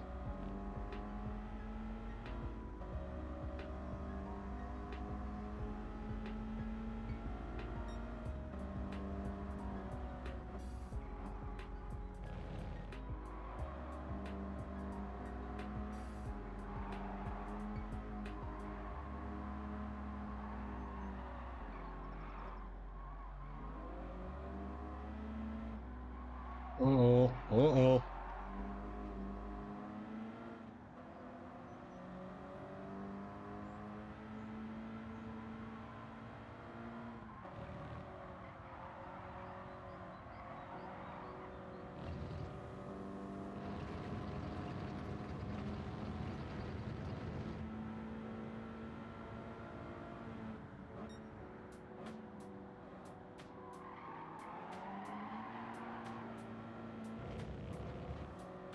Oh man, that was a slide. That was a slide. Uh-oh. Oh. Damn. That hurt.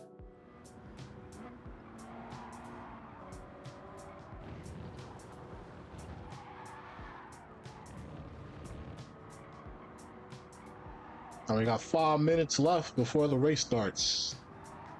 Let's go.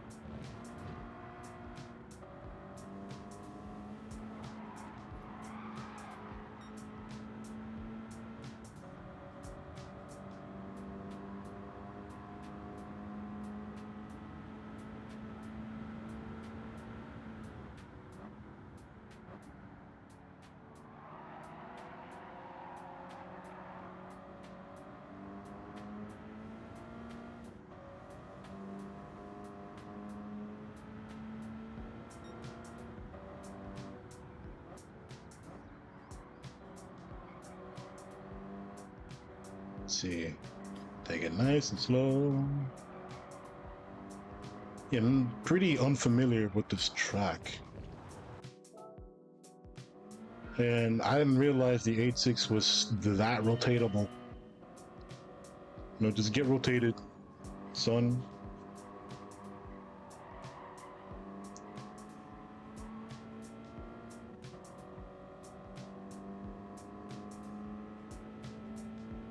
You've been playing too much Minecraft? So what makes you say that you've been playing too much Minecraft?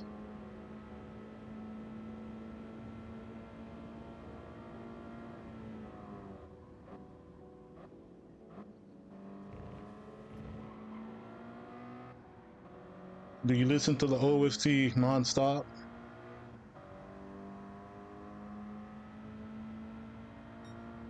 Do you listen to Creeper too much on loop, on repeat, and feel compelled to type out the lyrics in chat? 1400 hours? Hold on. Let me show you this. 1400 hours, right? I see on the corner 920 hours on Gran Turismo 7.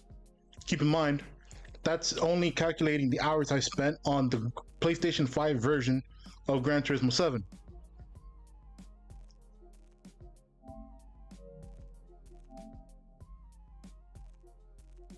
Let's see here.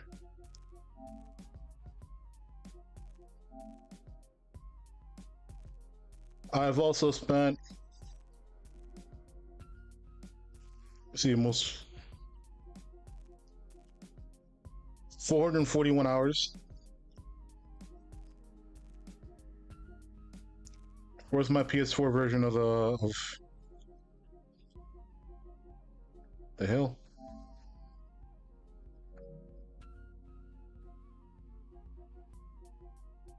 Where's my PlayStation 4 version of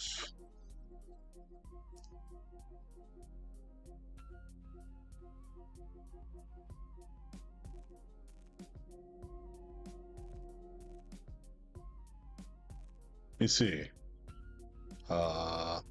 Games most played.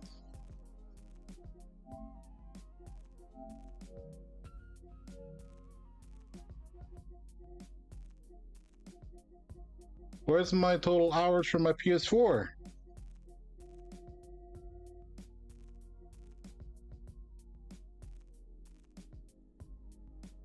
Okay, either way, I think you understand. I may have spent. Oh, see, there it is. There it is. 1,400 hours on the PS4 version of the Gran Turismo 4, and 920 hours on the PlayStation 5 of Gran Turismo 7, and then 440 hours of Gran Turismo Sport. It's yeah. I'm fairly acquainted with Gran Turismo, as you can probably see.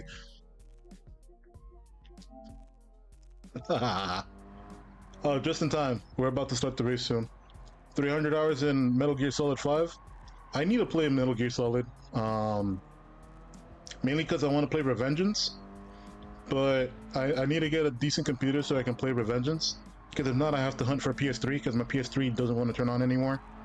So I can play Revengeance.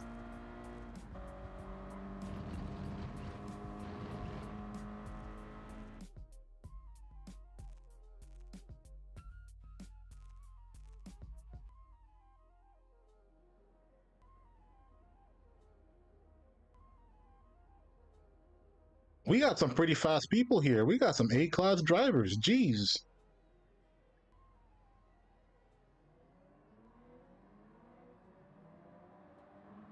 Yeah, they say Doom's a pretty good game. I just like Doom for the memes.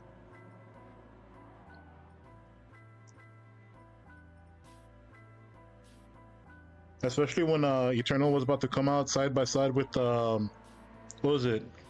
Angel, excuse me, Animal Crossing.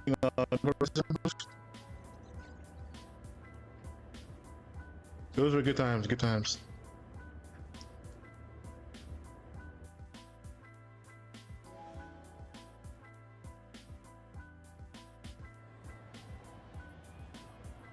See, we're gonna have like a bunch of 8.6s running around like it's all good.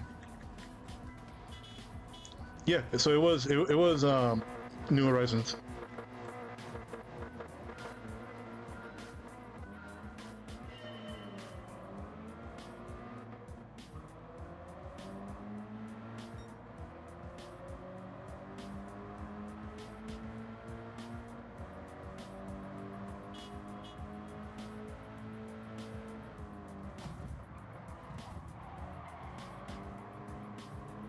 Nobody died. Nobody died.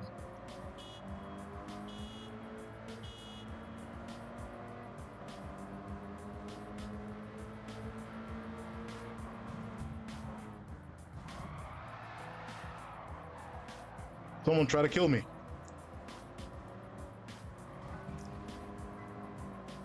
Now, people dying left and right. Holy shit.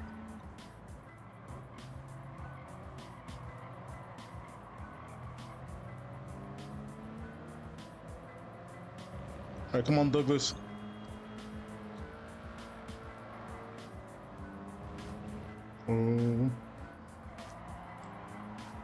Honestly, I find completing trophies to be a waste of time, to be honest with you, because there's always a few trophies that are just strictly there to waste your time, and I don't feel the need to actually commit to them, so I never do.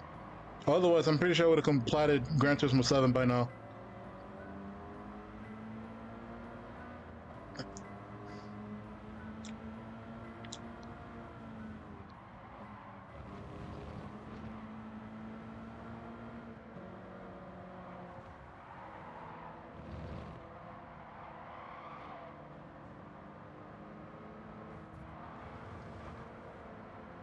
All right, come on, double clutch. Ouch. You got someone playing rough out here.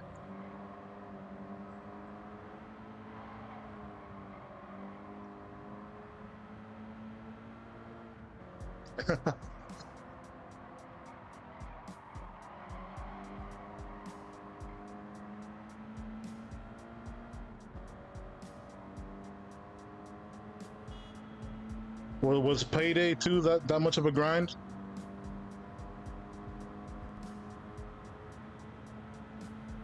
I think the game I'm the closest to to getting the plat trophy for is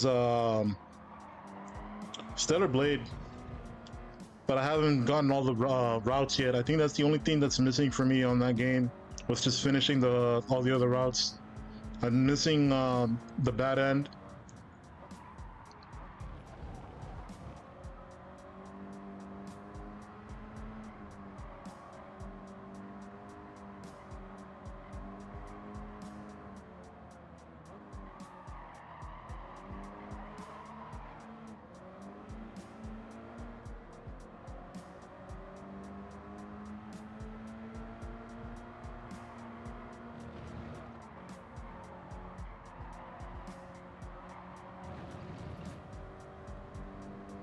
Being you just play the game normally, easy plat.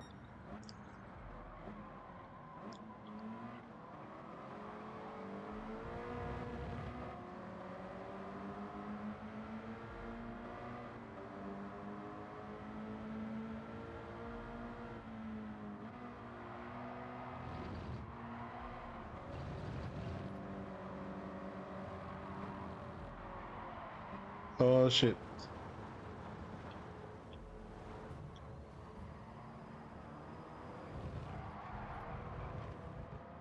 I think I scared some people.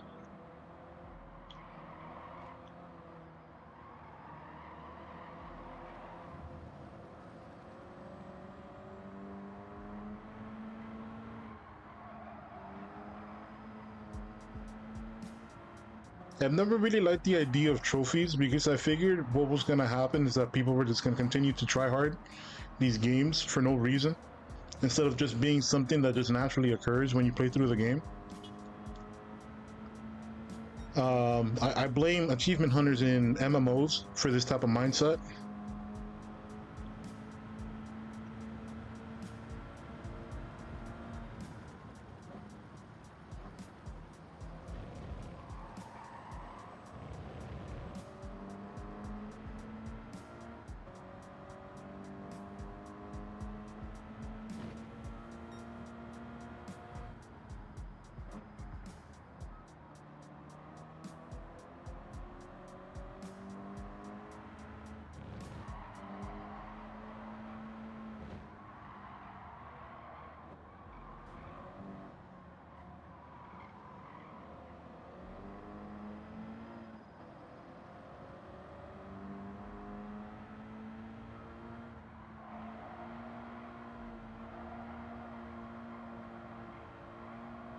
Yeah, it just requires time and commitment to probably get trophies for Payday 2 more than anything else. And to me, that's also kind of like it's kind of like when you have video games that are like that reward you for collecting a lot of like excessive amounts of a certain item. Like, oh, you got like 20 potions, so boom, here's a trophy that references that you bought a lot of stuff from the store, type stuff. I find those to be kind of funny sometimes, but for the most part, it's just kind of like, why is this even here?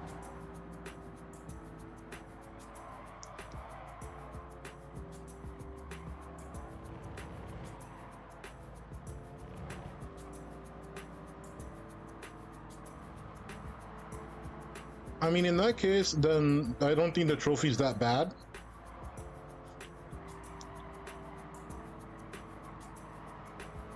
But the fact that you couldn't complete, like, you can't complete all the trophies on your own is kind of a bummer.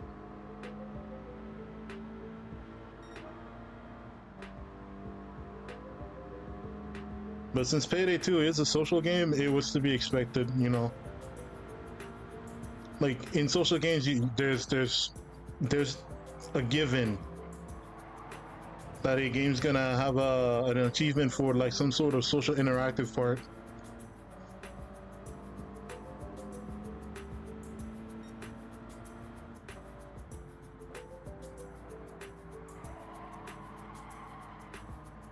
Yeah, I figured as much. 10,000 emeralds. Ah!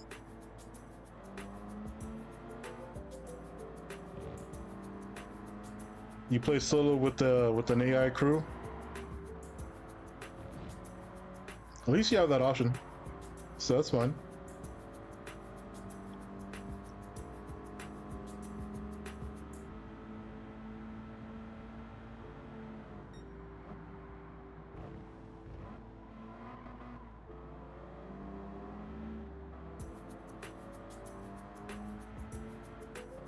But um, but I assume for the trophy, it still required you to actually get 3 human players total to do to perform the thing that you need to do for the trophy, right? There's only so much an AI can do. At least with most games, AIs.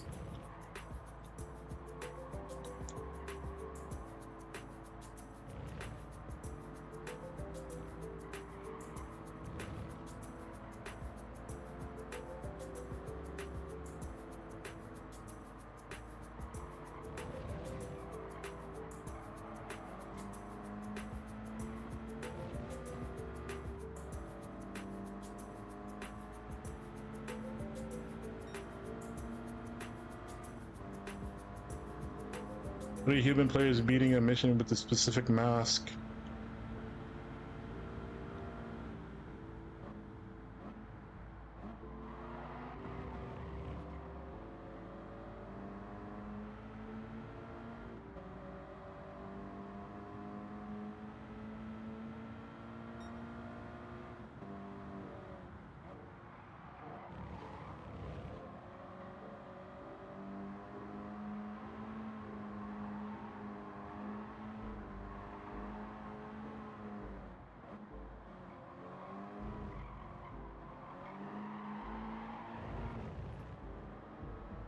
I'm pretty certain that kind of feels a bit bad, especially when you have social anxiety, because you're like, damn, you know, it's not something that you're mentally prepared for, because you don't know how a specific person is going to react. They're a complete stranger, completely anonymous. Like, you don't know how they're going to react to you. They're going to say yes, they're going to say no, or they're just going to waste your time, etc. It's like this motherfucker right next to me. Fuck you, cornbread.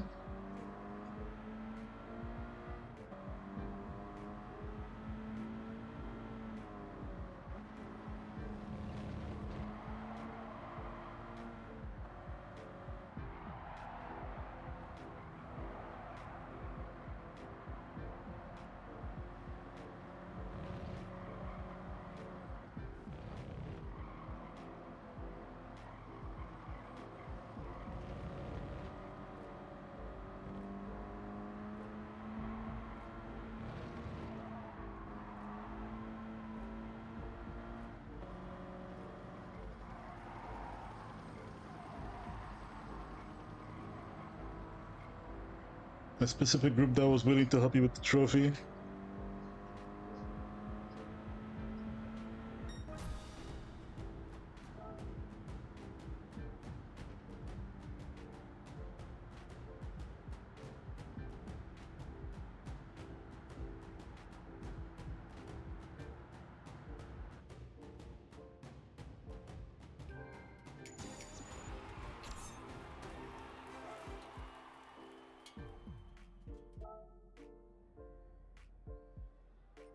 Unbelievable.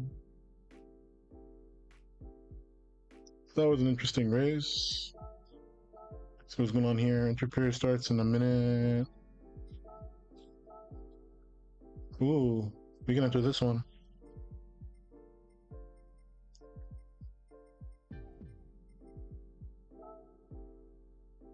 Racing hard / racing mediums.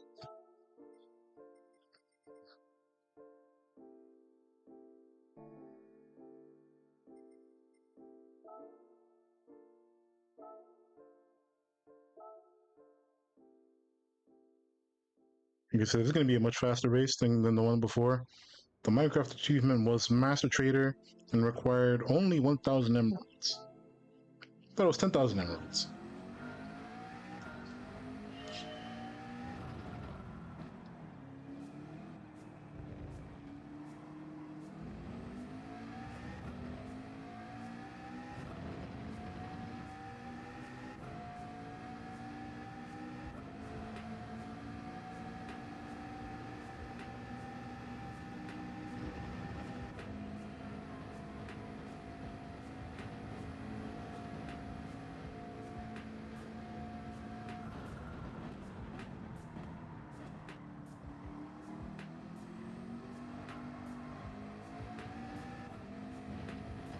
I mean, getting emerald isn't exactly the easiest thing either. A lot more common than diamond for sure, last time I checked.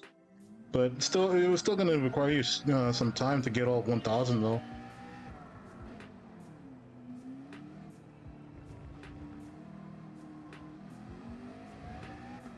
And like, I actually did play Minecraft. It's just that my skill on my knowledge on Minecraft is like very, very limited. I was playing it on my friends. My friends had it because they got all the cool mods and all this other exit stuff.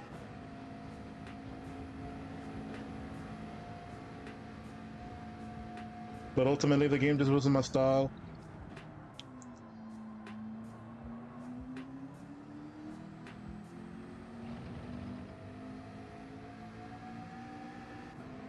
But it was fun to play with friends, though, that's for sure.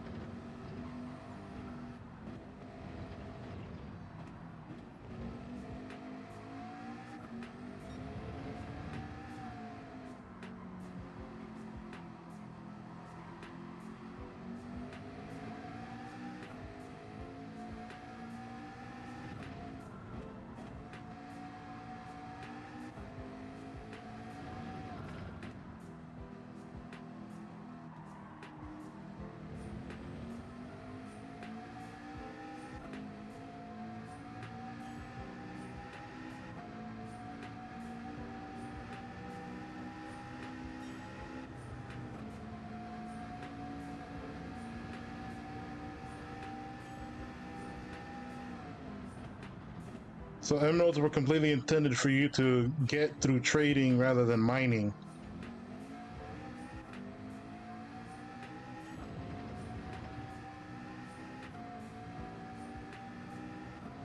And I guess that also makes the name of the trophy a lot more accurate too.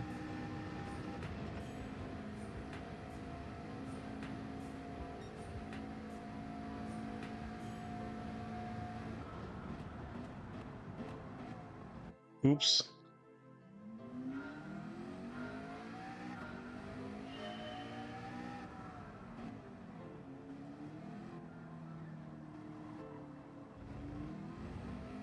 It's specifically trading, yeah. It's in the name, Master Trader. So any emerald you did mine didn't count towards the count for the Master Trader achievement.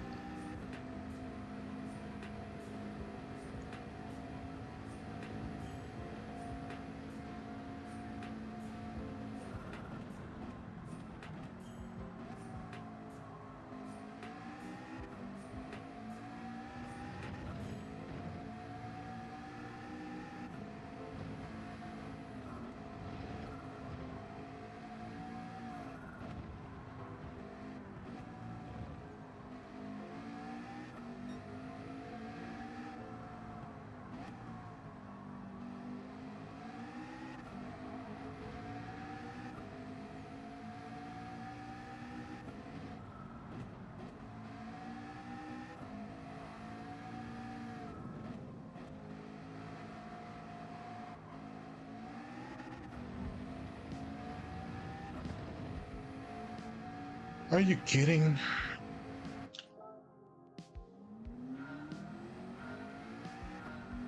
How did that count for a penalty?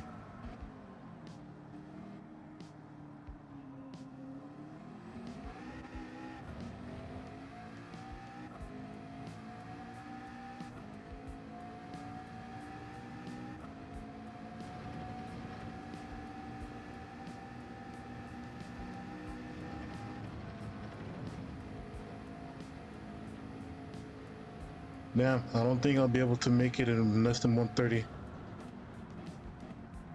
It's gonna be requiring me some extreme skill on my part, which I do not have at the moment.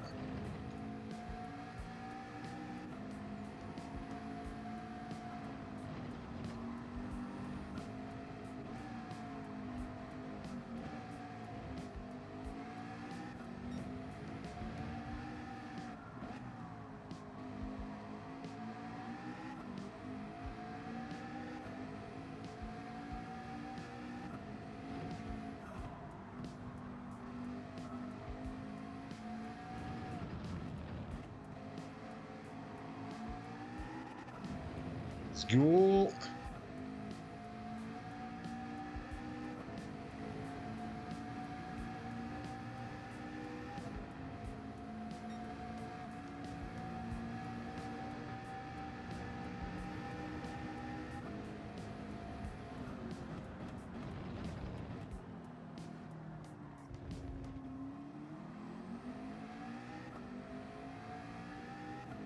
Maybe, just maybe, we might have made it in less than 130. 8, 9, 7.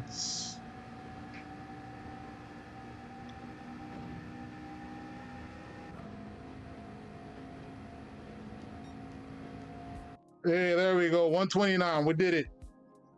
We did it. Holy. And it didn't register. Wow. The time did not register.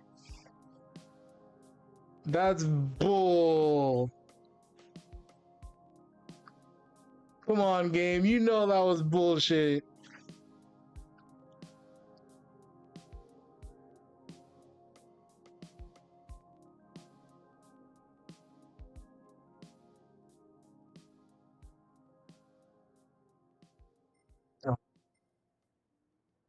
That sucks. That really does suck.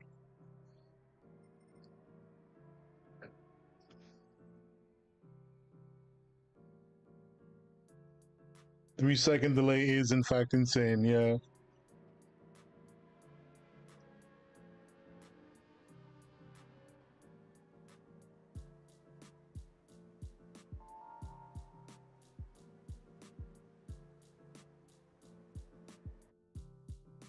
That would have meant I would have had to have been at least 5 seconds faster.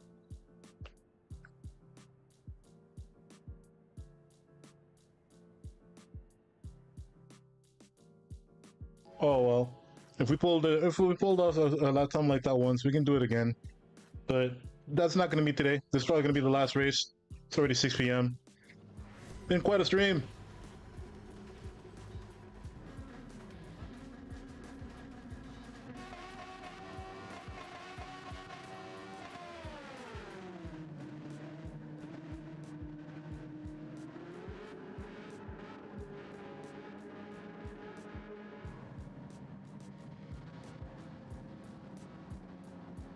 Okay, so we are starting from nearly the back of the pack.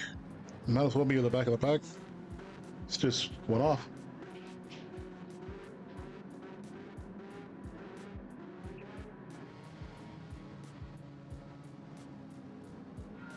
Alrighty, Trent. Take care, and thank you for stopping by. I greatly appreciate you. You take it easy.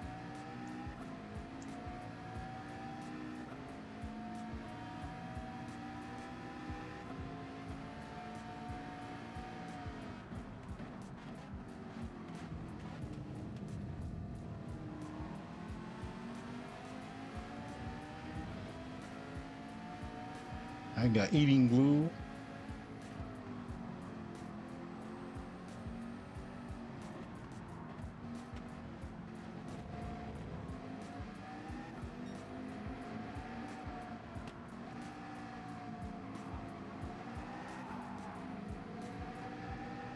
All right, we past eating glue.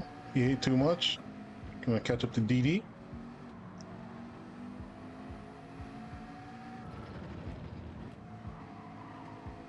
Got someone on my side.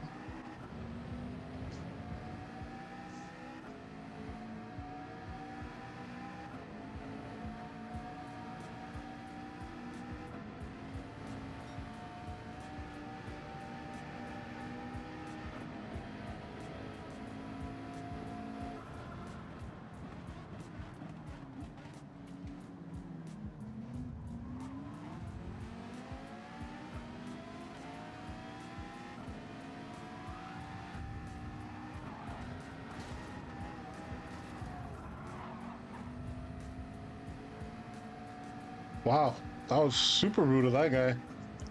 Not the Lancer who crashed me. That Suzuki VGT.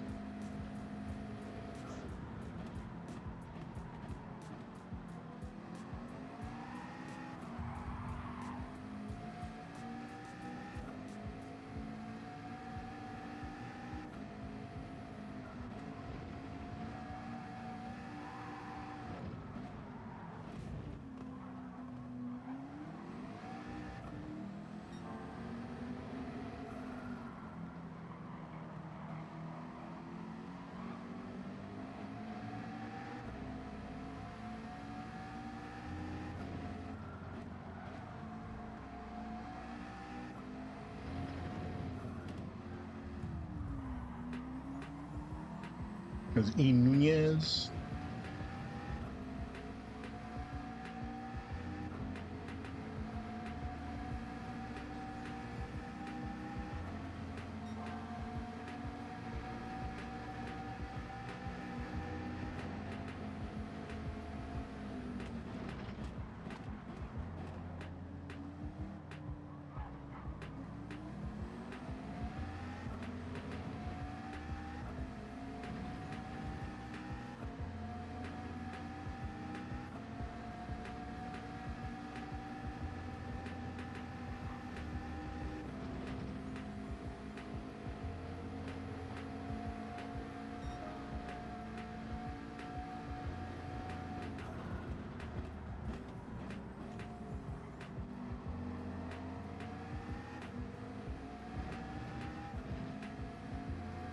Let's see.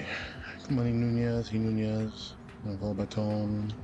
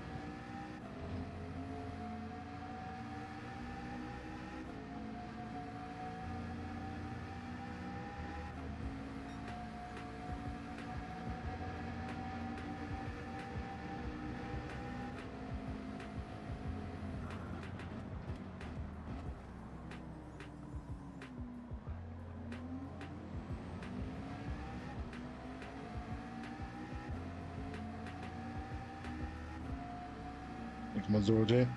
Lead the way.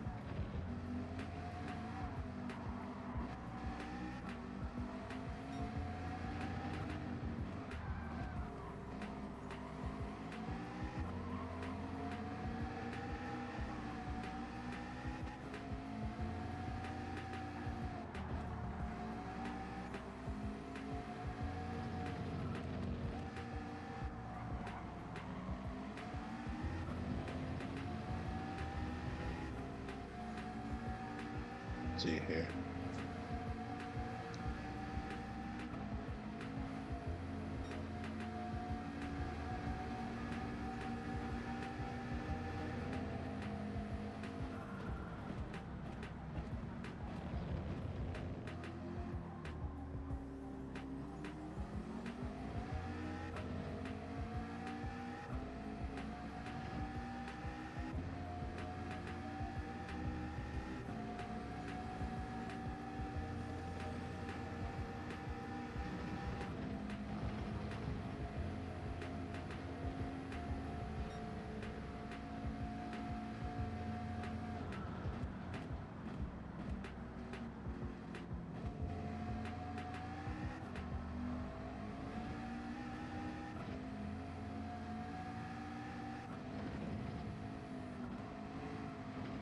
Are you kidding?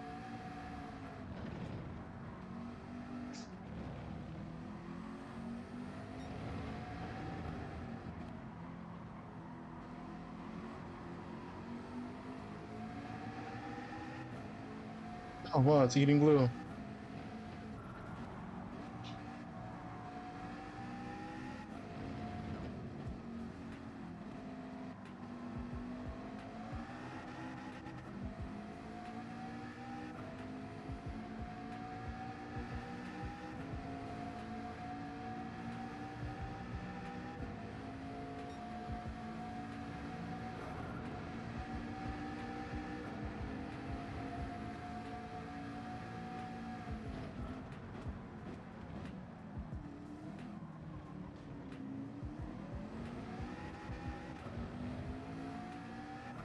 All right, come on, red hot peppers.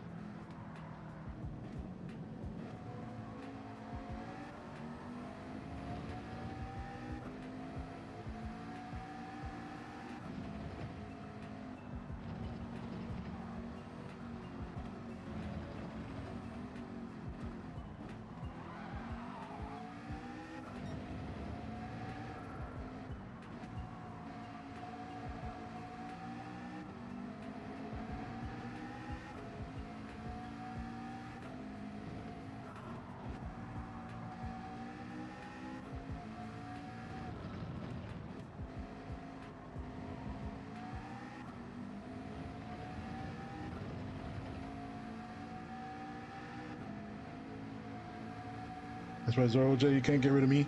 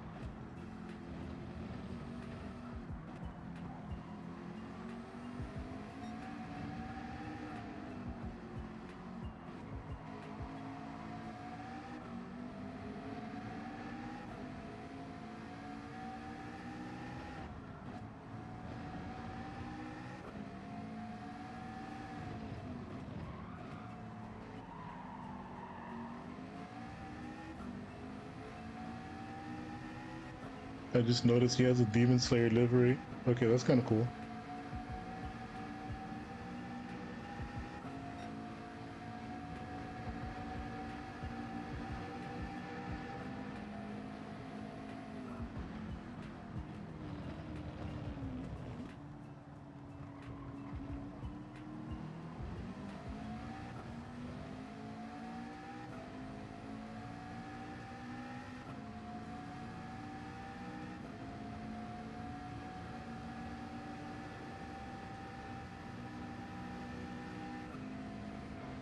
Hey, we got one more good luck.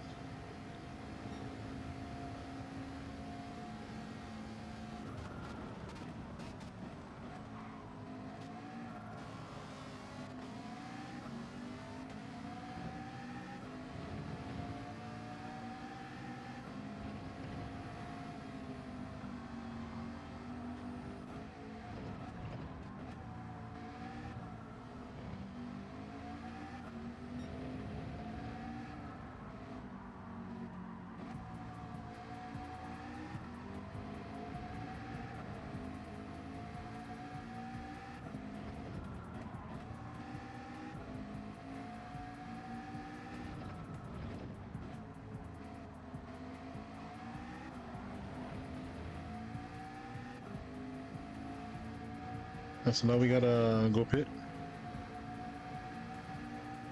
Start time.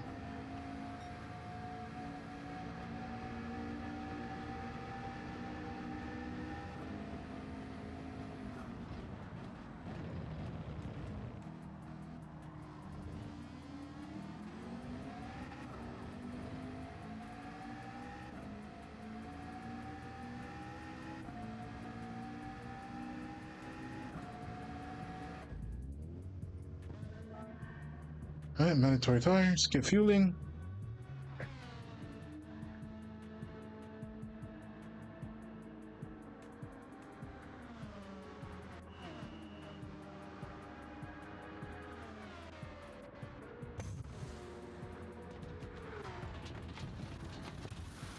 Alright, let's go, go, go, go, go.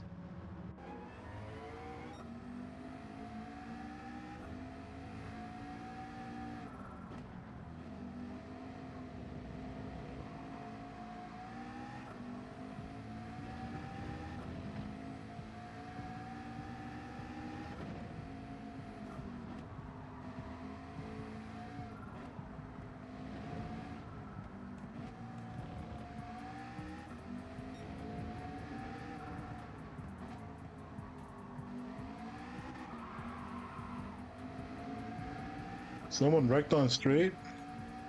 I gotta save the video. I gotta see that.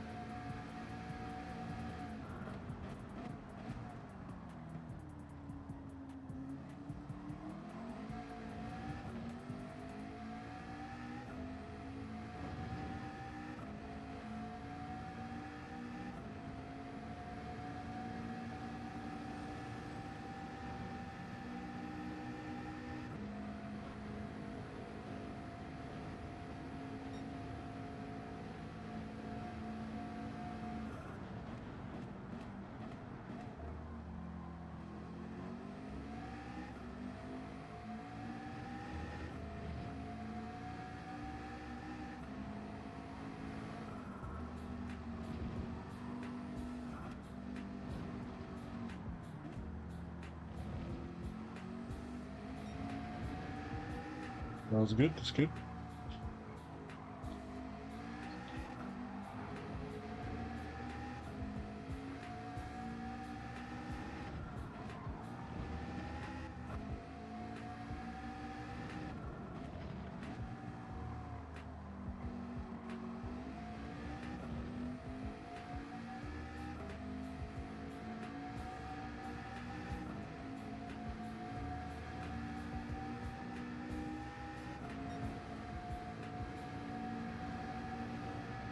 Only that tiny bit faster than our current fastest lap? Damn.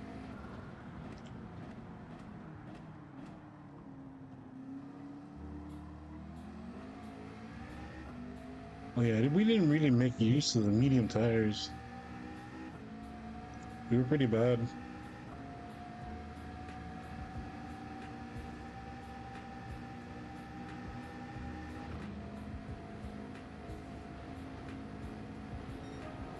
Into 11th lap, see, we were faster with the bracing hards. Ain't that funny?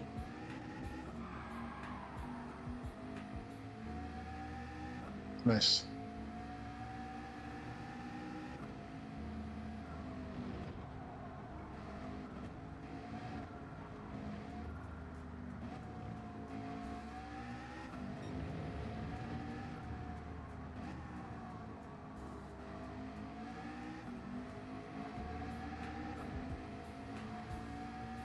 Yeah, the first turn caused us a bit on the corner exit.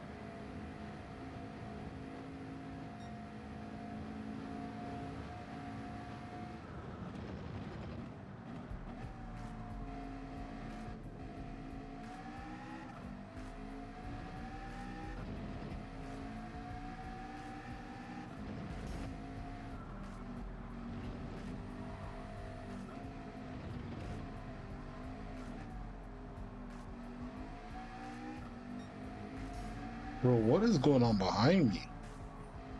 Pressure 61 is like 12 seconds behind. Something stupid must have happened.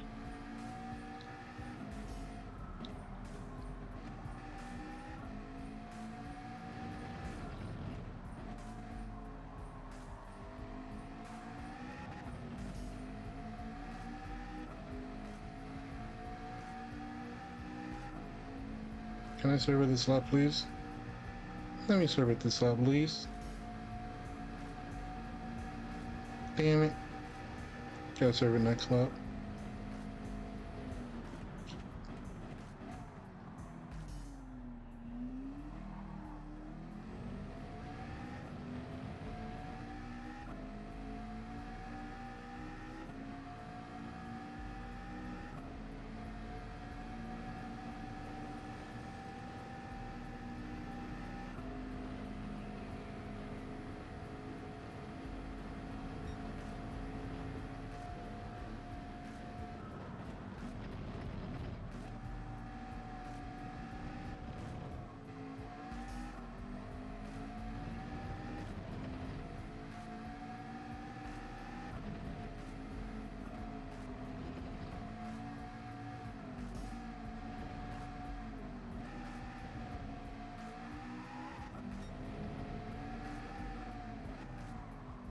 Wow.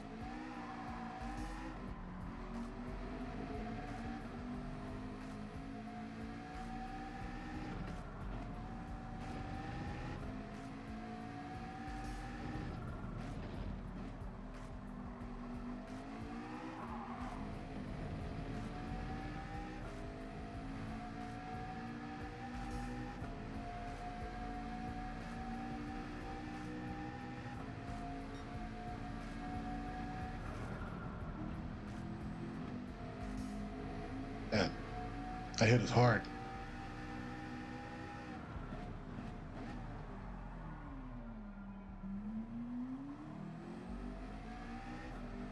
You think it's about time for us to skedaddle?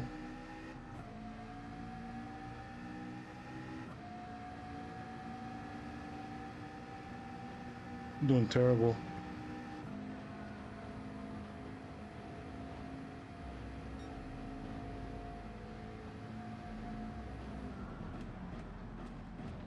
It's final lap.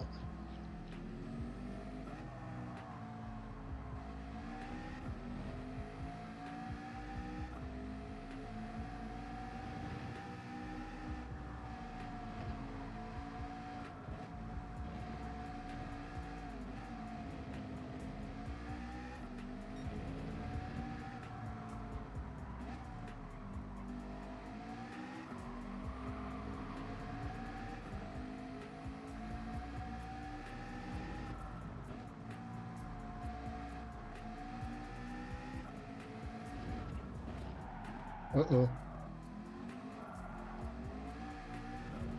They saved themselves.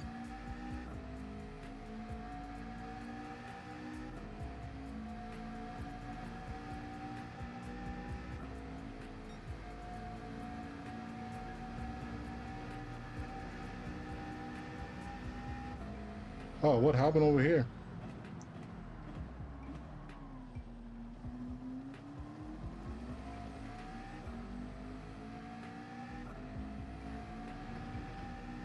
Tell me it's a Diego guy.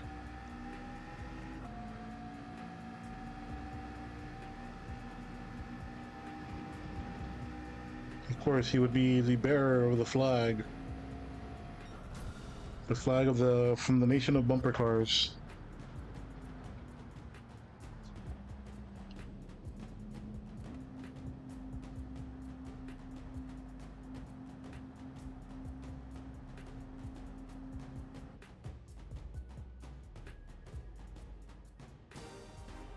Something else must have happened to. Let's see here.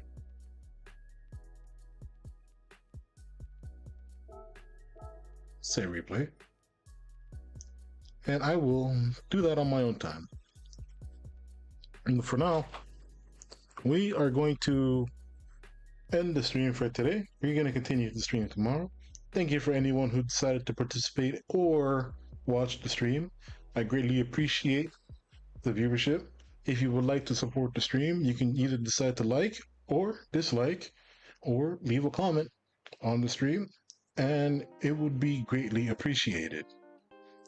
If you just decide to want to watch what I got any further, please feel free to subscribe, and I will see you again tomorrow, 1 p.m. Eastern. Take it easy.